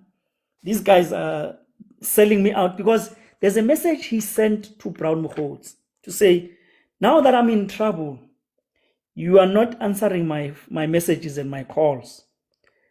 And I see that you have betrayed me. Then he closes by saying, I'm going to, or he said, I have taken screenshots of everything. Sorry, Mr. Zolani. And I'm going to the media. Sorry, Who's Mr. talking? It's me. Good evening, guys. Based on sorry, I just wanted to clarify something. Based on the 300 part, didn't witness see, I can't recall which witness played the video where Kat Matlala said quite ad hoc, he stated that they implicated those voice notes. Didn't witness see play those voice notes where he stated that he dropped 200 or 300,000 from the bag and then qua office in Yara Mr. Sibia. Yes, and at some point, I think, was it Fanny who went to fetch it? So it was around 500,000, 300,000, and then 200,000. The other one was dropped on the dustbin. The other one was dropped in the office, something like that. Yeah, the other one was dropped office, according to Yes. the voice notes that they played. I think it's witness C that played those videos, those voice notes. Hence, I'm saying then he's diverting that which was dropped in the office, allegedly, of Sibia. He's pushing it on Tele. Yeah, Now, yeah. this is where it comes in to say, didn't they call him to say, man, we are going to sort out your issue. Be on our side. Tele is out. Nkunu needs to go back and he's going to sort out your issues. That's what I'm thinking, Kuti. Because why would he change now all of a sudden? He protects Sibia, he protects the minister. But in the original confession, he said, no, Sibia is a criminal. And I paid for the wedding of his son. I bought 20 Impalas, 20 or 25 Impalas. I gave him 2 million to buy the 25 Impalas for his farm. And the issue of the wedding, no. I'm confusing this one.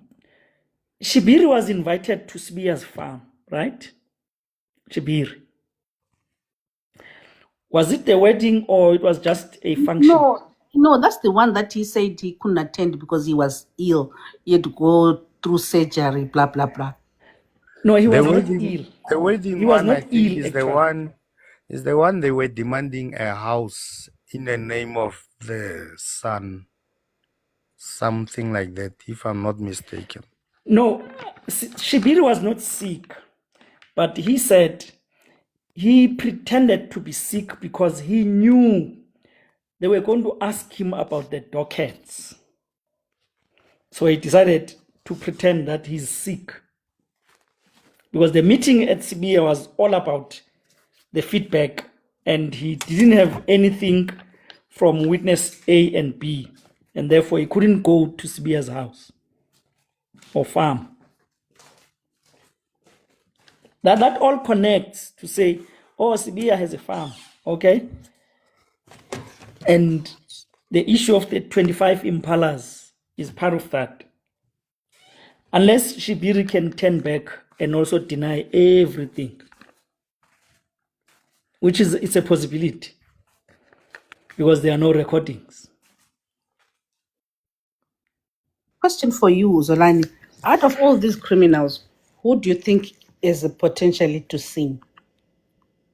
To what? To sing.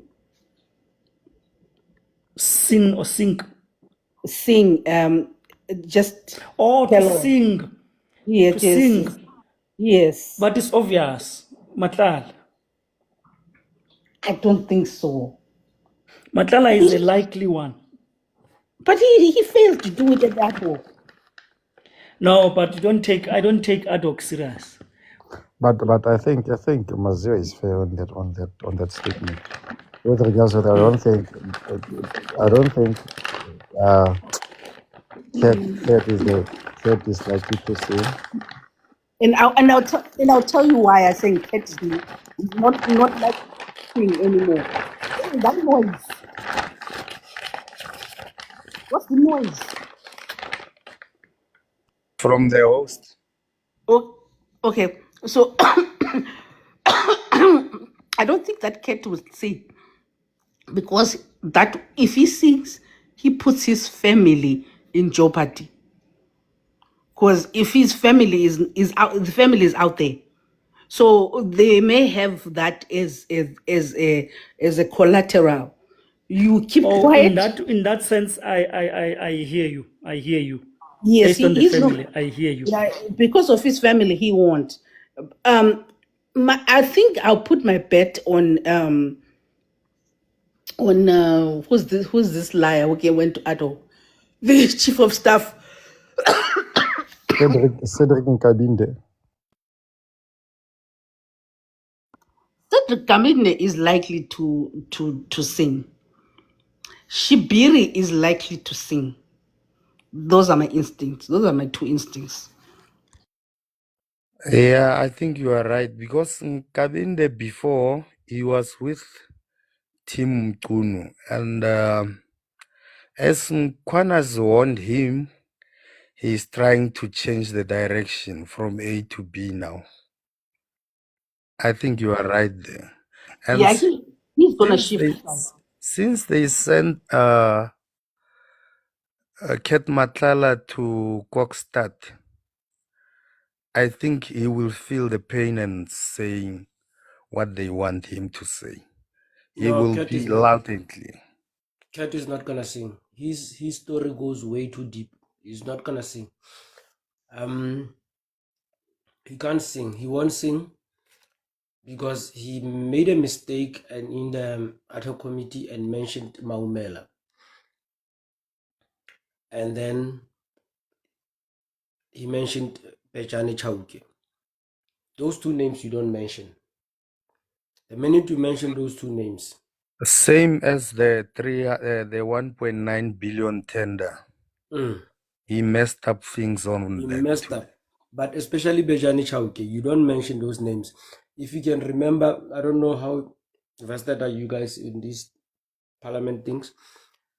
There was somebody that warned another parliamentarian back in the, I think about 3, 4, 5 years ago, one parliamentarian sent another one a message that stop talking about Benjani, you will get a car accident. I don't know if you remember that. So Hey, Matala, when was yes, that? Wait. When was that?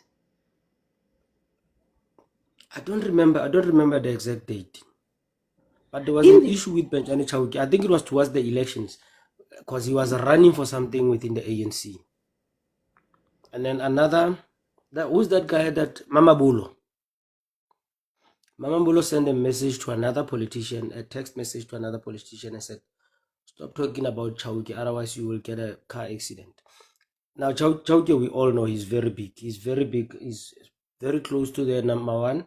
He is very deep in the dark world and he's very rich. Maumel is the same. Yeah, Now, they are untouchable. Cat made a mistake by mentioning those two guys. That's why he's gone now to Ebongwen. They're trying to break him and try to destroy his brain now, or otherwise get him killed. Because he made a mistake by mentioning those two guys. You don't mention those two guys. He actually But said again, this. didn't He actually didn't said this thing of 1.9 billion as a complaint to the ad hoc, Yeah, and I where think he was saying his tender was 350, it and the was other company was 360 years. yeah. And then they asked him, "Who is the owner?" That's where he came to his senses. That's where he came That to his senses. He he made remembered the now. mistake. I can't talk Yes. about these people. You understand? So Bajani Chauke, you don't talk about him. There's an unofficial report of Pala Pala where Bajani was actually the orchestrator of everything, including the couch, on how the couch was brought into the country. That report was hushed as well because it was pushed away. But that's the official. That's an unofficial. But and I hope Bajani Bajani is a special and, advisor to the president. He's been a special advisor to the president. He does things that the president cannot do himself. So Matala cannot sing. That and guy I, and Kabinde can sing. and I hope Otherwise, with if he our TikTok, I hope with our TikTok commission, you are not recorded because That's why I said to mention names. you've been because an accident tomorrow. because Jiggy out of nowhere you Because see. there are two coloreds from Cape Town somewhere, Western. What's this? They are quiet now. They were singing too much on TikTok. They saw flames. I I hope can't Okay. say their names. Okay. So this is what I was gonna say. Mighty Jamie has always been saying. I don't know where he gets his sources to. He says Maumela is we shouldn't be focused too much on him. Apparently, it's the mother. She is the queen pin behind all these tenders. That's who the investigation should be focused on. Yeah, same as Katiso Mlefe. He's using his son as a front runner. Most of them, that's their strategy. Yeah, because Katiso Mlefe, we understand because he's on the top 5, right? He's one of the big 5. So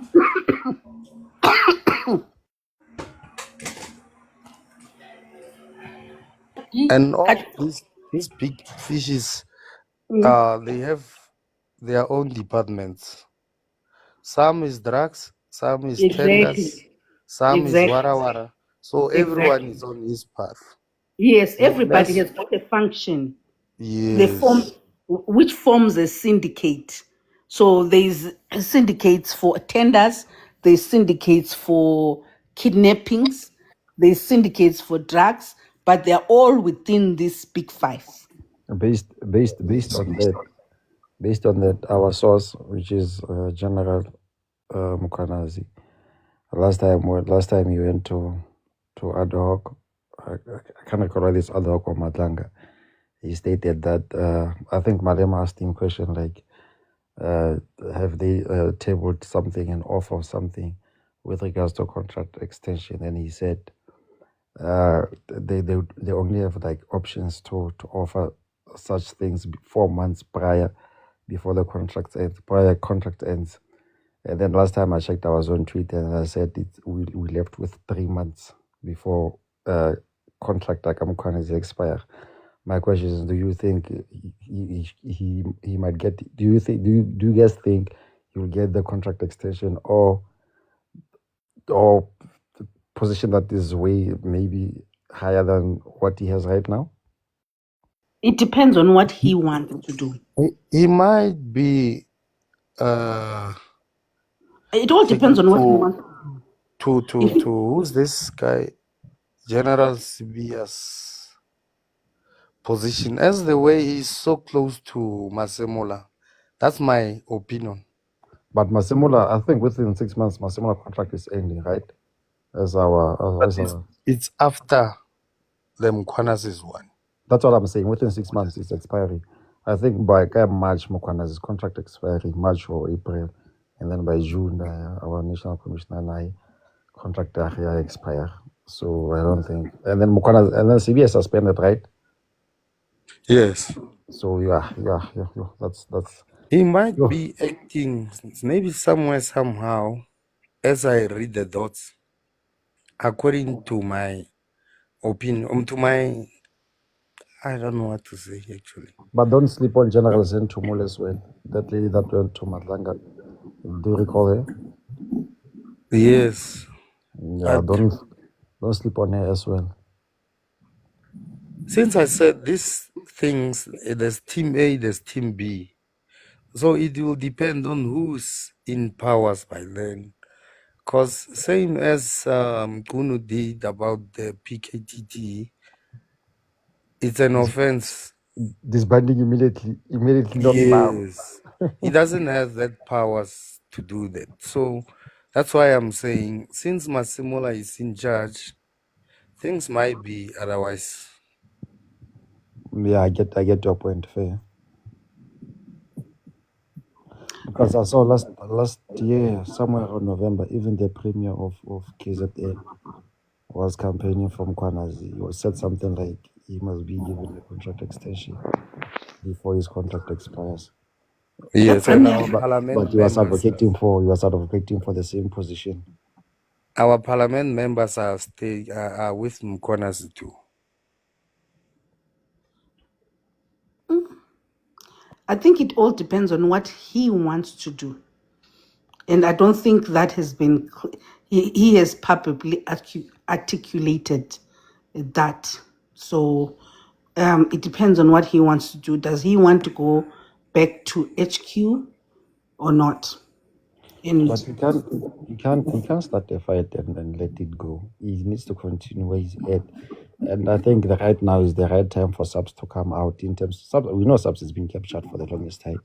I think if there's perfect time for subs to fight back in terms of suspending those that are captured and I think this is the perfect time, like right now, to clean subs. I'm not saying but for those that higher ranks, obviously the are constables that are captured and stuff like that. But for higher ranks and setting an example, I think this is the perfect time right now because the masses are aware. Citizens of this republic are aware of what's happening right now. We knew obviously that subs is captured. And we must work. He might come independent on 2029, somewhere, somehow. And if he might come where? He might come what? Come again? He might what did you say? come as an independent for president. No, he's not election. No, he said he's not a politician. He's been very clear about that one. So Yeah, you can strike that out. He's been emphasizing that it's just gonna be a KO. He can't just go public and saying those things. It will be a surprise. Watch the space. I'm confident that will not happen. But he's been saying about that he knows nothing about politics and stuff like that. So He says he doesn't know how to be a politician and all that stuff. He's a career policeman. So no, that one is out. Yeah, that one you can even bet, but that one is clean. It's clean. You can strike that. Space. Watch the space. Because he can't sing about that. That's why he's denying it 100% totally. But But he even on said, my opinion, it's on his mind. ad hoc committee even said that whatever that he said, the brief conference was tip of an iceberg. 6 July was tip of an iceberg. So if they want to provoke him, he does not mind like giving us whatever that is left behind. So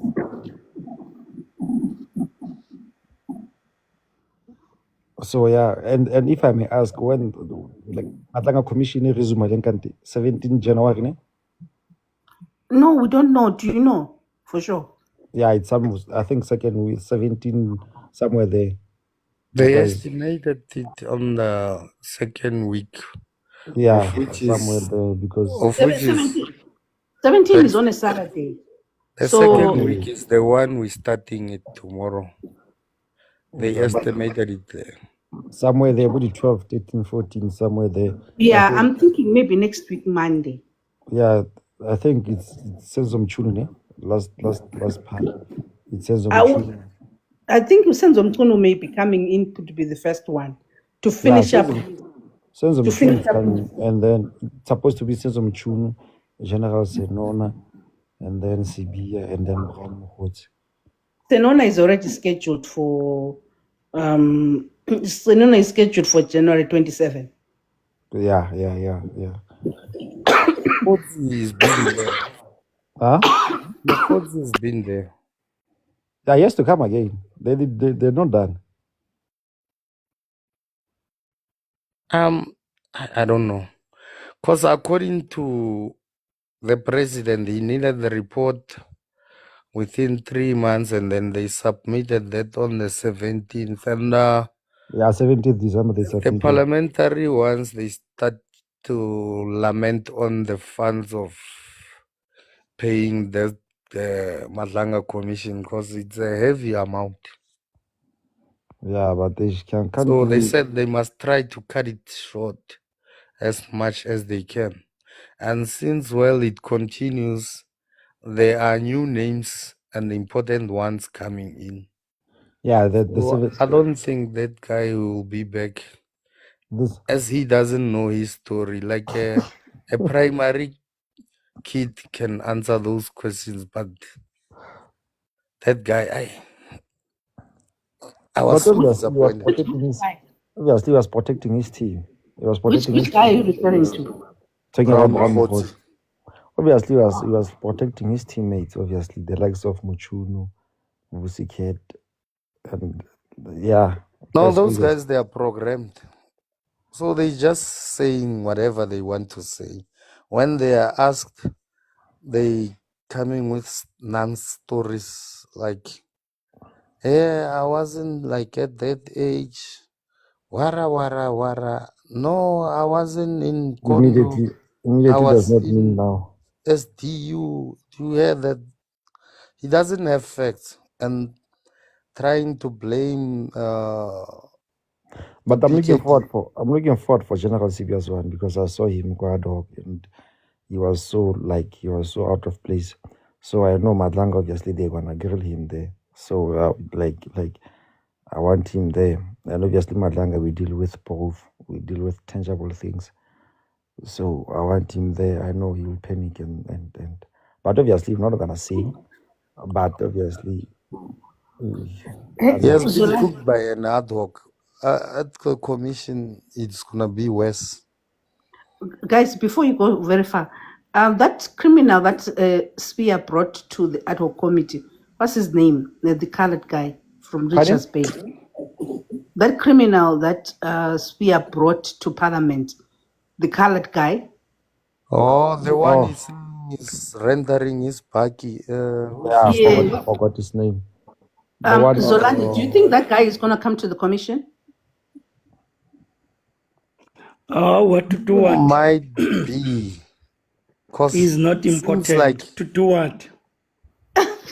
he's close to Because Mchunu and no, but He was No, you guys implicated must and remember. embarrassed. No, remember, we are dealing here with, again, I'm going to continue. We're dealing here with the SAPS.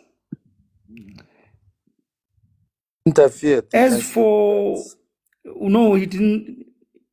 Remember what I said earlier, the interference is the executive, not just any interference. Interference from the executive. He is a non-entity.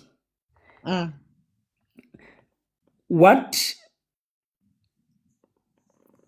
can help him is they are going to ask Sibia about him, but not him being brought to the commission. But what I also wanted to correct something here, that Mkwana's contract is ending in March. Yes.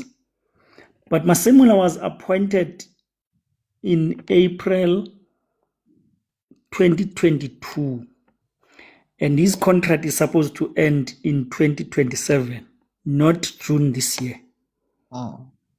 It's a 5-year contract. Oh, noted. So when Mkwanazi's one ends, Masemula will still have a year left in his. And remember what the constitution Empower to appoint. What the constitution says is that the provincial commissioners are appointed by the national commissioner in concurrence with the provincial executive. Now that that guy was not voted out, Ntuli. So, and Masemula wants Mkwanas, and Ntuli wants Mkwanas. So, unless these guys, politicians, don't care really, they do something drastic to say they will interfere that it should not be, which I don't think they can do now at this rate. Remember, this is a year of elections. No one wants to get into a mess now. No one at all. And they don't have that powers to. So I'm not worried about Mkwanas. Mkwanas is coming back. I'm honestly not worried about him. He is coming back here for another 5 years. So we still have 5 years to spend with Mkwanas. Me, what I think is going to happen, there's only two things that may happen, is that they may renew his current position for another 5 years, or he's going to go to corporate for 5 years. One of the two is going to play out, and I'm not worried about him being unemployed. It's not going to happen. Now, That was my point. like Mr. Simayi said it, like Mkwana's is same position. Again, it's gonna be renewed. But Mkwanas still wants to be the provincial commissioner. Yeah. He still wants. He said that he's going to go to corporate only because he knew the impact of what he did could cost him the job.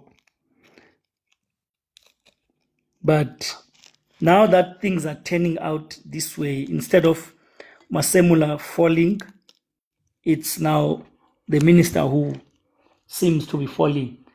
So that now create the chances for Mkwanas to remain in the force. The position he's not interested in is that one of the hawks. He announced it to say he joined the police not to investigate. He joined the police to confront criminals. So being the head of the hawks will not afford him the opportunity to confront criminals face to face. Yeah, now he wants to confront criminals face to face. So that's why he didn't apply for that position of the hawks. Because these guys, the way they were cooking it, the plan was when you go for president. Yes. When Asbia, you become the national commissioner. That's how it was planned. Then we disband the PKTT. What I'm interested to find out, how did Mkunu end up being the minister of police Why didn't he become a minister of something else?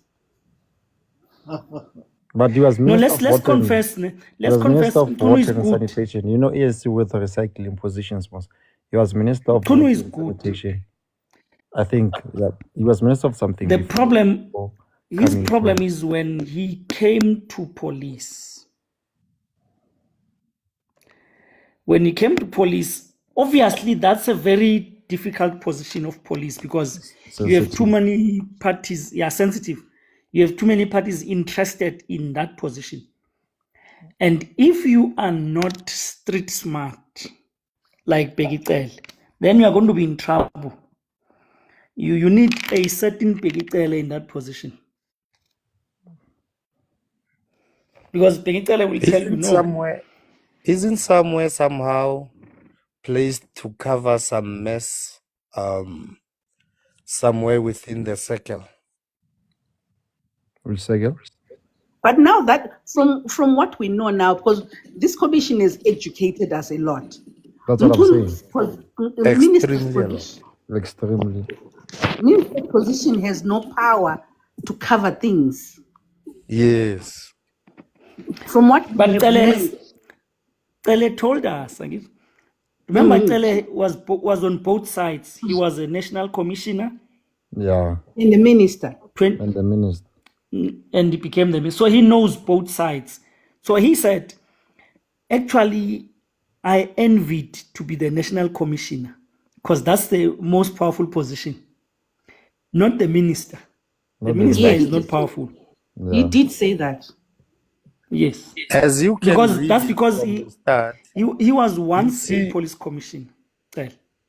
as they failed to get rid of Kumalo and the team, they use a power which is out of the rule or the circle of our law. Because according to our law, Mkunu doesn't have those powers to do that. Like as he did. That's section 206, ne? I remember that's section 206. Guys, we must now close. I have to apologize for that. At least we've exhausted some of these topics. Yeah, TikTok. We'll have to, we'll have to hope for, but starting from tomorrow, I think we'll get to know what's going to happen because tomorrow, a lot of people are opening from at work. So the year has started. We are going to see things. We are likely going to see directions. And the commission might start even tomorrow, not start as in hearings, but they might come back to work and prepare. So, And what about the witness D? Where are they about this issue? I mean, investigations and all that. I'm not up to date. no, we don't know much about that case. We don't know much. So anyway, guys, I think we should now. When are we going live again? Go and rest. After Me, I don't know. Thank you for the live. You Can guys, you want me to go live every day, but I still have to get used to that idea of live every day. No, because we don't with want me, that. I think it was gonna be better. don't. I think it was gonna be better if you wait for I think it was gonna be better if you wait for Madlanga Commission to resume, and then, for example, if they resume maybe like tomorrow with the hearings and stuff like that, and then after, and then Nati we go live again, and then we canvas whatever that has been said. I think that's the suggestion. Can I close with something, Zolani? Yes. For everybody listening, can we gift Zolani with something here before we close? Give 5 minutes when people let the people here on the panel as they do their closing remarks. Please gift Zolani with something. That's all I wanted to say. Amen. Amen. Where do we gift here? Where to press?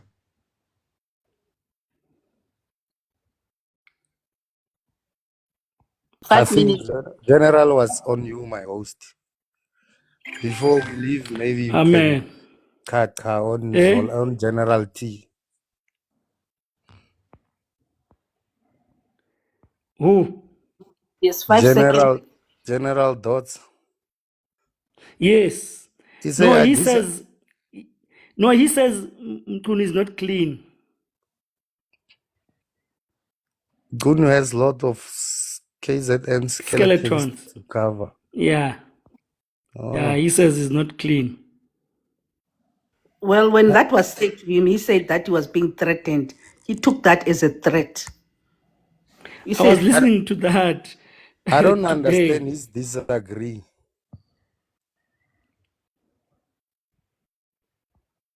he said that he was threatened. Disagree. I'm No, not I clear. said Mkunu was a good minister. So he's disagreeing with that. Oh, okay. Mm. When I'm now clear. where do you get the basis that he was a good minister, Vale? No, I didn't remember he's coming from public admin. But we don't know the stuff, the skeletons over there. If we go there, we'll find No, out. that what I'm trying to say is he tried to fix the department. And then he went to water affairs. You know that water affairs was Nomvula Mokonyane's issue. So he tried to go and also fix the water issues there. And then what happened to subs? Then maybe the president saw, no, this guy is, I trust him. He's a trusted guy. Let me give him the SAPS. Now he's unemployed. Most Wow. important But ministry. these guys, they know about this position before or as early as this thing can come. Finance is the most important ministry. Then you have international relations. And then you have Minerals. police is not important. Ne? Police is important Minerals. if you want to be associated with criminals, then it's important. But it's sensitive. No, it's sensitive in a sense that if you are someone who's clean, you let the police do their job. And you tell the criminals to say, no, back off. If you're like that, then Minister why of Police is the most sensitive. why they removed if it was this up to me, thing if it was up to me, I was on already Minister minerals? of Sports. Agriculture and minerals was one thing before.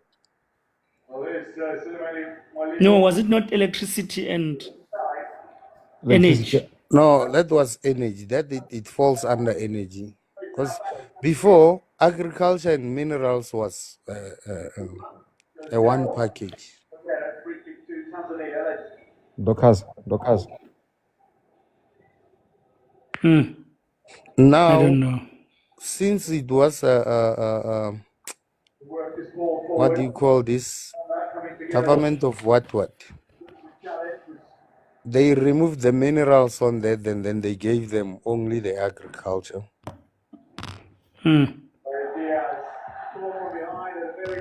So all right, guys. It's not even good night, it's a good morning.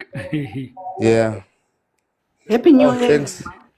Happy New Year. Okay, enjoy your week. Others are going to work, guys. So yeah. Yeah, Oh, I yeah, hope I'm supposed to go to work me tomorrow. and Mazi we are okay now.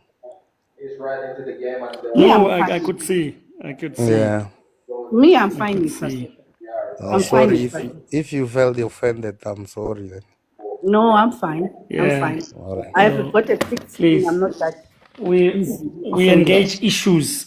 And also don't forget these guys to say we respect the people who are here down there. Those are the main Focus uyasihlolela yini? Ubando. Udokas lo Oh, uyasihlolela. Dorcas. He's want to sabotage you. Okay, guys. Good morning. All right. Happy I New have to Year. go to the gym in the morning. Okay. Alrighty, bye. All right, thanks everyone.